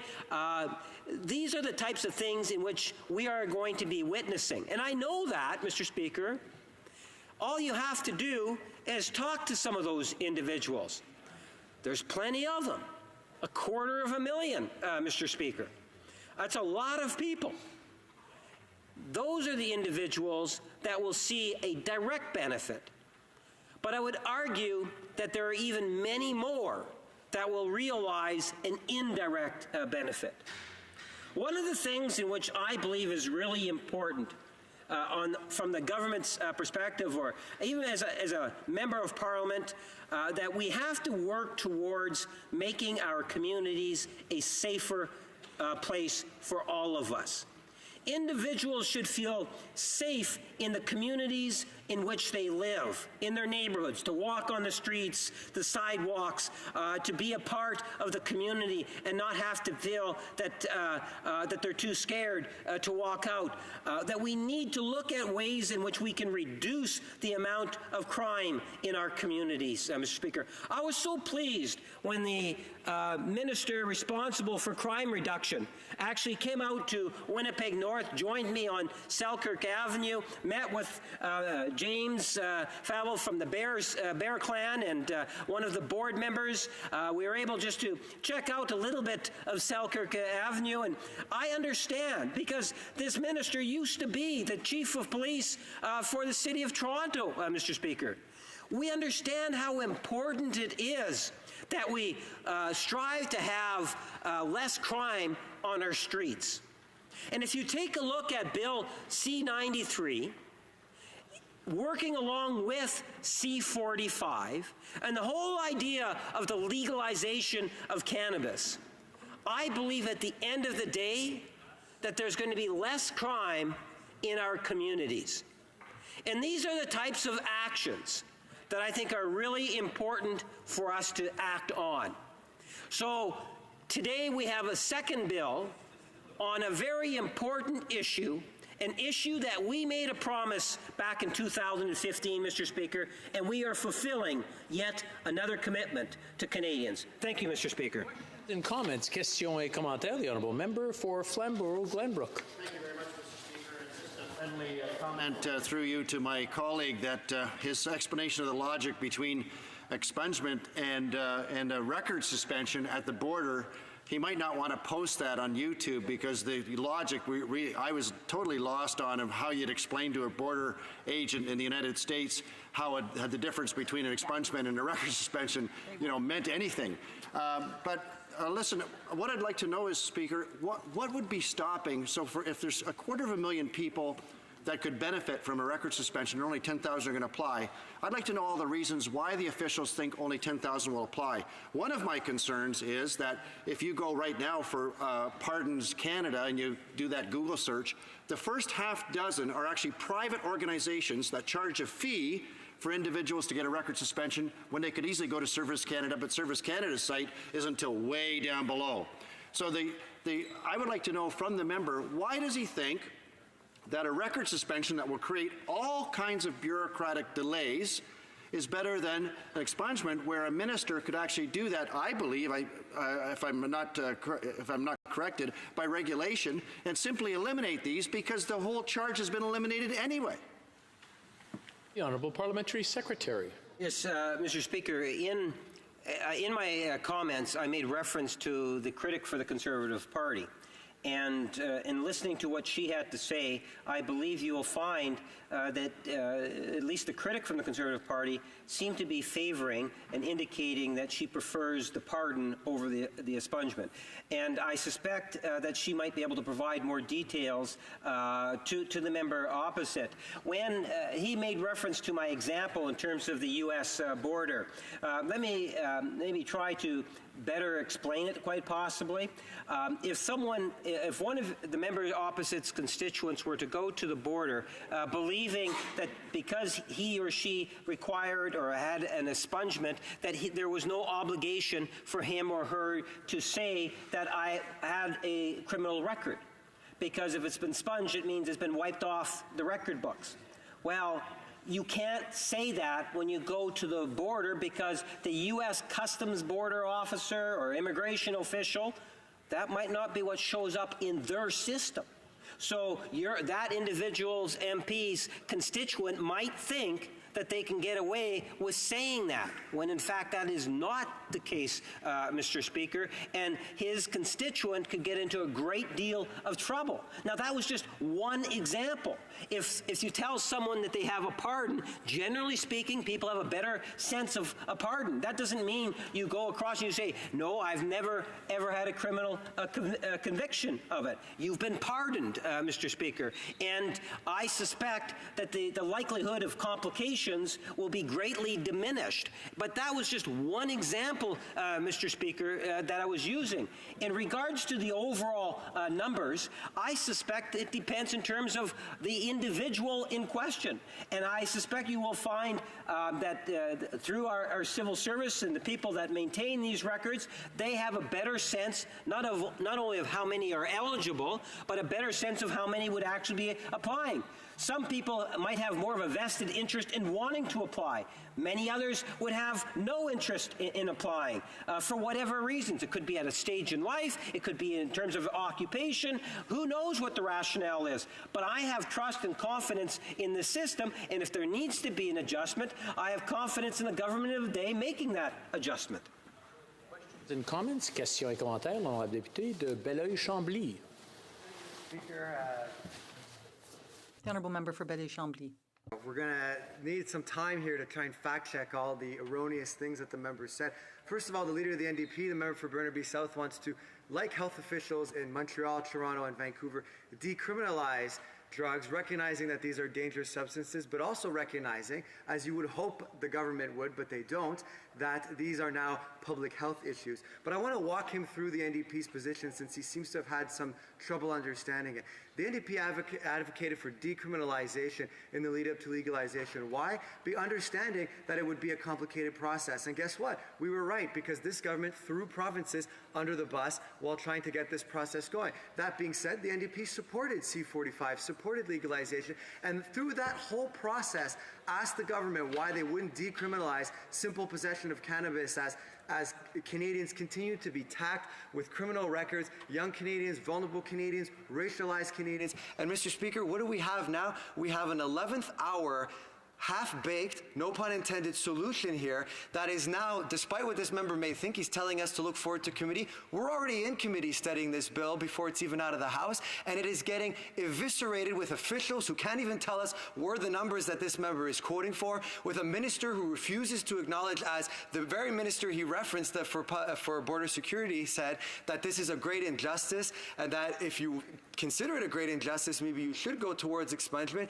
This member would also know that lawyers have come before the committee and said that expungement, and please stop saying pardon, because this government didn't respect its promise to change a record suspension back into a pardon. A pardon means something else in the United States, Mr. Speaker, and so a pardon and expungement, both equally worthless at the border. You know what you can still do in Canada with a pardon, Mr. Speaker, or a record suspension? A potential employer can still ask you if you have a criminal record for which you obtained a record suspension. You still have to say yes. An expungement, you don't have to. So if you're a racialized, a vulnerable Canadian that wants to get a job, expungement's the way to go. That's why witnesses in committee are telling us that that's the solution. That's why this member should get on board and stop believing his own hot air about this issue that the government has dropped since day one. Honourable Parliamentary Secretary. Well, Mr. Speaker, the member across the way, I believe, is attempting to mislead in his statements. Like, if you really stop and you think about it, Mr. Speaker, it was actually very clear. In 2015, in the last election, the NDP did not support legalization of cannabis. Instead, Mr. Speaker, they argued for mere decriminalization. Well, Mr. Speaker, if they had their way, cannabis possession would still be against the law if you followed what they had advocated for in 2015. Now, if you look in terms of Canadian press, and I believe it now, this is back in late 2017, a quote from their leader today, saying NDP leader is urging the Prime Minister to consider decriminalizing all illegal drugs. The member can fact check all he wants. Everything that I have said is in fact factual, Mr. Speaker. And I would suggest to you that the NDP often find themselves, because you have such a progressive government on a number of social fronts moving forward, the NDP find themselves out of place, as if there's no room inside the chamber for them, Mr. Speaker, I suspect. So they're trying to create opportunities for them. And if they want to radically change their 2015 platform, good for you. I hope you do. They also advocated for balanced budgets back then, Mr. Speaker.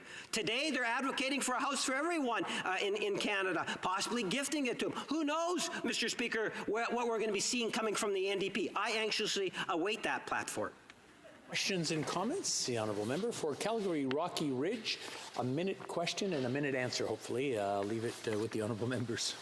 Well, I more have a comment than anything. We've heard so much from this member in this Parliament that I'm not sure I really need an answer from him. But I think it's a shame, actually, that other members won't allow their voices to be heard and simply allow this member to do all the talking on that side. It's a lot of work to get elected to the House of Commons, and people should use their own voices. But be that as it may, this member spent a big portion of his speech dissecting opposition reaction to it and castigating both the Conservative opposition and the NDP for some members, not all of the Conservatives. Some Conservatives have spoken in favor of expungement.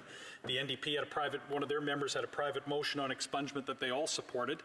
But I noticed during both the vote and debate on the NDP's private motion, and in the debate earlier today on this bill, that a substantial portion of the Liberal backbench also favor expungement.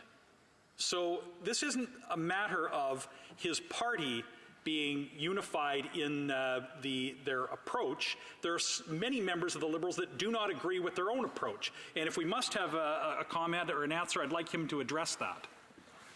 Parliamentary Secretary in 45 seconds or less, please. Yes, so thank you, Mr. Speaker. You know, first, in regards to the amount of speaking, I'm here to advocate, and that's what I do. I take a great sense of pride in that. And there's, you know, a couple of their members have spoken more than I've actually spoken inside this chamber, if they add up their words. So I think that what we do is we have a very strong, healthy caucus. All members of this caucus are engaged in different ways, Mr. Speaker, and I see that as a very strong, positive thing. And I also see it as a positive when you have diversity in a caucus where they can have differing opinions. Yes, it might not necessarily be unanimous in regards to expungement versus pardon, just like it's not unanimous in the Conservative Party either, Mr. Speaker. But we are able to come to a consensus and move forward, and that's something in which this government has consistently done since day one in being in government. Resuming debate, reprise du débat, l'honorable député de Belle. The Honourable Member for Belleuil-Chambly. Thank you, Mr. Speaker. And I'm thinking about journalists who do fact-checking after Donald Trump when they are afraid that the fact-checking takes longer than the speech. And that's why I felt when I listened to the member for Winnipeg North during the question period, there wasn't enough time to correct all the facts. Now, if he had followed the evidence at committee, Mr. Speaker, by witnesses, the minister, and departmental officials, he would have seen how problematic his comments are on this issue. Bill C-93 is a bill that's been tabled in the final minutes of the mandate. It's part of the legalization process, and it deals with the record suspensions for simple possession of cannabis. Now, the vocabulary of the words here are very important. The previous member and other members on this side have done the same thing. We use the word pardon, but it's important to make a distinction for several reasons, because as part of this debate, there is a lot of talk about Canadians' ability to cross the border, and a pardon in the United States has a different connotation than what that reality refers to here in Canada. In the United States, it is from the executive, for example, there's a presidential pardon, or where the record is eliminated. Whereas in Canada,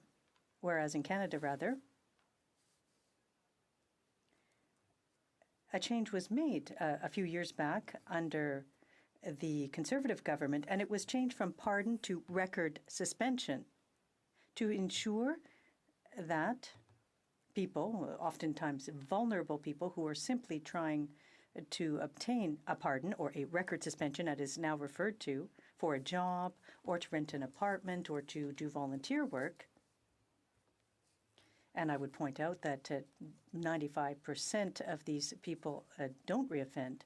It was to ensure that these people would not have the Damocles sword above them. But what we're seeing is that they haven't been pardoned. It's simply a suspension. And there was a requirement for good behavior. And so in order to apply, several years had to have expired, etc. So that change that may seem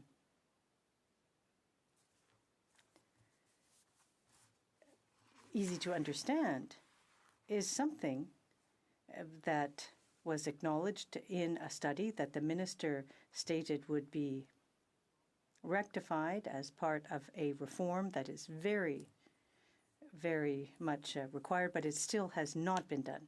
And here, we're a few months off from the election, it's still not being done, but that's a broader debate. We've had an opportunity to discuss it, but let's talk more specifically about record suspensions for simple possession of cannabis. There are a number of issues that came to the surface when we had discussions at committee and debate. A record suspension doesn't mean that the record disappears. And that has several consequences. First of all, when you're asked a question on an application, do you have a record for which you have obtained a pardon, for example? The minister, as a good political operator, was very cautious to state that the legislation bans or prohibits discrimination in the event of a record suspension. But fortunately, departmental officials were there because they were very cautious to interrupt the minister and clarify that there was nothing in the act to prevent the question from being asked and to require a candidate to answer honestly. Now, I don't know what you think, but to say that the act bans or prohibits prejudice, well, there are a lot of people who have faced discrimination. And so in that regard, the people who are trying to get a job, would find themselves in that position, are the ones who would have difficulty to put forth a complaint, for example, or to lodge a complaint as part of another process, judicial process. So saying that it's a banal change, it is ignoring the importance of the issue. Canadians, Indigenous Canadians, young Canadians, Canadians who are in a particular situation that makes it even more difficult for them under normal circumstances, much less with a criminal record on their file, one for which they can't get the proper recourse, remediation through expungement, but rather just by having this record suspension. And let me give you an example, Mr. Speaker. When you look at cities like Toronto or Halifax, where Black Canadians are disproportionately more likely to have a criminal record only for, nothing else, only for simple possession of cannabis. Cities like Regina, where Indigenous people are 10 times more likely than white Canadians to have a criminal record for simple possession of cannabis. And the Minister for Border Security, who through the different portfolios he's managed since he's come to this House, himself said in 2016 that this was one of the great injustices in the country, that these Canadians were disproportionately impacted by records for simple possession of cannabis. And that's interesting, Mr. Speaker. Why? Because when Bill C-66 was adopted in this place, which sought to remediate the grave injustice that LGBTQ Canadians were subjected to because of the criminalization of their lives and and essentially their sexual orientation, the government rightly pointed out that that was a historic injustice. But the problem now, and this is not to pit communities against each other, the problem now has become that this minister, the Minister of Public Safety, is using C-66 as an arbitrary, legally non-existent crutch to identify that there is now somehow this ceiling for what has to be, for what needs to exist in order to expunge criminal records, which is a grave injustice. Et là-dessus, Monsieur le Président, and an historic injustice is such that I asked a question of the Prime Minister. He said it was disappointing and to see that there was inequity, but he refused to say the word injustice. And when I questioned the minister at committee, he bent over backwards to avoid using that word when a previous minister had used it. The injustices in society must be defined by violations of the Charter. And the Charter of Rights and Freedoms, Mr. Speaker, is what I'm referring to, but the minister is mistaken. It's like Kent Roach said, the known lawyer. The Charter is the minimum, the starting point, not the maximum or the end point. As Anna Maria, my goodness, I can't pronounce her last name, but she is the head of the campaign for Amnesty Cannabis, who was at committee and who said, in referring to Supreme Court decisions, that legislation can be discriminatory even if the intent of it or if it's the application of the act than the existence, the intention of the act. So if there are good intentions in this legislation, but it can still end up discriminatory, and it can be deemed to have been discriminatory because of the application of or the enforcement of an act. And if that is the case, we need to identify the injustice. And that's why we want to have the records expunged and not simply suspended. The minister seemed to insist on that, and he couldn't provide a definition as to why. He referred back to C-66, but can we say that it's not because historically there's been an injustice against the LGBTQ, for example, that something similar might not happen with the Cannabis Act?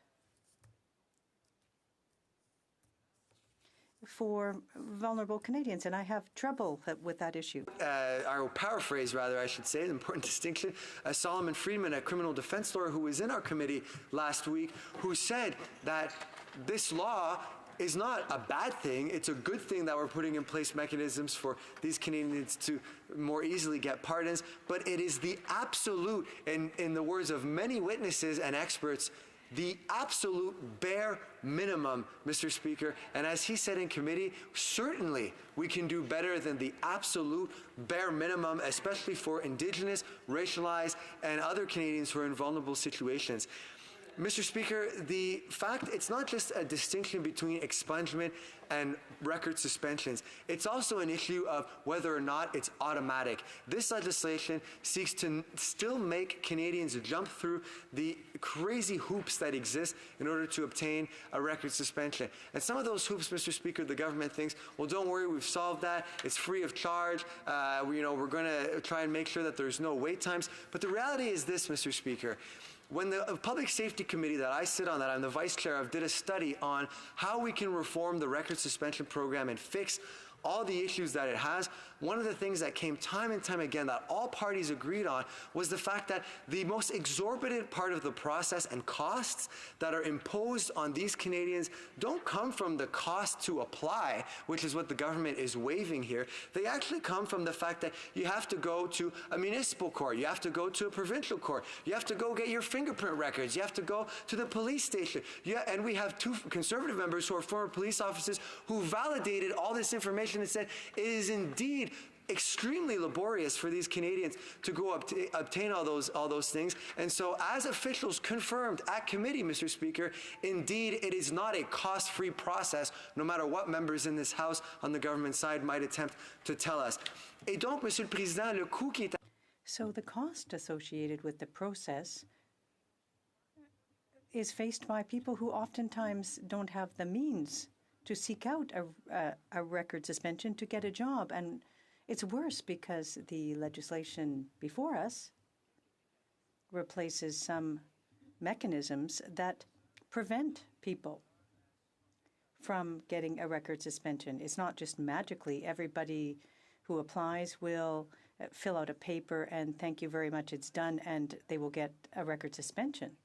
For example, someone who also has administrative issues on their file. We're not talking about murderers. We're talking about someone who may have an unpaid fine, $50, for example, and that would make them ineligible for a record suspension.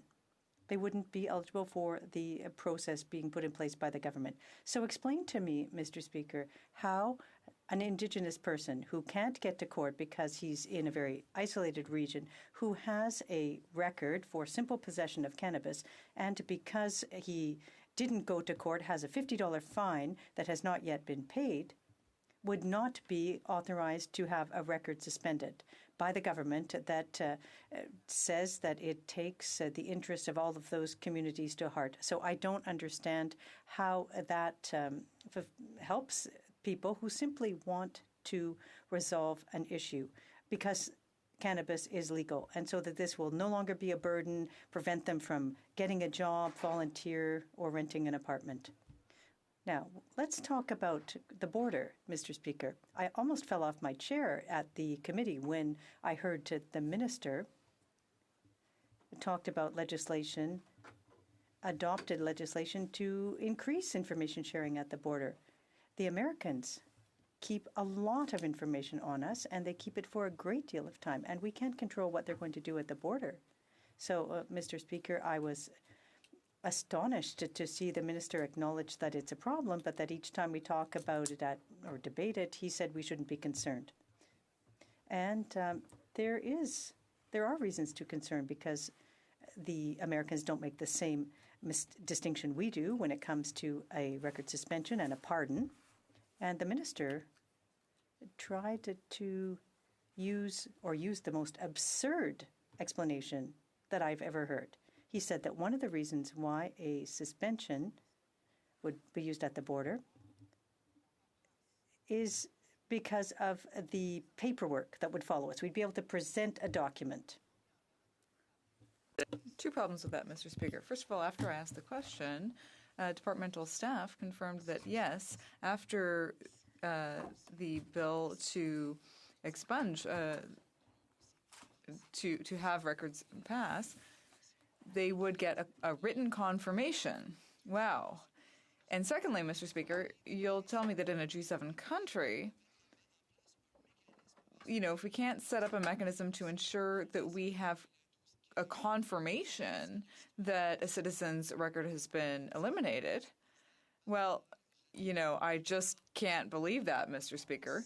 I just don't understand how a government supposedly with great vision can be so small-minded. I just can't believe it. Speaker, that was the one reason that was given, even though witnesses then came and said that, no, a record suspension will not make it any easier to cross the border. You'll still need to jump through all the hoops that the Americans will impose on you, if they even choose to let you in at all, which at the end of the day, as the minister said, remains to their discretion. You know what an expungement does, Mr. Speaker? It means that Canadians don't have to lie at the border, which is obviously the more egregious offense, but it's really, the priority here is what's happening domestically, Mr. Speaker. It's about these folks being able to get jobs and rent apartments and volunteer and do all the things that sometimes their criminal record can prevent them from doing. But I want to go back, Mr. Speaker, to that notion of the administrative burden, and this notion that the minister is trying to jump through hoops and say, well, it's about paperwork, this, that, and the other thing.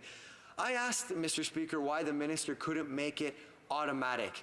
And he told me, basically, and I'm paraphrasing, I'm sure he would disagree with my characterization of this, but every other stakeholder I spoke to shared this characterization of what he said. It would be too much work. Apparently, Mr. Speaker, this federal government believes that it would take, and they told us, they think it would take them 10 years to expunge 250,000 records. Well, mind you, when you look at the Phoenix debacle, maybe they are right. Maybe they finally recognize their own ineptitudes in managing these files. But, Mr. Speaker, it is absurd to think that somehow this government is going to put the burden on vulnerable Canadians, make them do this process on their own, which many of them won't even be aware of, won't even have the money to pay for, won't even know where to go for, and yet they could make it automatic, but sorry, the Parole Board of Canada might have too much work to do. God forbid, Mr. Speaker. That is, as far as I'm concerned, completely unacceptable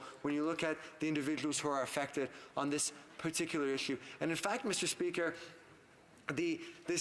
certainly we understand that government databases are no treat to navigate, but certainly there has to be a way that this government can somehow be dream a little more like they promised us they would when they got elected, and somehow find a way to deal with 250,000 records. Mr. Speaker, C-66, the 9,000 Canadians, LGBTQ Canadians, who were criminalized by the criminal code, 7 applied so far for that process. 7. So you expect me to believe that because officials came to committee and told us, don't worry, we're going to have a non-traditional marketing campaign using social media and other things to make sure that these Canadians know that this process exists?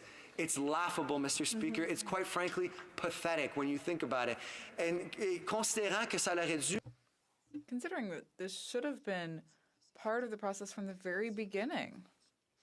You know, I have a hard time with this, Mr. Speaker, because the member who preceded me tried to call the NDP's position having to do with decriminalization. But the reason that we wanted to decriminalize before legalizing was to avoid the cases to continue piling up.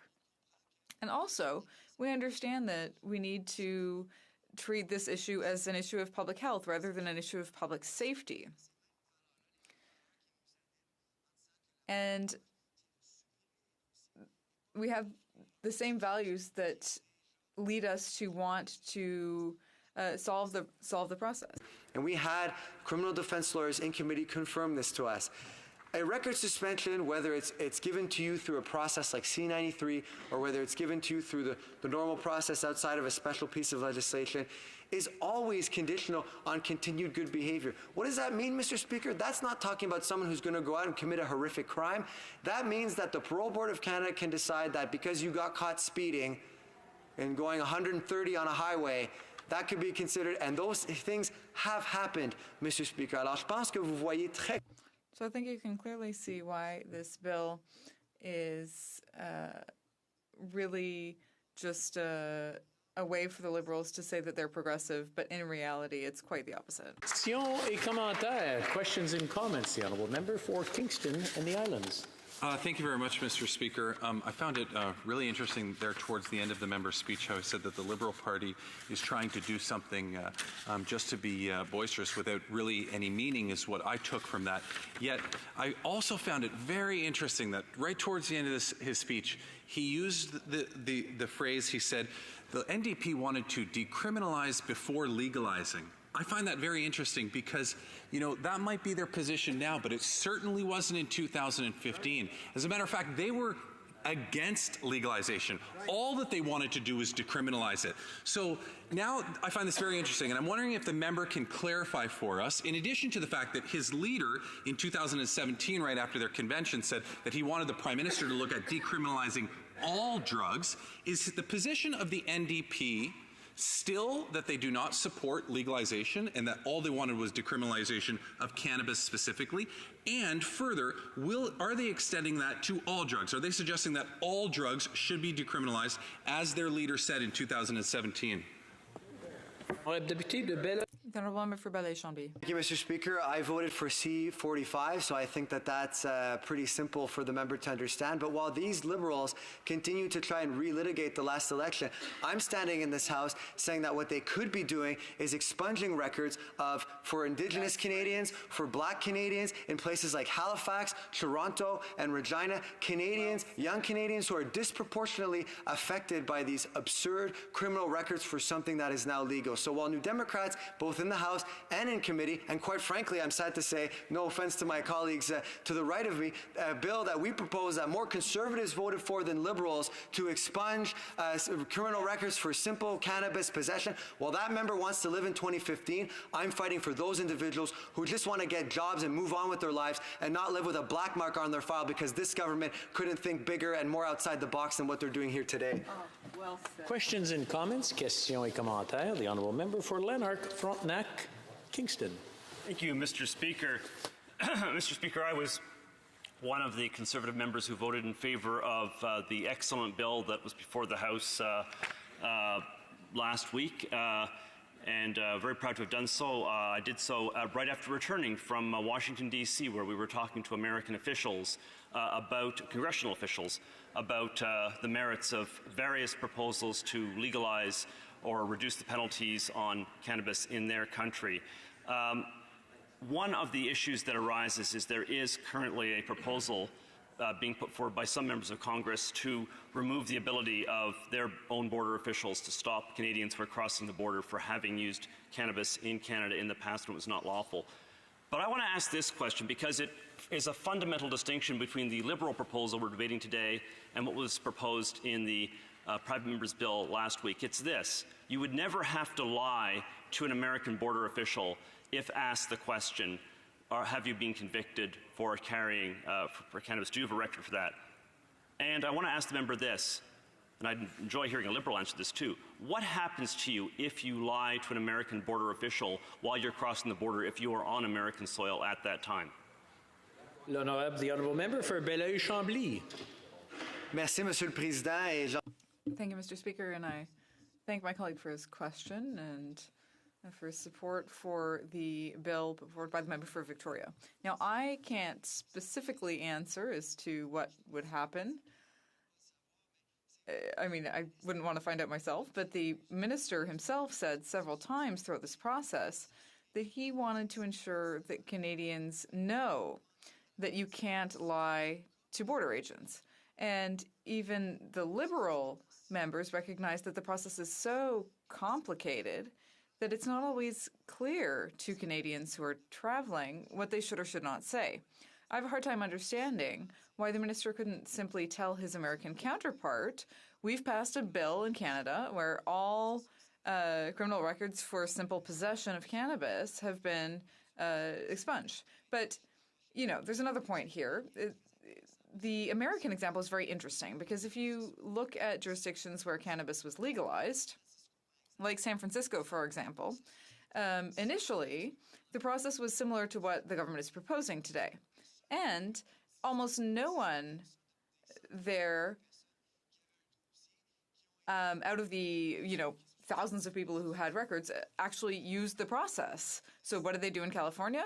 Well, they decided to have an automatic process to suspend records so that people didn't have to go through the application process. So we have a jurisdiction that's very similar to us where they managed to do that. Now, I could be wrong, but in the research that we did, we saw that even artificial intelligence was used to plow through some of the files. So all of that, to conclude, Mr. Speaker, just goes to show that this is a government that really wants to relitigate the last election campaign, that wants to have all kinds of nice slogans and pretty words, but they've clearly decided in the end that they're just going to throw us a very small bone. But unfortunately, that doesn't really count for much. There are Canadians who are really affected by this issue, and I wish that the government would stand up for them like we're trying to do. So anyway, I want to thank my colleague for having done his part here. Questions and comments. The Honourable Member for Salaberry-sur-Roi. Thank you, Mr. Speaker. And I want to thank my colleague, the member for Belleuil-Chambly, for a very enlightening, evidence-based speech where he quoted a lot of experts. And I think that it's really troubling to see that the record suspension, as the Liberals are proposing, would mean that, in fact, the record would still exist. And for people who have criminal records for cannabis possession, I mean, they're mostly young people. So that means that they'll have a hard time finding a job, buying a house, doing volunteer work, getting involved, and in fact, they're going to be stigmatized for the rest of their days. And this bill doesn't actually eliminate the criminal records, and it doesn't help youth. The Prime Minister claims to be working for young people, but his Youth Council hasn't even presented a position on this. And, I think people would really like to see more from this bill, which does nothing to reduce stigma. My colleague spoke about trying to reduce negative effects on public health, but I think this bill is just making things worse. It's creating anxiety and stress, and I think that young people are facing those issues. And this bill is coming to us in May when we only have 5 or 6 weeks left before the end of the session. So there won't be anything that really results from this. In any case, the bill is completely botched, and I'd like to know what he thinks about that. The Honourable Member. Thank you, Mr. Speaker. I want to thank my colleague for her words. Now, the issue of youth here is important. The Prime Minister claims to represent youth, but I think that if my colleague weren't in the House, we would barely be talking about that issue here because the minister responsible for youth, the Prime Minister, doesn't talk about it very much. One thing's for sure, though, Mr. Speaker. Imagine a young person who has a criminal record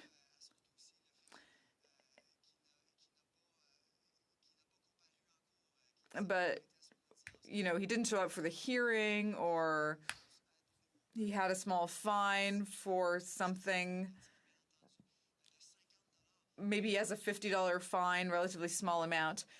But imagine that youth then won't be able to benefit from the process that this government is proposing. That person would be disqualified because he wouldn't have, quote unquote, served his sentence. He wouldn't have paid the $50, for example. Well, that's a deplorable situation. As my colleague said so well, these young people are just starting out in their lives. And they don't want to have a record suspension just for fun. They really need a record suspension if they want to be able to work, get housing, and volunteer. So, Mr. Speaker, we got confirmation of this in committee. Is it discriminatory to rule out someone based on a criminal record? Yes. Is it illegal for an employer to ask if you have a criminal record that you had a record suspension for? No. So I would ask you and all of my colleagues, explain to me how a Canadian with a criminal record for something that was proven to be discriminatory against minority communities, why should those Canadians have to pay the price for something that is now legal? I'm still looking for the answer, and the government hasn't given me one yet. Reprise du débat, resuming debate, the honourable member for Kingston and the Islands. Thank you very much, Mr. Speaker. And today, Mr. Speaker, I'll be sharing my time with the member from St. Catharines. Great member. But I'd like to start, Mr. Speaker, by just picking up on a comment that was made in response to one of the questions by the previous member, where he referred to what this government had done on the cannabis file as, quote, trying to relitigate the last election and, quote, throwing a small bone, end quote. Yet Canada is one of a few countries in the world that have actually legalized cannabis with the intent of heavily regulating it so that we can make sure that it stays out of the hands of people who shouldn't have it. We are now taking another step to put a pardon system into place where those with simple possession charges and convictions can be pardoned. The members opposite in the NDP are referring to this as throwing a small bone and relatively an ineffective measure, Mr. Speaker, I think is extremely unrealistic of what is actually going on here. What this bill does propose, Mr. Speaker, is to make pardons, also known as record suspensions, much more readily available to people convicted only of simple possession of cannabis. Normally, Mr. Speaker, there is a waiting period of up to 10 years to apply for a pardon after a sentence is complete. Under Bill C-93, the waiting period would be eliminated, Mr. Speaker, for people convicted only of simple possession of cannabis. There would also be no associated application fee. And the usual fee, Mr. Speaker, it's worth pointing out, is $631 for a pardon. And this would be waived entirely.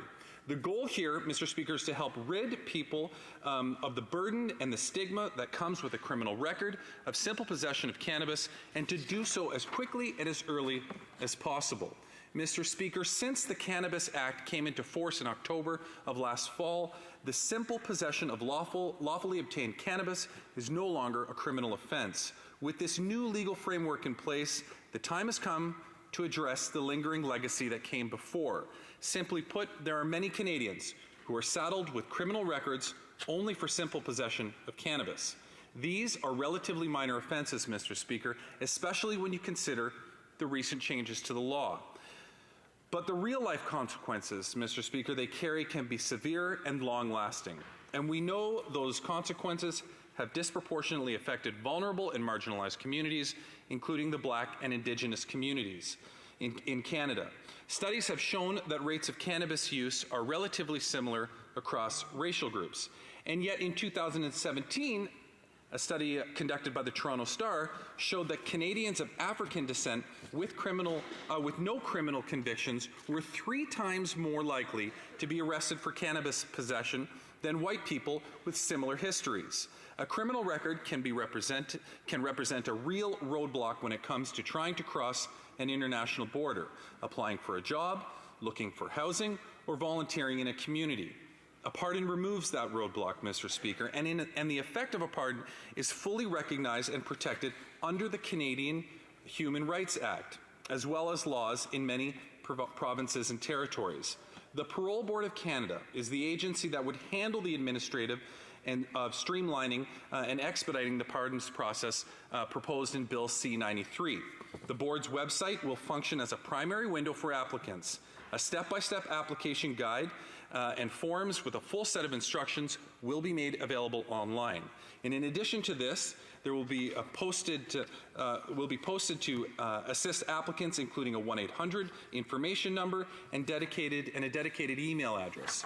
Usually, parole board members consider subjective criteria, like whether the applicant has been of good conduct or whether the pardon will bring them measurable benefit. Under C-93, Mr. Speaker, those criteria will be waived.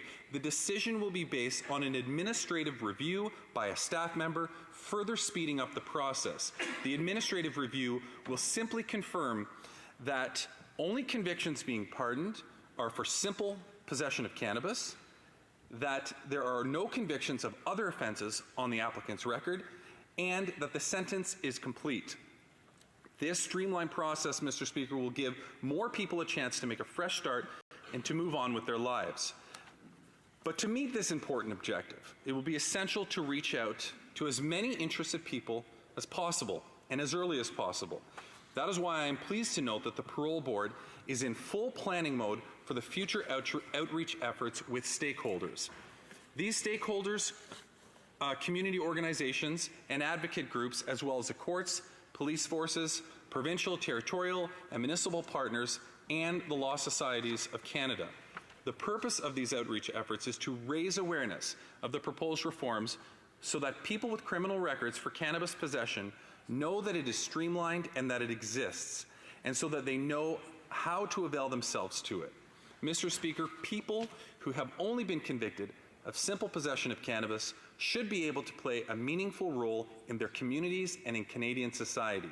They should have the access to good and stable jobs and adequate housing for themselves and their families. And they shouldn't face continued burdens and stigma of having committed a crime that is no longer considered a crime. That is why I support Bill C-93, Mr. Speaker, and specific recourse the government is proposing. Waiving the fee and the waiting period are unprecedented and extraordinary measures, Mr. Speaker, but they are appropriate in this instant. The government originally announced its intention to introduce legislation to this effect on October 17th of last year. On that day, Canada became only the second country in the world to legalize and regulate cannabis. I am proud that we had the courage during the last election to recognize the problems with cannabis prohibition and commit to changing things. I am proud that we upheld that commitment, and I am proud that the legislation that we have today is before us, which paves the way for law-abiding Canadians to turn the page on convictions for simple possession of cannabis. Allowing them to contribute to society to their fullest potential is not only good for them, but it is good for all of us. That is why Bill C-93 is so important, and that is what it is all about. And I urge all honourable members of this House to join me in supporting this very important piece of legislation. Thank you, Mr. Speaker. Questions and comments? Questions et commentaires. The honourable member for Skeena-Bulkley Valley. Thank you very much, Mr. Speaker. I listened to my friend's words. We know, very carefully, we know that Canadians affected by this are particularly Indigenous Canadians and marginalized and racialized Canadians that have been long affected by marijuana laws, and in particular about the idea of pardons or expungements. I just came from the committee studying this bill, and we heard from the Canadian Association of Black Lawyers. We also heard from the Native Women's Association of Canada, two groups that are particularly targeted in representing those Canadians, neither of whom were consulted by this government in drawing up this legislation. What's devastating to me, Mr. Speaker, is you look at the way the Liberals have actually put this bill together. Not only did they not consult with the people affected, they also ignored a particular condition, which both witnesses brought up today, which is if there is an administrative penalty or a charge against somebody, they have a simple possession charge, they also have an administration, a fail to appear charge, for example. They are omitted from this bill. They cannot seek a pardon. Now, where I live in northern British Columbia, failures to appeal, particularly for marginalized, particularly for poor, particularly for Indigenous people, are unfortunately quite common. We had a case just last year of a young Indigenous woman, simple possession, failure to appear. It was 8 hours from her community by road to the courthouse. She had to hitchhike because there's no Greyhound, there's no public transport service. All she's got to do is beg, borrow, or steal a ride in order to get to court. She doesn't. She now has an administrative justice charge, which my friend would know. Disqualifies her from receiving a pardon. Therefore, his comments about returning back to society and being able to be a full participating member, we agree. Does he not understand the need to amend this bill to make the changes to help those that the government claims to be seeking to help? I don't understand why they didn't consult, and it's obvious now in the drawing up of this bill, their failure to consult has produced a flawed bill for Parliament. For Kingston and the Islands. Thank you very much, Mr. Speaker. As I indicated in my speech, there are many people who are affected by or who have been convicted of a simple possession of cannabis. And the intent through this, and we're talking about thousands and thousands of people throughout the country, the intent of this is to streamline the process and to put a process in place that allows a staff person to be able to assess using the criteria that's in the bill to be able to decide very easily if this individual that's applying can be pardoned. I think that this is the process that is being put in place is one that is going to move the needle forward very quickly to make sure that we can get as many people through the process as possible so that we can get as many pardons completed as possible, because at the end of the day, that's what this is all about. It's about recognizing that something is no longer a criminal offense, and I think that a lot of people in this House would agree should not have been for quite a while. And so what this is about making sure that we can get as many people pardoned as possible. Questions and comments. Questions et commentaires. The honourable member for Winnipeg North. Mr. Speaker, when you take into consideration this bill and Bill C-45, and in the last election where the then leader of the Liberal Party indicated that we were going to move forward towards legalization of cannabis, and when you combine the two pieces of legislation now, a few years later after getting elected, we're fulfilling a commitment that we had given in the last election. And I see that as a good thing. I think what a lot of Canadians would consider that has gone over exceptionally well is this major change in public policy. And it is a significant change.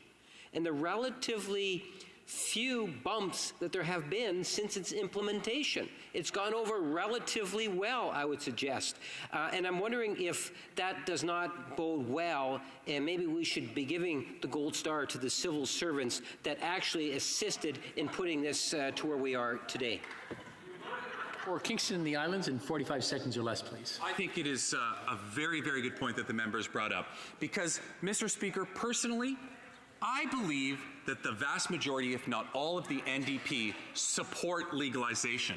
But what they weren't able to do in 2015, whether for political expedience or whatever the reason of the day may have been, is to actually say that. And what this party did, what this government did, is it stood up for what it believed in, not what they thought would be politically palatable by the public. We put that forward, and then we came here and we delivered on exactly that. And as a result, Mr. Speaker, we are now seeing cannabis being legalized. We were the second country in the world to legalize and regulate it. It is now regularized here, and we are now taking another very important step that, of course, the NDP would like to put up opposition to as well, but another important step to make sure that those who were charged and convicted can now be pardoned. Resuming debate, reprise du débat. The honourable member for St. Catharines. Thank you very much, Mr. Speaker. And it seems the honourable member for Kingston and the Islands touched a nerve in the NDP, and I think so, Mr. Speaker. And we're still hearing about it, and then keep chirping. And I'm happy to keep rambling on, Mr. Speaker, while they keep chirping. But we'll get into it further. I'm sure there'll be a question or two. Mr. Speaker, it's an honour to rise at second reading of Bill C-93, an act to provide no-cost expedited record suspension for simple possession of cannabis. During the last election, we committed to legalizing, regulating cannabis, and legislation doing exactly what took effect last fall. At that time, the government signaled that it would turn its attention to dealing with the criminal records created under the old regime. And now that we have before us Bill C-93, legislation that will make it easier for individuals who have been previously convicted only of simple possession of cannabis to have their records cleared. C-93 proposes an expedited process for receiving a pardon, also known as a record suspension. The usual $631 application fee will be waived, as will the usual waiting period, which can be as long as 10 years. The bill will reduce barriers for full participation in society for those individuals. It will allow them greater access to job opportunities, educational programs, housing, and even the ability to simply volunteer in their communities. It makes things fairer. It enhances public safety by allowing people to reintegrate into society. And it fulfills important commitment to Canadians in delivering on this new regime. Mr. Speaker, this is the first time in history that both the application fee and the wait period for pardon will be waived. This unprecedented measure is a strong statement recognizing that convictions for simple possession of cannabis have resulted in hardship for many Canadians, that certain populations, including members of Black and Indigenous communities, have been disproportionately impacted. For my part, I'd like to delve a little deeper into the nuts and bolts of the legislation. To begin with, Bill C-93 amends the Criminal Records Act. It waives the fee, waiting period, and certain subjective criteria for people convicted only of simple possession of cannabis under one of three acts: the Controlled Drugs and Substances Act, the Narcotics Control Act, which existed until the 1990s, and the National Defense Act. Eligibility is not based on the amount possessed, but rather on the purpose. People will be eligible if possession was for personal use only. People will not be eligible if there was any trafficking or production involved. In order to qualify for the waived wait period, an applicant would simply have to demonstrate to the Parole Board of Canada these basic facts. First, the substance they possessed was cannabis. Second, their sentence was completed. And third, that the conviction was only for possession of personal use. To do so, applicants will provide standard police and court documents, and the parole board will be available to help through the process by email or by phone. As a way of further expediting the process, a decision to grant a pardon would not be discretionary. Usually, a parole board member assesses a pardon application to decide whether the applicant has been of good conduct and whether the pardon would give them some measurable benefit. This discretion, based on subjective criteria, would not apply here. Instead, the parole board would be required to issue a pardon as long as you are eligible and have completed your sentence. There'd be nothing else to consider. The application would therefore be processed much more quickly by parole board staff. Once a pardon is ordered, the parole board notifies the RCMP to have the records sequestered in the National Repository of Criminal Records. Once that's done, the RCMP notifies other federal agencies, and the parole board alerts provincial, territorial, and municipal partners. That means a criminal records check, for instance, by a prospective employer or landlord, would come up empty. And the records can only be disclosed or reinstated in exceptional circumstances. In practice, for cannabis possession, the only likely scenario in which anyone would ever see the records again would be if you committed a new criminal offense. Mr. Speaker, Bill C-93 fulfills our commitment to create a simplified process for people with convictions for cannabis possession to shed their criminal records, along with the associated burdens and stigma. Work also is continuing on a broader pardons reform, informed by consultations held by the Parole Board and the Department of Public Safety, as well as a recent study by the Public Safety Committee. That study, initiated by the member for St. John Rosse, led to thoughtful and unanimous recommendations calling for pardons to become more accessible, not just for cannabis possession, but across the board. I'm glad that Parliament has been seized with the issue, and I look forward to progress on that front. For the moment, though, we have an opportunity to move forward right now with targeted recourse in Bill C-93. As I've noted, this further enhances public safety by reducing the barriers to reintegration associated with a criminal record.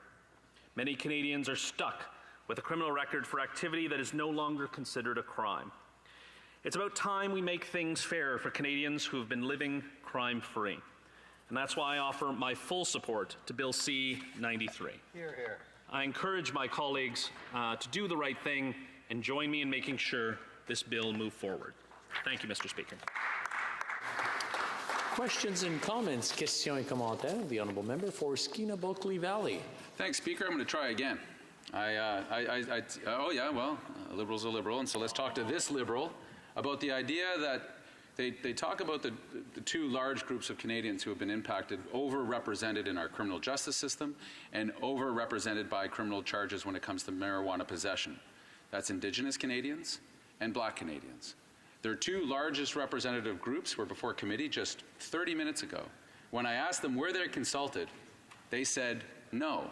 When we asked about what are the flaws within this process, one is they both argue for expungement, which is what the NDP has suggested, which Liberals voted against and killed, and they can natter away. In fact, more Conservatives voted for expungement than Liberals did, because they understand, perhaps, that the effects on this in a person's life. So the Liberals keep talking about wanting to reintegrate people, not having them drag around the criminal record for the rest of their lives. We agree.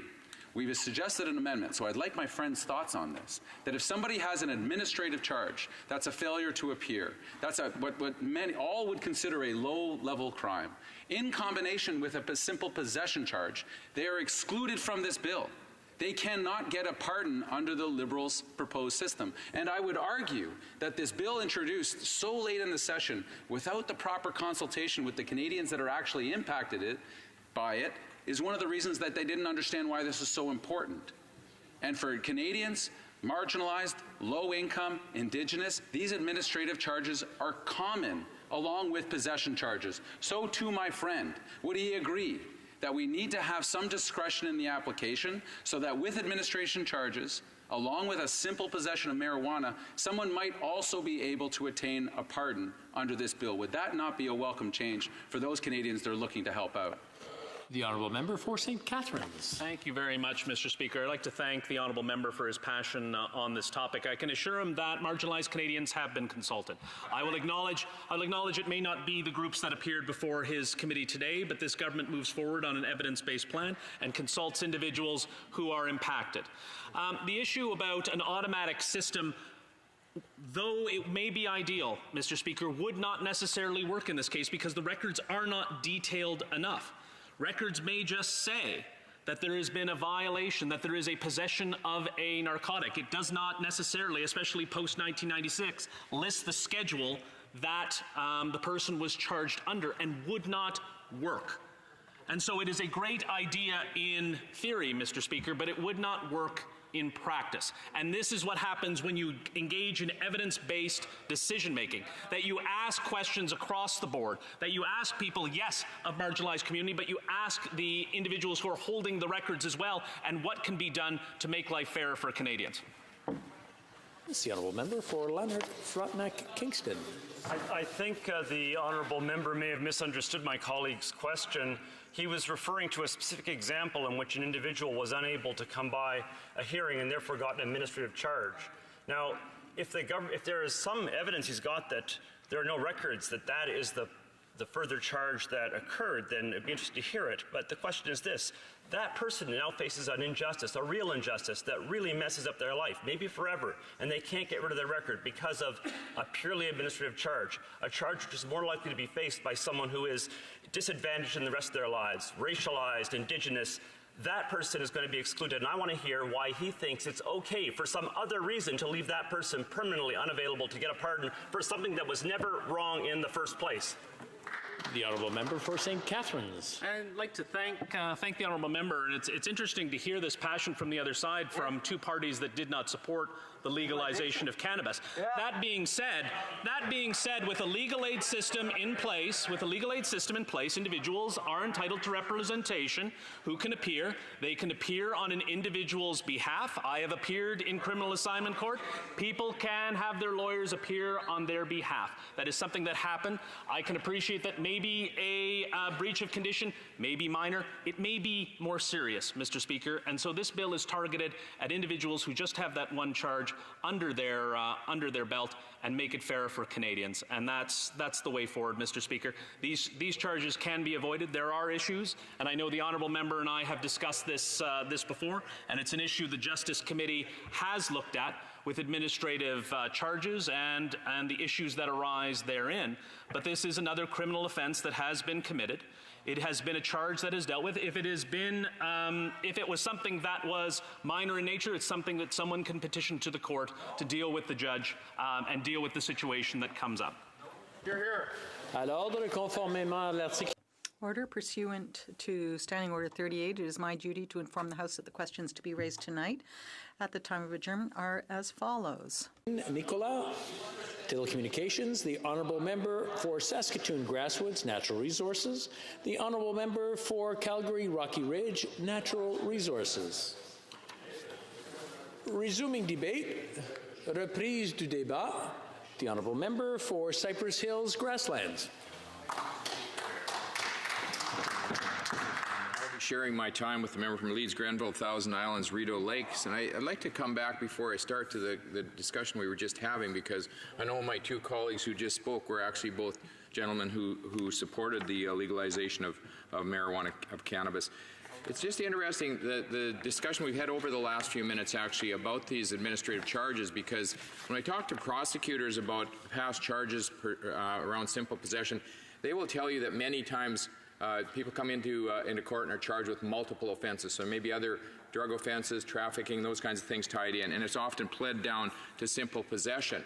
And so it's interesting to see that in this situation, they will actually qualify for the Liberals' proposal across opposite, whereas a person who was in their teenage years when they were charged from a rural area, for example, who then does not have the capacity to get to a court hearing or who has failed to appear and gets this administrative charge, then will not qualify for that kind of hearing. So right off from the beginning, we see the unintended consequences of poor legislation. And certainly this isn't the only place that's happened with this government, because I think it'll probably be known in the future as a government that brought legislation in without having thought through much of it, and we see bills come back with 25 or 30 or 40 amendments, you know that the government hasn't done their job preparing. And we've seen it all over the place. We've seen it in a million different places.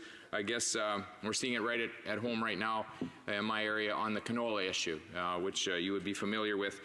We found early on that the Chinese government wanted us to do something about tariffs on steel. Our government refused to do that because they were more interested in kowtowing to the Chinese government than dealing with our biggest trading partner, the United States. And because we wouldn't move on it, we end up with tariffs. Now we've got further tariffs on canola. We've got tariffs now on pork because this government doesn't consider what it's doing. It doesn't take into account the consequences of its activities. And then we see all kinds of secondary effects. And certainly this legislation, when I get around to talking about it, will indicate that as well. We see it on carbon taxes, Mr. Speaker, another tax that's imposed. It has the highest impact on Canadian people with the least effect of any type of carbon program that you could put in place. Where Aboriginal Affairs would be another good example.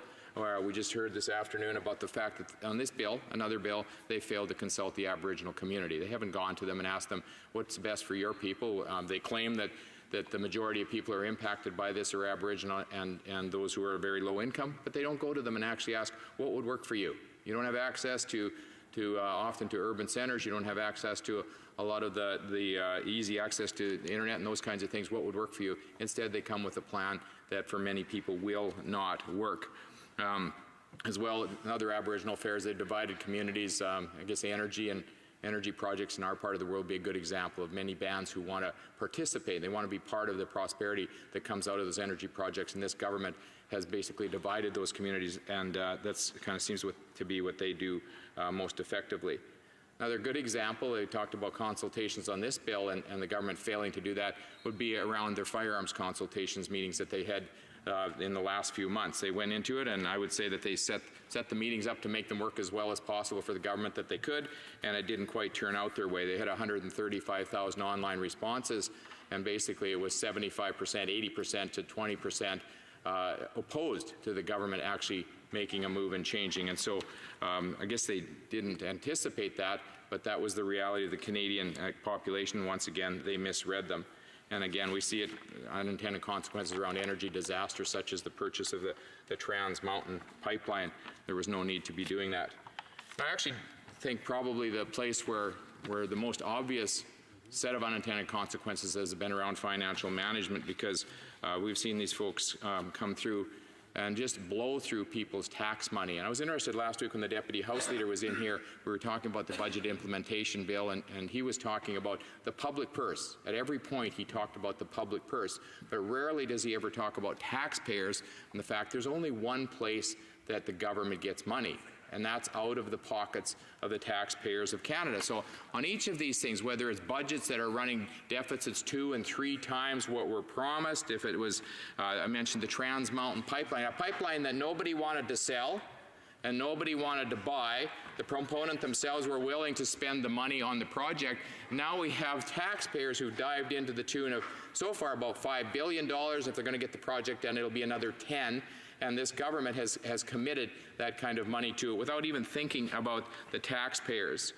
We can see about the failure of their infrastructure funding to be spent fairly and equally.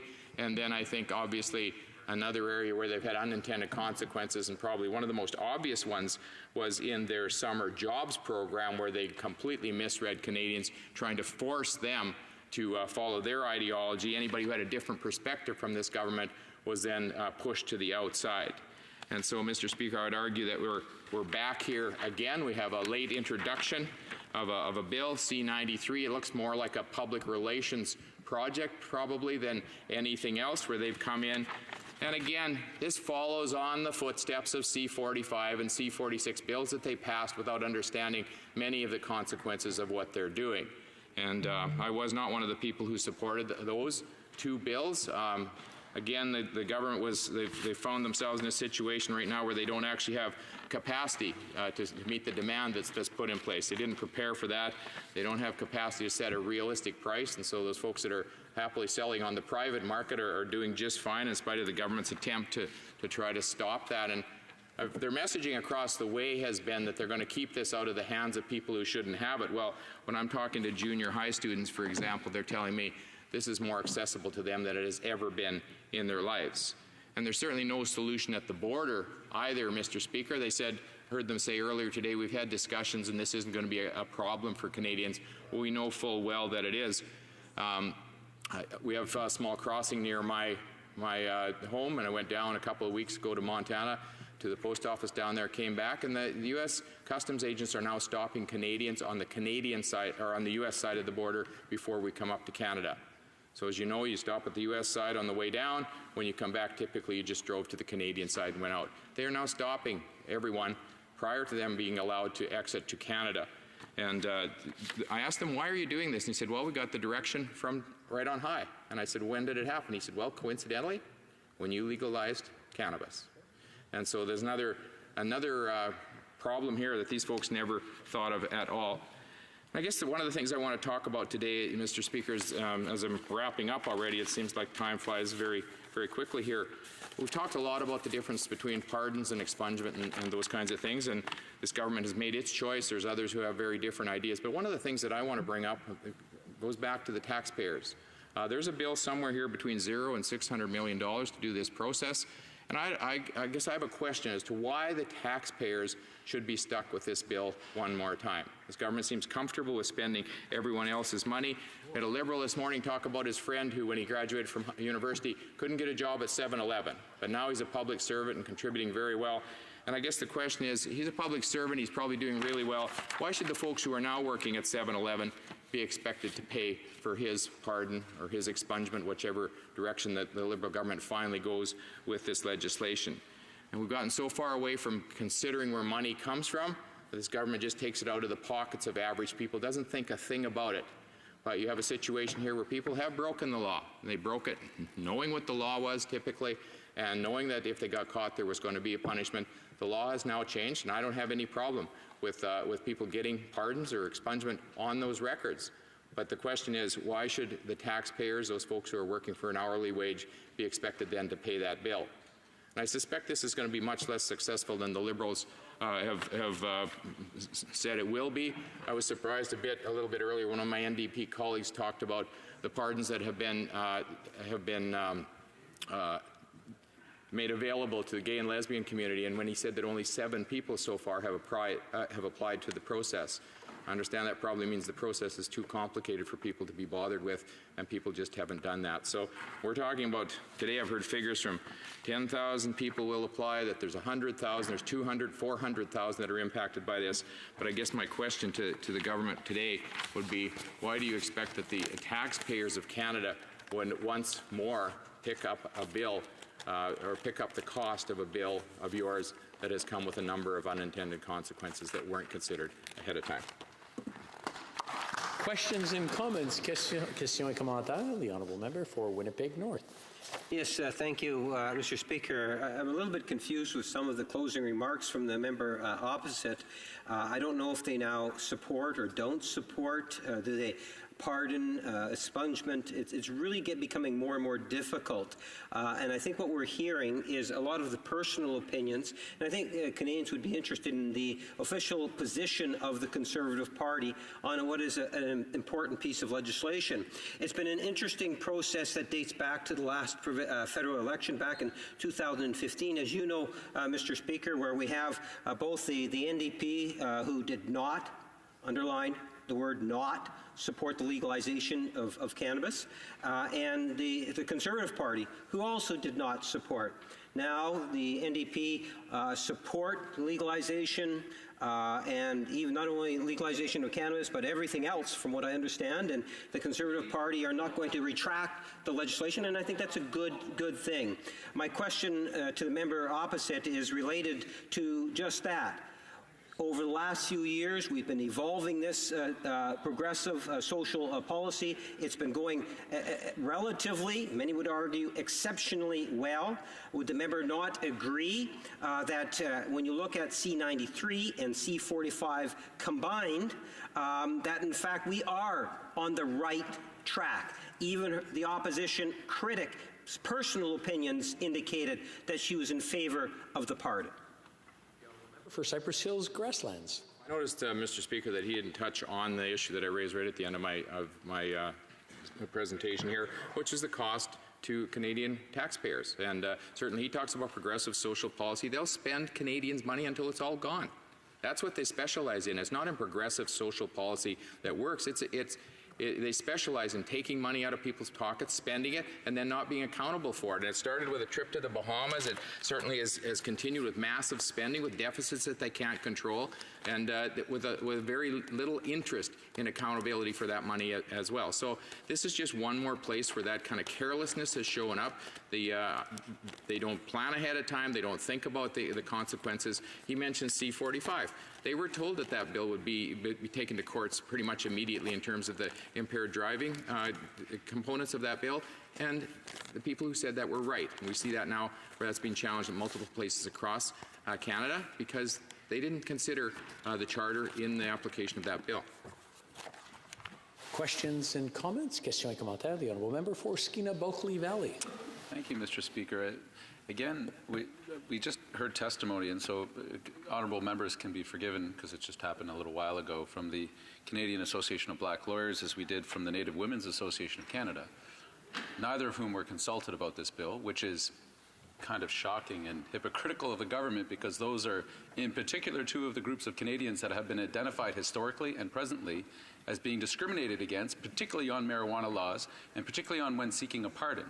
The Liberal system has set up very well for middle, high income folks who are white, folks in the suburbs, but not for folks that are overrepresented in our prisons and overrepresented in our justice system. My question for my friend is this, that Mr. Cudjoe, who's the representative of the Canadian Association of Black Lawyers, said that from his community, this will be seen as a token gesture. And why? Because in the combination of a simple possession charge, plus any charge of administrative justice, so that's a failure to comply, a false identity presentation, what Liberals themselves have said are very, very low-level discriminate crimes. The combination of those two things will exempt them from this pardon process. They simply will not be able to get a pardon under the system. I ask Liberals consistently, if the whole target of the bill is to help people get back into the system, particularly those that are marginalized, racialized, low income, and that those people won't be able to qualify under the rules that the Liberals have set down on the bill. What is the point of this exercise, and who is it actually going to serve? Honourable Member for Cypress Hills, Grasslands, in 45 seconds or less, please. Thank you, Mr. Speaker, and I appreciate my colleague's intervention here, because when he asks, is it a token, I think it is. When you take a look at the timing of the bill, comes at the end of a long session with very little time to be able to get it implemented. You look at the lack of consultation that's put in place with those very communities that today, we've heard all day today, are the concern of the Liberals. And when you see the content in the bill, you have to take those three things, put them together, and you say, they're not really serious about this. This is one more of those public affairs exercises that they want to do, try to make themselves look good in front of people without actually having done the work. And in regards to the consultations, they have lots of consultations, but it's typically with the people that they want to meet with, who say the things they want to hear. That's why so many of the other initiatives have gone badly, because when they find out what real Canadians think, they reject the leadership that this government has provided. Resuming debate, reprise du débat, the Honourable Member for Leeds, Grenville, Thousand Islands, and Rideau Lakes. Well, thanks very much, Mr. Speaker. I rise today to speak on Bill C-93. The bills come forth from the lack of foresight from this government, and they've really tried to hurry through this legalization on a self-imposed political timeline of the Prime Minister's own making. And this is done in spite of concerns held by municipalities, law enforcement, healthcare professionals, and other stakeholders that they've had with the legislation around the legalization of recreational marijuana in the first place. Now, as issue arise with the recreational use of marijuana going forward, there has to be due diligence and proper steps taken to protect Canadians. So because of this, I will be very cautiously supporting this bill to see amendments come forward at committee.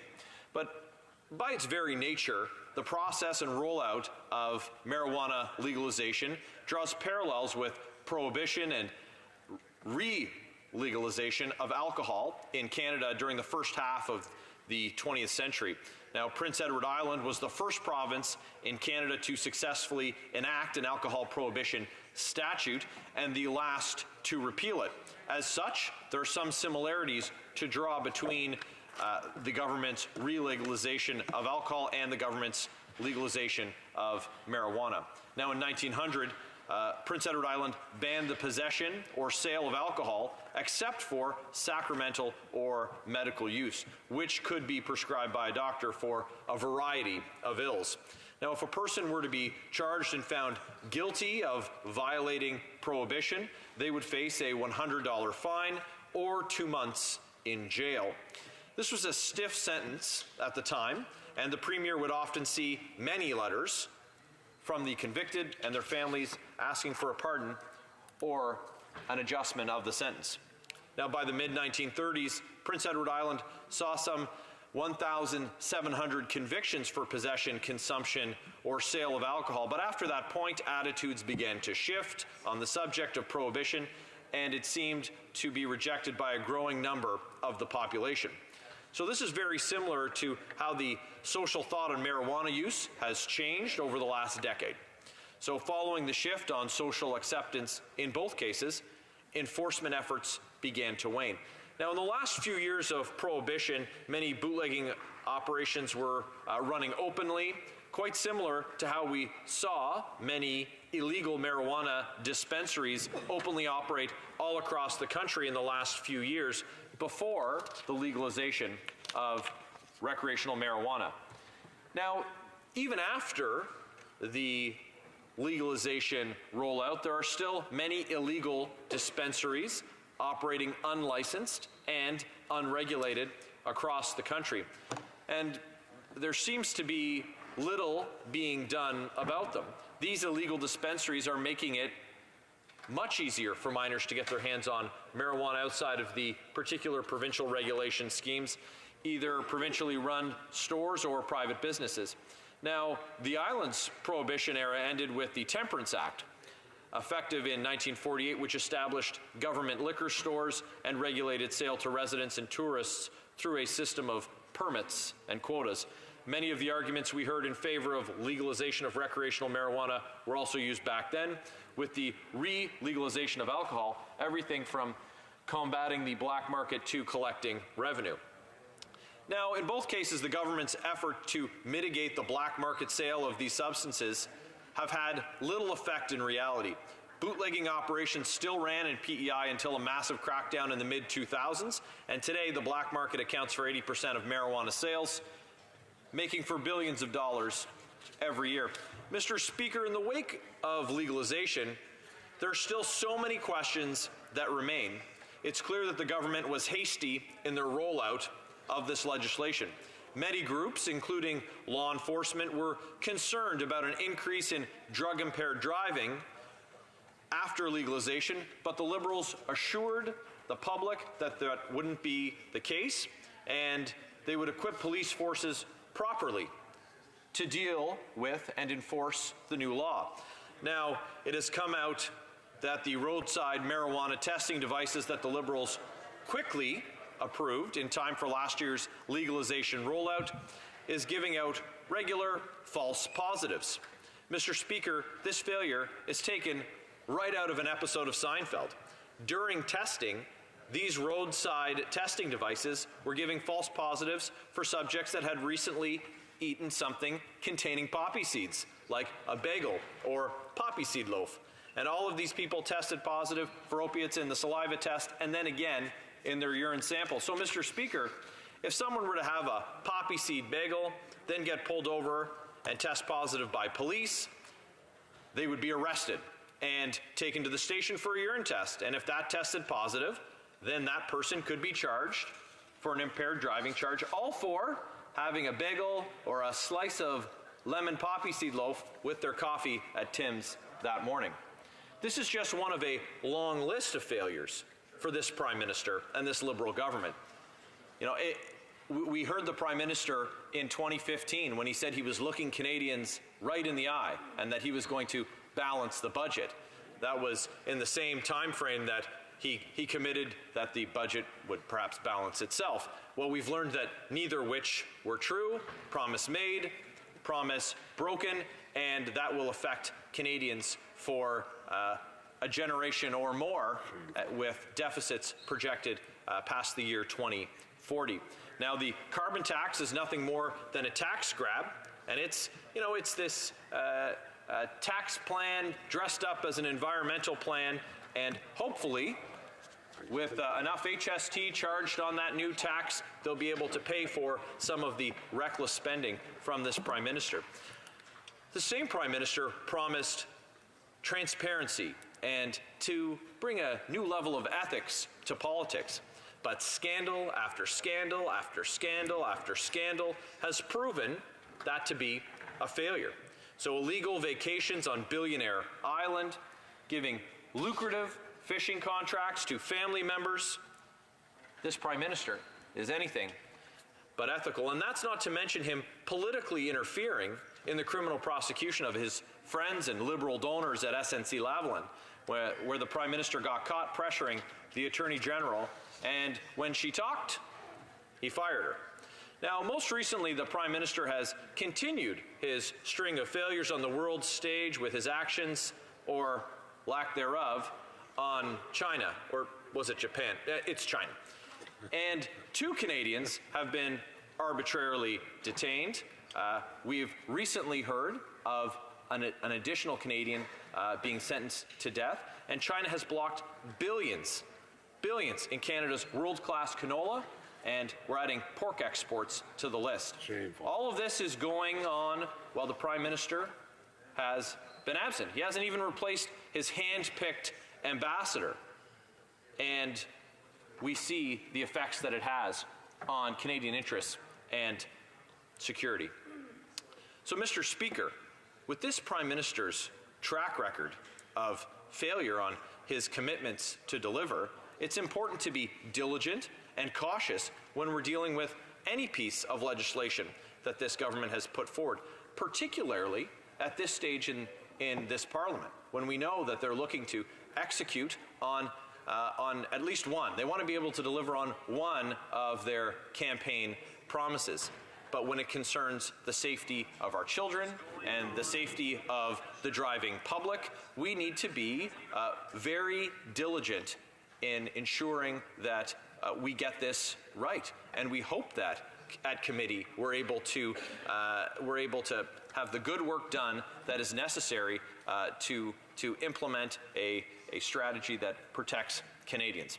So I will be very cautiously supporting this bill to see it amended in the best interests of Canadians, and we're hopeful that this promise having been made in the best interests of the safety of Canadians, that this is one promise that the Prime Minister is willing and able to keep.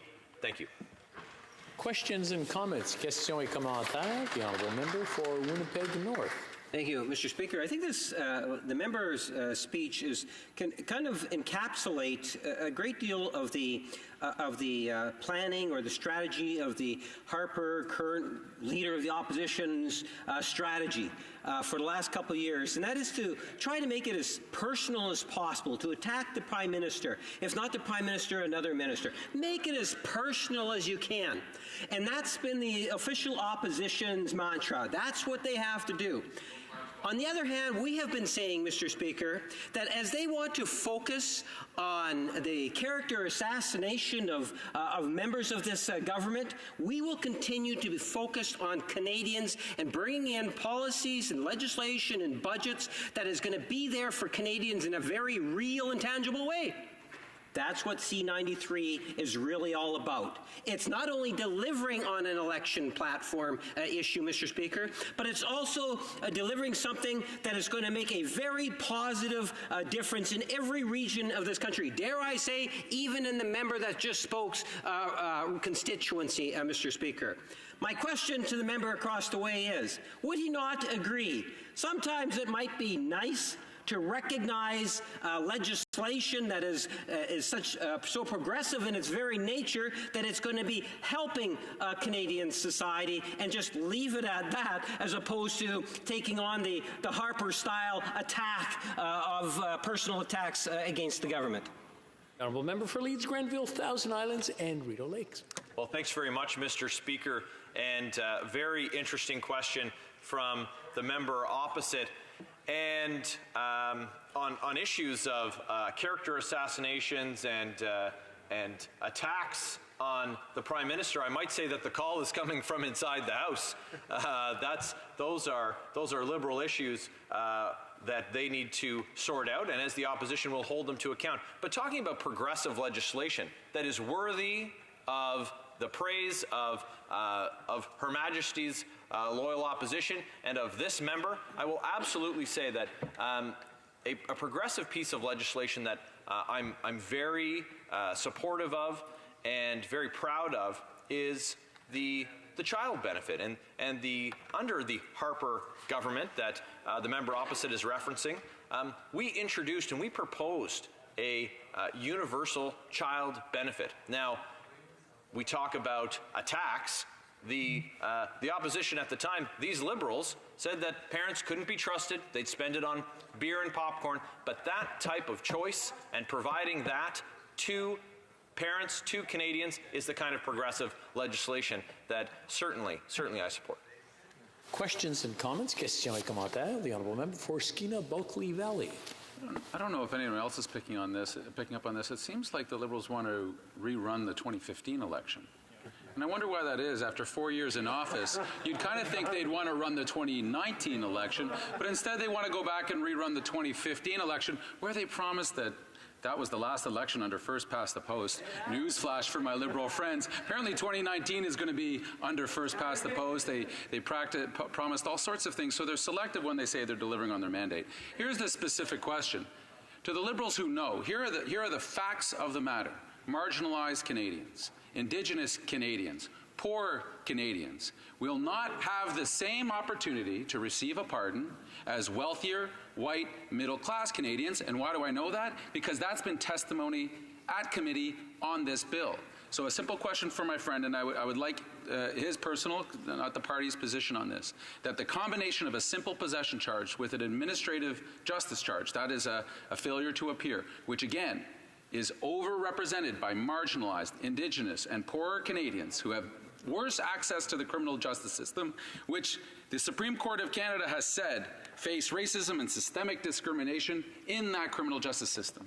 That combination of those two things those Canadians will be excluded from ever receiving a pardon and will drag around that criminal charge for the rest of their lives, and we know the impact that will have on them and their families. Would my friend see the amendment of allowing people with those administrative justice charges to also have the opportunity to receive a pardon under this legislation? For Leeds, Grenville, Thousand Islands, and Rideau Lakes in 45 seconds or less, please. Okay, thanks, Mr. Speaker, and thanks to my colleague for the question. Certainly, at committee, the type of example cited by the member is exactly what I'd like to see studied, and exactly the type of testimony that we'd like to hear, so that should we undertake as a country to right administrative wrongs, if that's the process that we're undertaking, that we do it in a fashion that is equitable for all Canadians, and that there is equal access to justice for everyone, regardless of their means or where they're from, or their race. So certainly look forward to having the opportunity to hear at committee the proposed amendments. Resuming debate. Reprise du débat, l'honorable député de Madawaska. The honourable member for Madawaska-Restigouche. Thank you, Mr. Speaker. I'm very pleased to also participate in the debate on C-93 at second reading. This bill seeks to make things fair for Canadians and their families. For far too long, the inefficient prohibition on cannabis has meant that many Canadians have found themselves with a criminal record following a conviction for simple possession. Having a criminal record makes it more difficult to apply for a job, find housing, or even be a volunteer in your own community. And the stigma that goes along with this makes you feel as if you'll never be seen as anything other than a criminal. Clearly, criminal records have their place when it comes to public safety. It goes without saying. But it can go against the proposed goal when it prevents people who are not a danger from taking a full participation or being a full participation in their society and community. When the activity that led to a conviction is no longer legal, and members of some communities have paid a disproportionate price, then this needs to be changed. That's why this government tabled C-93, which will allow a simplification for the pardon process. That means that the waiting period will be eliminated, along with the fee that is payable. So simple possession of cannabis means that you have to wait between 5 and 10 years. C-93 will allow applicants to ask for a pardon as soon as their sentence has been served. And there have been fees of $631 since 2012, and this will be eliminated.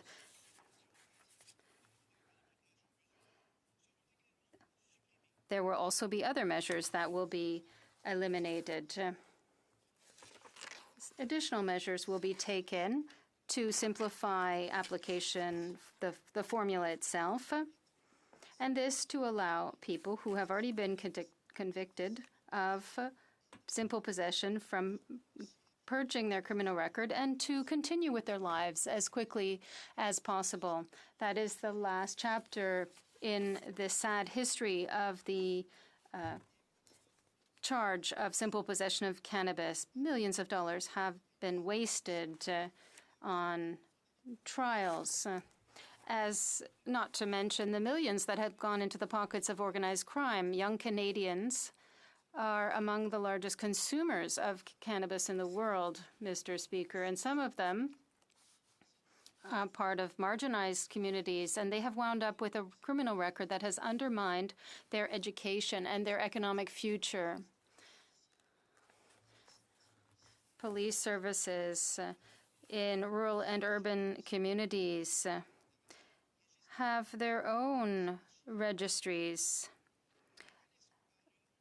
And we don't know, for that reason, the number of Canadians who have conviction for simple possession of cannabis, but we do know that a simplified pardon process without a waiting period and without the fee that is otherwise payable will help these people who want a pardon to get one so they can turn the page and move on with their lives. During the last election campaign, we had committed to putting an end to this charge. The NDP wanted to maintain this charge along with the decriminalization, and the police would then have been imposing fines to marginalized low-income individuals. As for consumers, they're convinced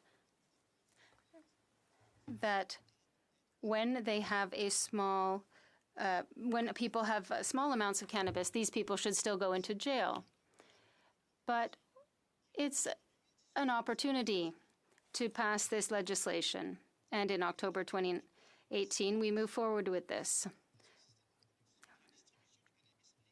There was a legal measure put in place under C-45 to allow for the purchase of cannabis, and this takes cannabis out of the hands of criminals. Some people have been charged with simple possession of cannabis in the past, and we would keep our commitment. And this is a possibility for people to move forward.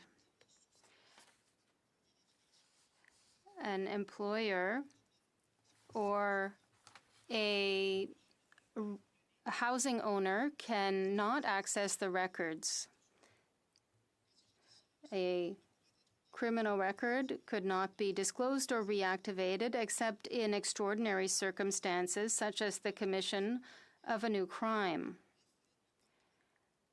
Getting a pardon has an effect and is recognized as a human right. And this allows us to rehabilitate people. There are comparable measures in different provinces and territories. Eliminating the waiting period and the fee are new measures.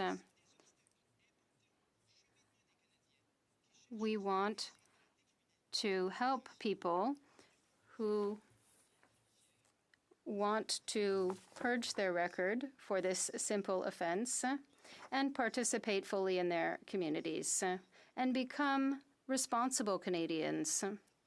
We cannot go backwards and give them back what they have lost, but we can give them the means to move forward. We have everything to gain and nothing to lose when people fully reintegrate society. There are many benefits to this. They can get a job, they can get housing, they can take part in their society.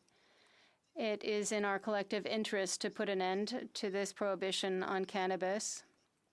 And there is a rigorous legal framework in place. It ensures greater safety for everybody rather than a black market with no regulatory framework. And now that we have a regulatory framework, it is in to our benefit to allow Canadians who have been found guilty of simple possession of cannabis to get rid of their criminal record that was imposed upon them under the old system. C-93 will do this. I fully support the bill, and I invite all my honourable colleagues to do the same. Thank you, Mr. Speaker. Questions and comments? The honourable member for Oshawa. Thank you very much. Thank you very much, Mr. Speaker, and I want to thank my colleague for his speech.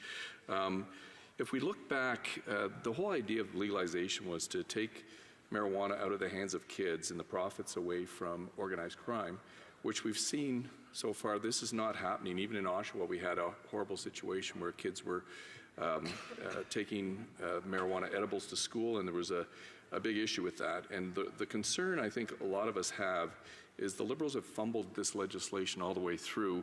And with this piece of legislation for these pardons, what does my colleague think about the equity?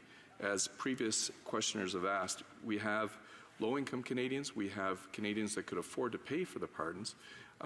What does he think about using Canadian taxpayers' dollars exclusively for these pardons, when in many cases these convictions were actually plea bargained from more serious offenses. And doesn't he see that there could be some potential danger to the public by giving pardons to people just like across the board? The Honourable Member for Madawaska-Restigouche.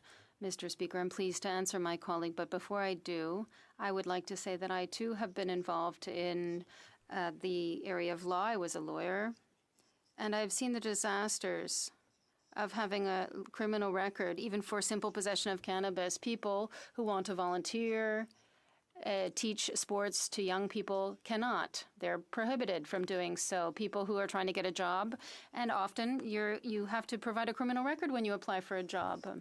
We can talk about state taxes and the effect this can have. There is no comparison that we can make compared to that of giving back to somebody the possibility of reintegrating the labor market, society, the community. There is nothing that compared to that. In short, the positive impacts of a free pardon accessible to all is 1,000 times better. Thank you, Mr. Speaker. Questions and comments? The Honourable Member for Rimouski, Nejet-Témiscouata-les-Basques. Thank you, Mr. Speaker. I want to thank my colleague. He talked about the NDP position. I think the Liberals think that we take it as that we're fully supportive, but we can talk about a pardon compared to eliminating a criminal record. My colleague from Chambly talked about the situation in the U.S., where some states have legalized cannabis and also, in many cases, have completely purged the criminal records for convictions related to cannabis possession. And there is also a situation where people can find relief and the system is less burdened. This helps society. And the American model works well. And I would like to know, my colleague is defending this.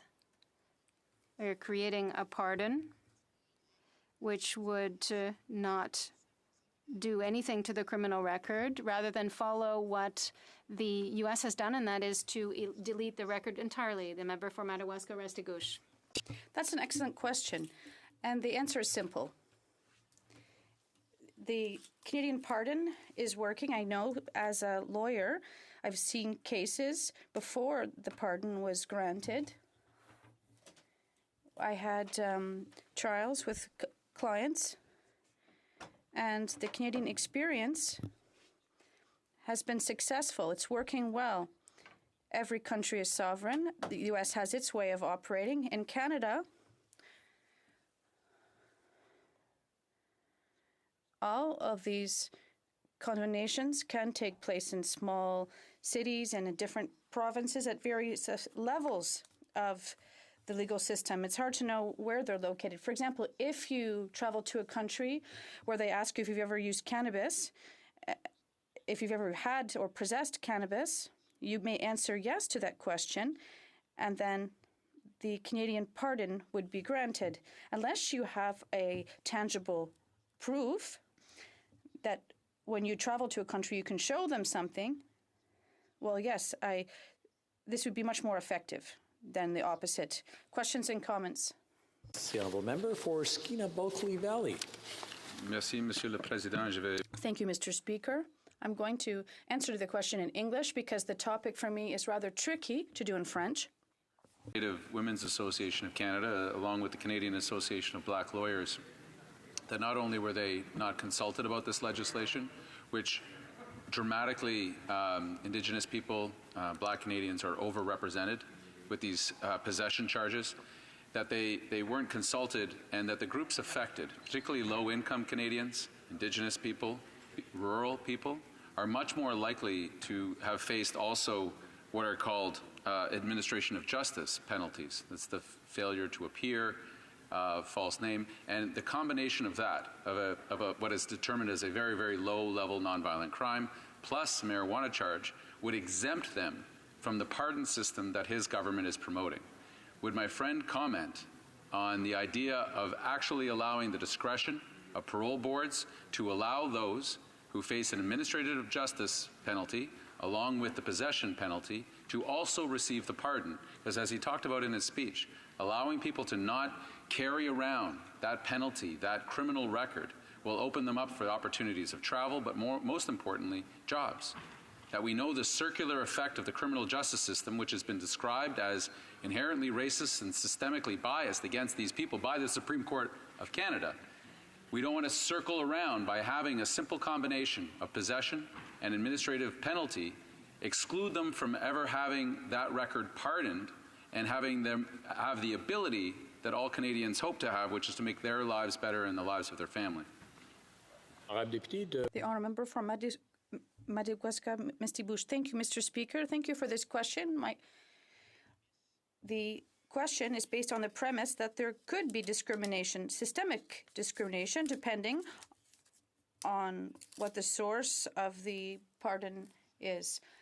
I worked in law for 23 years. I had a small office in a rural region, and we had many pardon requests from customers of all sorts, some from white people, from Indigenous peoples, Anglophones, Francophones, wealthy Canadians, less wealthy Canadians, people who were on welfare. The process at that time, although it was tricky, well, the only discrimination that was at stake was the price to pay for the pardon. But in this particular bill, the fact that this pardon request is accessible to all Canadians at any time for $0, it will be very accessible, and I can't see how and when there would be discrimination in Canada. Questions and comments? Comments? Questions et commentaires? Honorable. The honourable member for Remy Scoutine-Nejet-Témiscouata-Ribac. Mr. Speaker, I'd like to go back to the previous question that I asked, and I don't believe I had received a clear answer. In the U.S., in states that have decided to legalize cannabis, there was a process of full expungement of criminal records. It's important to differentiate this from the pardon. For example, when you cross the border and when you are confronted with a question whether you've had a pardon or not, or have you already been convicted for simple possession of cannabis, you'll have to answer yes. Because if there's a full expungement, you don't have to say yes. We would like to see a full expungement, which would make it much easier for those who were convicted of simple possession and wish to travel. I'd like to understand why the government decided not to go with a full expungement to make the lives easier for these people with past convictions. It would make their life very difficult to travel and to find a job. Madawaska Restigouche. I'd like to thank my colleague for his question. For example, in the past, the way we described a sentence for drug possession, well, often it didn't specify what drug was in question. We didn't know if it was cannabis in question or cocaine. It can be difficult to identify the drug in question in a criminal record. We need to know if we're talking about a specific drug or a drug in their record. So if we have a simple pardon for cannabis, it allows the person to say, yes, I was convicted of this, but here is my pardon. That's a very practical system. Reprise de débat. The honourable member for Lanark, Frontenac, Kingston. Thank you, Mr. Speaker. Mr. Speaker, this afternoon's debate on Bill C-93, an act to provide no-cost expedited record suspensions for simple possession of cannabis, gives me a chance I've long sought to make a clear statement in the House of Commons as to the principles that underlie my long-standing views on cannabis legalization. It's actually my second chance. I was able to do so as well in addressing the private member's bill on the same subject a couple of weeks back. Now, I've long favored cannabis legalization of marijuana. Indeed, I've favored it since I first sought elective office almost 20 years ago, My views on the subject were first expressed at a public policy conference in 2001 and were published in Policy Options publication in that same year, so I've been on the record for a very long time on this subject. But I've always couched my arguments in practical rather than in abstract terms. But the debate a couple of weeks ago and tonight's debate allow me to discuss the civil rights issues, the civil liberties issues associated with the war on drugs, separate from the discussion of marijuana legalization. We are not discussing marijuana legalization. That deed is done. Cannabis is legal. If this bill tonight is defeated, cannabis is still legal. If tonight's discussion produces a bill that goes on to get royal assent by the end of this Parliament, cannabis retains the same legal status. So tonight, instead of talking about the chemical impact of drugs, how that could have an impact if we were to legalize the product, today we can say that's irrelevant to the discussion. We are talking purely about the harm caused by the act of making a victimless crime, a victimless act into a crime. I want to say today, as I said 18 years ago when I first published on this subject, that it is morally wrong to criminalize the personal use of any substance when the said use or misuse of that substance would cause no harm to any individual other than the user himself or herself. An act of ingesting cannabis or alcohol, by way of example, and then driving a vehicle on a public roadway endangers others and is not a victimless crime. That is why it is illegal. That is why it ought to be illegal. But consuming cannabis and then staying home for the weekend is victimless. For that matter, consuming alcohol and staying home for the weekend is also victimless. When no person is victimized other than the person who is engaged in the act, then it is a moral evil for the state to penalize the person who engages in that act. This principle would apply even if it were the case that none of the following conditions were true.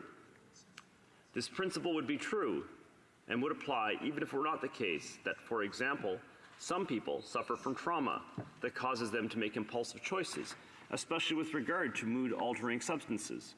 When these individuals are penalized, the law in effect singles out for punishment those who have suffered the abusive behavior of parents or partners, or the trauma of war, or fetal alcohol syndrome, or simple brain trauma. The principle that victimless acts should never be punishable would apply even if it were not true that some people are endowed from birth with genes such as the NRXN3 gene, which in 2011 was identified as being associated with a greater likelihood of becoming addicted, in which case the law is singling out for prosecution those who have lost the genetic lottery. The principle would apply even if it were not true that those who have greater influence and power are far less likely to be prosecuted than an average Canadian who has committed the same offense. A case that makes this point is that of the Prime Minister's brother, Michel Trudeau, who escaped prosecution for marijuana possession 21 years ago because of the intervention of his father, who was at that time himself a former Prime Minister. And here's how our current Prime Minister put this in a speech 2 years ago. He reported that back in 1998, his father, Pierre Trudeau, quote, reached out to his friends in the legal community, got the best possible lawyer, and was very confident that he was going to be able to make those charges go away. The current Prime Minister continues. We were able to do that because we had resources. My dad had a couple of connections, and we were confident that my little brother wasn't going to be saddled with a criminal record for life, end quote. The principle that no one should be punished for a victimless act would be true, Mr. Speaker, even if it were not the case that disadvantaged Canadians, who are statistically more likely than their fellow citizens to be caught and prosecuted and saddled with a criminal record for life, are far likelier to be members of social or racial groups that appear to be marginalized in other ways too. Two criminologists from the University of Toronto found that in the period 2015 to 2017, in Halifax, where black people were 5 times more likely than white people to be arrested for cannabis possession. The same researchers found that in Regina, in the same period, 2015 to 2017, so very recent history, persons who are Indigenous were 9 times more likely than white people to be arrested for this offense. I just want to read you something here, Mr. Speaker. Akwasi Owasu Bempan, who is one of the 2 criminologists, made the following statement, and I quote, "We know that rates of cannabis use are relatively similar across racial lines, across racial groups. So the fact that specific groups have been disproportionately targeted for drug law enforcement, especially blacks and Indigenous persons, strengthens the need for amnesty and for pardons, because those groups have not only been disproportionately targeted, they have been disproportionately harmed by the effects, by the consequences of having a criminal record," end quote. Therefore, it's not merely the issue of cannabis legalization that affects people on a racial basis. It is the removal of those racial, the byproducts of that racialization of the legal system. So, given these facts, I think we can say that this is the very definition of systemic racism, regardless of the proximate cause of each individual arrest. Of course, Mr. Speaker, the foregoing examples of inequity really do exist, and therefore the provision of the Criminal Code prohibiting the possession of small quantities of marijuana, which happily is now repealed, was wrong at all of these levels too. If the underlying offense ought never to have been an offense in the first place, which is not merely what I feel, but what has already been decided by Parliament when it enacted the Cannabis Act a year ago, then it stands to reason that the retention of any long-term penalty, such as a criminal record for the formerly unlawful activity, must be wrong for exactly the same reasons. This is true whether it is a charter-protected right that we are talking about, or whether it is merely the practical impact on some groups that have been discriminated against in the application of the law. It is true even when the issue is not whether the wrong is a charter-prohibited wrong, but whether it is merely a wrong that is wrong when viewed from the point of view of natural justice, a point which is of very considerable significance when we speak about the distinction, the reasons why the government will not issue record expungements as it is doing for, or as it has done for offenses under the Criminal Code at a time when homosexual acts between consenting adults were illegal. To be clear, Mr. Speaker, the retention of criminal records for persons who used marijuana when it was a criminal offense represented an ongoing injustice, and represents today an ongoing injustice that must be remedied. Quite frankly, a provision expunging the records of persons found guilty of possessing less than 30 grams of cannabis ought to have been included in the Cannabis Act a year ago. Why it was not, particularly given the heartfelt civil libertarian sentiment that must have been the motivation for the Prime Minister to share that very personal story about his father and his late brother, remains a mystery to me. I note that in other jurisdictions that have legalized the non-therapeutic use of cannabis, the recreational use of cannabis, such as California and Vermont, provisions expunging the records of those convicted under the repealed statutes are part of the repeal legislation itself. Now, it's too late for Canada to make a perfect copy of that enlightened example, but it is not too late for us to correct the oversight. Bill C-415, standing in the name of my colleague for Victoria, was an effective and well-designed instrument for achieving an end to this lingering injustice. Bill C-93 is a less perfect way of achieving and a less complete way of achieving the same end for many, although not all, of those who face this injustice. About 500,000 Canadians, which is around 1 to 2% of our adult population, have criminal records for the possession of small amounts of cannabis for personal consumption. Had Bill C-415 passed, it would have expunged all of these records. Now, an expungement is not quite the same thing as a pardon or record suspension, which is what the current piece of legislation, Bill C-93, proposes. It differs in a number of ways.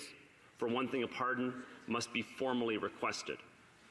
Any person can apply for a pardon, but under normal circumstances, only after waiting for a period of not less than 5 years in the case of a summary conviction, and only upon the payment of a fee of just over $600. Had Bill C-415 gone forward, expungement would have been immediate and costless. Bill C-93 won't do quite the same thing. The bill's title, the bill's very long title, tells the entire story. You have to make an application, you don't pay a cost, there's no waiting time, but you do have to make the application. And then the parole board decides whether or not to issue that expungement if you meet a series of conditions. It is therefore called an act to provide no-cost expedited record suspension for simple possession of cannabis.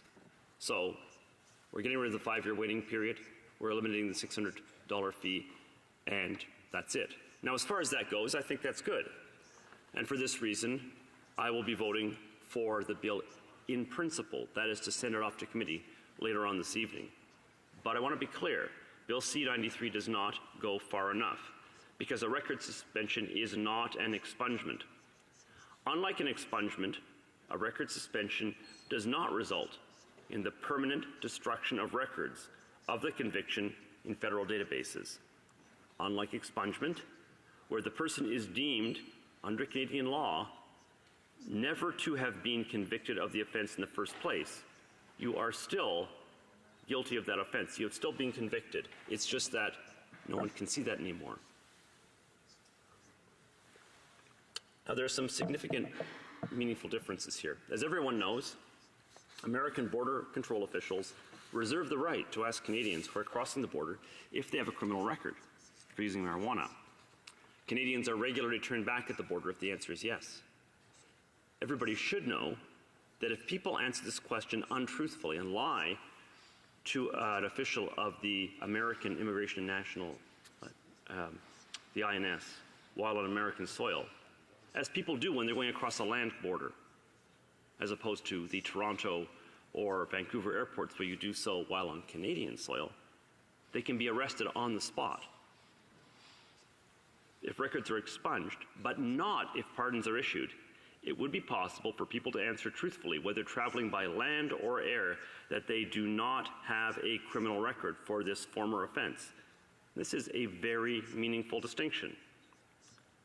Now, the government uses the following rationale for not using expungement in the case of cannabis offenses. I'm quoting from their press release from March 1st, 2019, which was the day that the Bill C-93 came out. They say, quote, "Expungement is an extraordinary measure reserved for cases where the criminalization of the activity in question and the law should never have existed, such as in cases where it violated the Charter," end quote. So I just want to be clear with what's wrong with that logic. They are making specific reference to the fact that it was consenting homosexual acts were once illegal and are now any law that prohibits them is regarded as a violation of the Charter. So it's true that that is a Charter distinction, whereas cannabis could be recriminalized without violating the Charter. But that's about the Charter. That's not about the morality of the underlying act. We have said in Canada that there is nothing wrong with consuming cannabis for personal use, possessing small amounts for personal use. We've said there's nothing wrong with it. I defy any member of the government to stand up here and say that they believe that it was morally wrong, that the underlying act was morally wrong a year ago or 2 years ago or 10 years ago or 50 years ago, that it was morally wrong then and it's morally okay now, any more than it was morally wrong to commit a homosexual act 10 or 20 or 100 years ago, and now it's okay. The fact is that it was never wrong in the case of a consenting gay act between adults, and it was never wrong with regard to cannabis. And this distinction that has to do with what made it into the Charter and what didn't, because, you know, sexual orientation almost did not make it into the Charter, Mr. Speaker,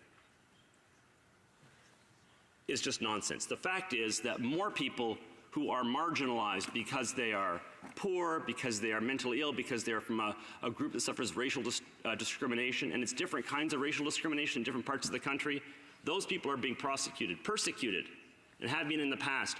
And the fact that the cops have been acting in a racist way in different parts of the country at different times does not make what happened to these people somehow less bad than what happened to people who were convicted for committing the supposed crime of engaging in consensual homosexual activity. So this is a nonsense distinction. And as for the specialness of the term expungement, which the government has made a cult of this, I'll just point out that I was down in Washington, D.C. last week meeting with members of the House of Representatives and the Senate who are considering making changes to their cannabis laws, not necessarily legalizing it for recreational purposes that we're doing here, although some favor that. Many want to look at medical marijuana changes, making it available to their veterans who suffer from post-traumatic stress disorder. One bill would allow for, would prohibit officials of the INS from asking Canadians if they have a cannabis-related conviction. Another one would deal with interstate banking laws as it affects cannabis operations that are legal under state law. Well, down there, they are very aware of the civil liberties issues and the racially inequitable way in which in their country these laws have been applied. And the word that is used universally when discussing getting rid of criminal records is expungement. So there is no reason in the world why the government should not accept expungement for these records. Now this bill, as I've said, this bill is good as far as it goes. Later on this evening, I'll be voting for it. I encourage my colleagues to do so. But it is not good enough. It is not acceptable to leave a systemically racist pattern of law enforcement in effect after we've said that the crime itself should never have been a crime, that it was never wrong, that it's not wrong, that it was okay for the Prime Minister, who never got caught, to use pot when it was illegal. Right? He just didn't get caught. He admitted after the fact that he used it. So that somehow is okay, right? If he never say, I've never heard him say, I used it when it was illegal and it was morally wrong then. If I'd been caught, it would have been the right thing for me to go to prison or to get a criminal record for life. He doesn't say that. He says, hey, it shouldn't have been wrong, so we're getting rid of that law. And he was right about that. And he would have been right to make sure that nobody else who doesn't have a prime minister for a dad, who doesn't have the world's best Rolodex, should ever face a situation where they have a criminal record for life. So this is good. It is not, Mr. Speaker, good enough. I'll be voting for it. I will be very much encouraging members on the committee to vote for some form of amendment to encapsulate the very important consideration brought forward by my colleague from Skeena-Bulkley Valley about taking care of those who have some kind of minor procedural item on their criminal record and who therefore are going to face this being left on their record for life. That's an excellent idea. I hope the Liberal government will show some flexibility in this regard. It will be an excellent litmus test of whether or not the purpose of this bill is to help people or simply to take an issue away from the New Democratic Party, which produced an earlier, better bill on the same subject. Thank you, Mr. Speaker. Questions and comments. The honourable member for Yukon. Thank you, Mr. Speaker. And I always appreciate the intellectual arguments the member opposite brings forward, whether it's in the House or during filibusters. And so I'd like to ask him about one that he brought forward tonight, and that's related to victimless crimes. Does he believe then that administrative penalties, not showing up for a parole hearing, etc., for any crime, related to any crimes, are victimless crimes? They're relatively victimless and therefore shouldn't be crimes? For Lanark, Frontenac, Kingston. No, that wasn't what I meant, Mr. Speaker. I do think that you have to have some kind of penalty for these kinds of behaviors, or else you would face the circumstance that people who have been charged and are allowed out on parole or are awaiting sentencing would not have to be compliant with the law. So that is absolutely not what I'm saying. What I'm saying is, in this case, we've said that the initial offense should not have been wrong. We've gotten rid of the offense. And there's no contextual reason why. I mean, things can happen that are contextual. You know, certain acts committed in time of war are more serious at that time, and so you say, well, now we're no longer at war, therefore, that item which was unlawful then is no longer unlawful now. But that's not what we're saying with regard to cannabis. So the problem here is that we've said that particular offense ought not to be an offense. And the kinds of procedural problems that arose are in the context of having to turn up for a hearing with relation to that particular offense, which ought not to have been unlawful in the first place. And that's where the problem lies. And that is the item for which I think we could address this. But I certainly would not classify that as a victimless crime. A victimless crime is something where you do something that only involves yourself. You might harm yourself, but that's your affair, not the affair of the state. The state, as the Prime Minister's dad once said, has no place in the bedrooms of the nation. He was right then. It was the best thing he ever said, the wisest thing he ever said. And we ought to make sure that now that the state's out of the bedrooms of the nation on this issue, maybe it should also allow us to shut the door and the windows and have a little more privacy. Questions and comments. The Honourable Member for South Okanagan, West Kootenay. Thank you, Mr. Speaker, and I'd like to thank the member for his speech. I'd really like to thank him for supporting and mentioning my colleague, the member from Victoria, and his private member's bill C-415 that calls for the expungement of all criminal records for people charged with simple cannabis possession. And, you know, he mentioned the fact that the Liberals have said the reason they don't want to do expungement is that it's very special, it's only for crimes that we now think through the Charter should never have been crimes. And yet most of these charges of possession of cannabis have come about from arguably Charter-related incidents where racialized Canadians, Canadians of color, poor Canadians, Indigenous Canadians have been vastly overrepresented in these charges. And, you know, I think this could be easily related to our Charter, and I'm just wondering if he could comment on that aspect of it, that these are crimes that we don't believe are crimes anymore, and we should just expunge these records so that the people don't have any records anymore to let them get back on with their lives. Lanark, Frontenac, Kingston. Thank you, Mr. Speaker. Well, first of all, let me just say something about Bill C-415. After it was over, the member from Victoria, who's always a gentleman, sent out letters to members who had voted in favor of the bill and said thank you. And so I wrote back to him and I said, no, Murray, thank you for having raised this issue in such a thoughtful and intelligent way. The entire country owes you a debt of thanks for having done so. I'm glad I may get the chance to get that on the record. I feel quite strongly about what a service he did for all of us. With regard to the issue of these being Charter-related incidents, this is a matter that was actually before the House. There was a committee struck to deal with the issue of systemic racism, M103 in the name of, oh my goodness, I've forgotten the riding. Mississauga Streetsville, thank you. Yeah. Mississauga Erin Mills, okay. Yeah, my apology. It is sometimes hard to keep track of all the Mississaugas and the various Toronto area ridings. Well, at any rate, the issue is systemic racism. That is to say, racism that takes the form of, as one witness put it, the racism that exists when the racists are gone, is one way to put it.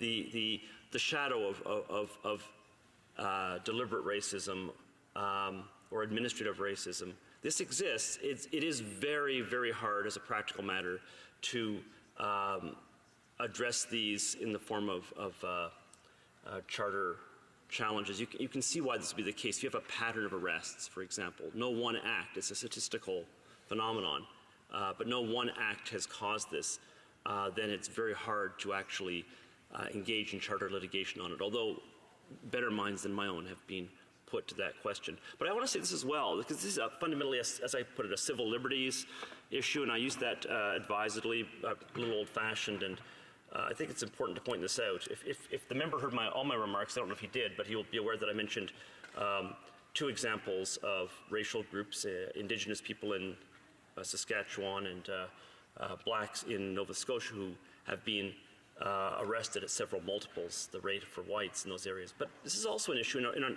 district like my own, an electoral district like my own, which is almost entirely white. Those who are poorer, those who are members of the social underclass, those who suffer from mental illnesses, those who perhaps have fetal alcohol effect, those who have, I mentioned a genetic some disorder. It's just a gene that makes you more prone to becoming addicted. These people, or it's an impulse-controlled gene, these people are more likely to face prosecution and therefore institutional persecution. It's inherently unfair to them as well. Thank you, Mr. Speaker. Some comments. Qu'est-ce commentaire? The Honourable Parliamentary Secretary to the Government House Leader. Thank you, Mr. Speaker. I want to pick up on, the member made reference to the March 1 press release. Within it, the Government of Canada sets a basic standard referencing the charter issue in terms of expungement versus a pardon. And I think that provides a great deal of clarity. You contrast that to what it is that the member across the way is suggesting. He's saying, in essence, that, look, this legislation, it should be expunged as if it didn't ever happen. Yet, for all intents and purposes, a future government could, in fact, make cannabis illegal again. In fact, if you take a look at the last federal election and just look at the debates there, I think there is a significance in terms of difference between a charter and a non-charter issue and using that as a reference. But I'm going to go specifically to the example that the member himself gave, Mr. Speaker. He made reference to crossing the U.S. border, how it would be inappropriate for someone to lie. So if that person is told that you have now been expunged, in other words, it's as if it never, ever happened, so the person goes to the border, Mr. Speaker, and he is asked the question, did you? And the person is going to believe that he's going to say, no, I did not. Does he not recognize that U.S. border control might actually still have a record, and that could lead into all sorts of issues? His thoughts on that? Lanark, Frontenac, Kingston. Well, by definition, in the example that the member offered and that I referred to in my comments, there would have to be some form of record, or else the border control agent would have no basis on which to execute an arrest, which is what happens to you if you lie to a border guard. The person can answer truthfully, I have no criminal record. I have broken no Canadian law. Now, I think he's asking it differently. If they say, hey, have you used marijuana before? Which you also should not lie about. I have the advantage when I cross the border that I've actually never used marijuana. It comes in very handy to be able to say the truth. But I think the danger, everybody I've spoken to thinks the danger is much, much greater for the scenario I'm describing than for the one he's describing. The Americans, after all, are not trying to gratuitously arrest people. We are providing a method, if we adopt this expungement, which ensures that they will not find themselves in a situation where making inquiries leads the person they're asking to, if they choose unwisely, to lie to the American border official. Resuming debate. Reprise de débat. The Honourable Member for Yukon. Merci, Monsieur le Président. And thank you for your great work in the chair. And just following up on the previous member, I'd like to say too, I wouldn't have to lie at the border, as I've never used marijuana or even inhaled a cigarette. So I'm happy to make that task easy. I just wanted to comment on several items that have come up in debate. First is that one of the members had suggested that the goals of legalizing marijuana was to take money away from organized crime, and he said that hadn't occurred, and that is, of course, patently false. the facts are totally different. There's been a lot of legal sales of cannabis, and so huge amounts of funds have been taken away from organized crime, and I don't think anyone in this House would argue that's not a benefit to our community. There was another point that the same member actually made, that there was a danger in these pardons of pardoning someone that had a more serious offense, giving a pardon or a record suspension, have a more serious offense than just simple possession for personal use of marijuana. And it was a good point he made, because that's exactly the way the bill has been crafted, to make sure that the investigation of that pardon, that it was not for some other crime. Sometimes the records may be vague and not specify exactly what substance was being involved in the offense, or it may not be clear right at the outset that the possession was not for personal use, but was for the purpose of trafficking. So that's why one of the reasons the bill has been crafted the way it is, so that these things are investigated. I have to agree that the member from Skeena-Bulkley Valley brought up a good point, and I hope that that is looked at by the committee when witnesses are brought forward, and it's investigated as to the effects of an administrative offense coming out of the possession, especially in difficult circumstances, how that should be dealt with. One of the big points, and I think it was well brought up by the member for Rimouski, Niget, Témiscamingue, Les Basques, was related to crossing the border. And before I address that, I just wanted to say that I have great respect for that member and the way he comports himself.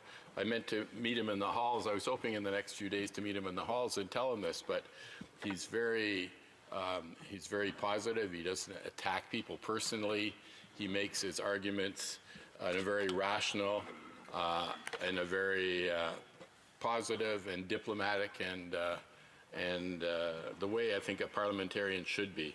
And I want to commend him for that. However, in the point about crossing the border, expungement would make it easier, I think this is where some members might be confused. And it could be more difficult because, as you know, in an expungement, the record disappears. So when they cross the border, the person could think that, well, if the American asked me, have you ever had a record for use of marijuana? The person could say no because they think the record has totally disappeared. Well, the record has totally disappeared in Canada. But unfortunately, when we have pardons and expungements and things in Canada, the Americans don't erase their records. So on the American record, it could quite often easily show up that the person that did have an offense for marijuana, but they said no because the offense was erased, and then they'd be caught not telling the truth to the member, to the border person, and of course, you know the serious results of not telling the truth to an American border official. So expungement doesn't necessarily make it easier. In some ways, it could make it more difficult in crossing the border, especially if the person is looking to the American border person is looking to get just reaffirmation from Canada that there's been a pardon, record suspension, that everything's fine, and then the Canadian official says, well, I can't find anything on this. And so does the American say, will that mean because there was no record originally, or does that mean because the Canadians can't find it, they've just got not good administration, because there's nothing in their records? So that may, in some cases, make it even more difficult under those circumstances.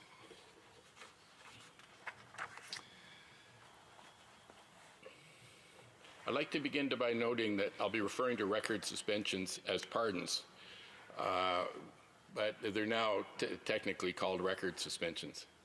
This is about making things fair for Canadians and their families. For far too long, many Canadians have had the burden of a criminal record simply for possessing cannabis. Imagine trying to apply for a job only to be turned down for something like this. Imagine being unable to find housing or even to volunteer in your community only because you were convicted with simple possession of cannabis. And imagine the stigma of a criminal record, something can be difficult to navigate even when the burden is removed. Indeed, for many Canadians, a pardon will help them get back on their feet. That's why the government wants to do the right thing and the fair thing. Bill C-93 will streamline the pardons process by waiving the wait periods, which could be up to 10 years, for applicants whose only convictions were for simple possession of marijuana. This means they'll be immediately eligible to apply for a pardon, provided they've completed their sentence and not incurred any other convictions. And as I said, there's an interesting point brought up by this member from Skeena-Balclay Valley related to administrative convictions related to the simple possession positions, and certainly I hope the committee looks at this should this bill get past second reading to the committee.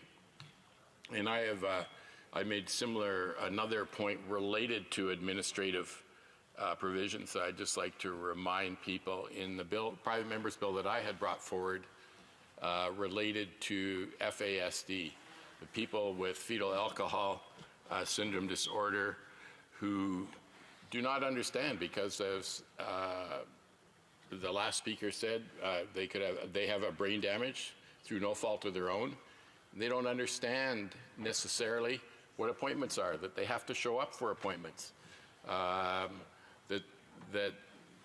that's important, and what are the ramifications are. And so they get into the never-ending spiral of going back into prison, revolving door, which should never occur. And I hope that although I wasn't able to get that through this Parliament, that someone is able to get that concept through the next Parliament so people with FASD aren't unreasonably convicted for things that they don't even understand is a crime. So one of the barriers to applying for such pardons in the past was not only the huge length of time it could take, but also the cost of $631 parole board application fee for those applicants. Of course, it was definitely a barrier for very many people, especially because many of the people convicted were of low income. So this means that fee will be totally waived. There'll be no fee, and that means they'll be able to turn their lives around without a criminal record for simple possession of cannabis. That's the approach the government has determined to be the fairest and more sensible. Mr. Speaker, of course, there's already been a robust debate and conversation about how to best approach this issue, and much of it predates the introduction of the Cannabis Act itself. In fact, it goes back decades. Recreational use of cannabis has been unlawful in Canada since the 1920s Prohibition era. But its use wasn't popular until the 1960s. In 1961, following the enactment of the Narcotics Control Act, convictions for simple possession of cannabis began to rise. The Narcotics Control Act was replaced with the Controlled Drugs and Substances Act, which remains in force today.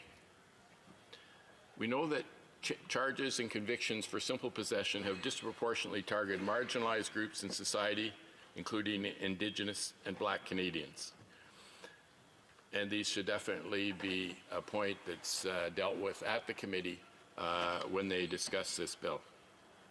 Mr. Speaker, all of this underlines the fact that in understanding that a legalized cannabis regime would someday be a possibility in this country, the debate about pardons for those convictions has been around for a long time. Fast forward to the Royal Assent of the Cannabis Act in June of last year, and it's coming into force in October. at which point we made the public announcement of our intent to provide recourse for those only convicted of simple possession of cannabis. We promised and we delivered. On the topic of pardons, the debate has largely centered on amnesty in the form of either pardons or expungement as a possible recourse. A number of parliamentarians had also expressed public support for granting amnesty for simple possession. We now have a variety of experiences to learn from and a wealth of ideas at our disposal as we move forward. What we must do now must be in the best interest of Canadians to make things as fair as possible in the most sensible and practical of ways. The government has chosen to allow Canadians who have served their sentences for convictions related only to simple possession of cannabis to apply for a pardon with no parole board application fee or wait period. This is a fair approach. For instance, we could have authorized the expungement of convictions for simple possession of cannabis, much like was suggested before. But possession of legally obtained cannabis continues to be unlawful today. So that's why a pardon, which we're proposing under Bill C-93, is a very effective remedy. Under this proposal, it bears no extra waiting time following the completion of the sentence, and it bears no $631 parole board application fee. Under this proposal, the individual's record would be sealed and sequestered. And this record could only be examined again in extraordinary circumstances. For example, if some other offense is committed in the future. The suspended record could only be disclosed in those exceptional circumstances with the approval of the Minister of Public Service, the Minister of Public Safety. So you can imagine, for anything that needs the approval of a Minister of the Crown, it's not going to occur very often. The suspended record would only be disclosed in these very, very extraordinary circumstances. The effect of a pardon is fully recognized and protected under the Canadian Human Rights Act, which means that the crime previously committed but pardon could not be used as any form of discrimination in areas of federal responsibility. And most provinces and territories have similar legislation where it protects against discrimination. So quite usually, 5 minutes, thank you, Mr. Speaker. Quite usually when the federal government issues a pardon, issues a record suspension, then the province or the territory will do the same. So waiving the period in the application fee is unprecedented, Mr. Speaker, and it carries the impact we want, helping to lift the stigma and burden of criminal record for many Canadians, allowing them to participate for a meaningful way in society. And you can imagine how many members of society that is. So many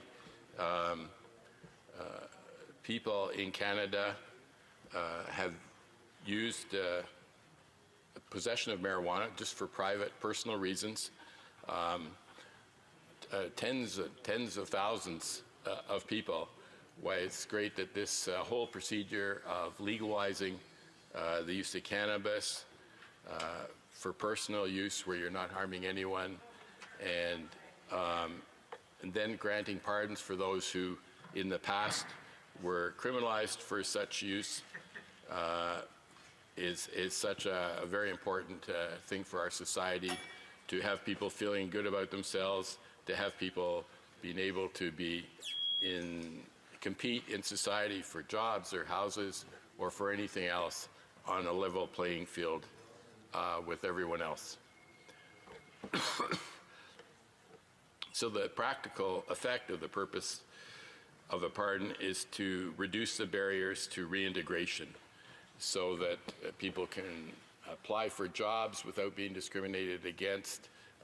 They can be involved in a number of NGOs whose you could not participate with if you had a criminal record. Sometimes there's housing is not allowed for people that have a criminal record, and with this pardon, people will when you apply for any of these things, people will not know because those records have been sealed and will be not available to the people asking about them. We believe it's the most effective tool at our disposal to get the result we want to achieve for people who have been carrying around those records and stigma too long. The first step then is to get the pardon in place. So this Bill C-93 would allow Canadians who have been previously convicted only of simple possession to apply for these pardons. Once their sentence had been served, there would be no application or wait field. Barriers to reintegrate in society would be reduced for these individuals, and I would just look forward to tens of thousands of people who were unjustly and harmed by these rules and considerations in the past. Sorry, is that 1 minute? 2. Oh, 2 minutes, sorry. In the past will now be treated the same as anyone else in society, and I just commend Canada's leading role in this. I think a previous speaker said we're only the second country in the world to do this, and I think this will be another example how Canada has provided some examples for the world in how to get to true justice for individuals who really have not harmed anyone. They've just had simple possession of this substance for their own use and for their own enjoyment, and certainly has been not harmful in itself to other people. There are other substances. There indeed could actually be more harmful to people, to society, or the results of what they do under those other substances, some of which are legal, some of which are not. But certainly this has such a massive effect on Canadian society. I think it is really uplifting that this is now legalized, and that it will no longer, for many Canadians, will be able to get a pardon, so it won't have that negative effect on their lives. So thank you, Mr. Speaker, and thank you all for those who are looking positively towards this change. Bravo.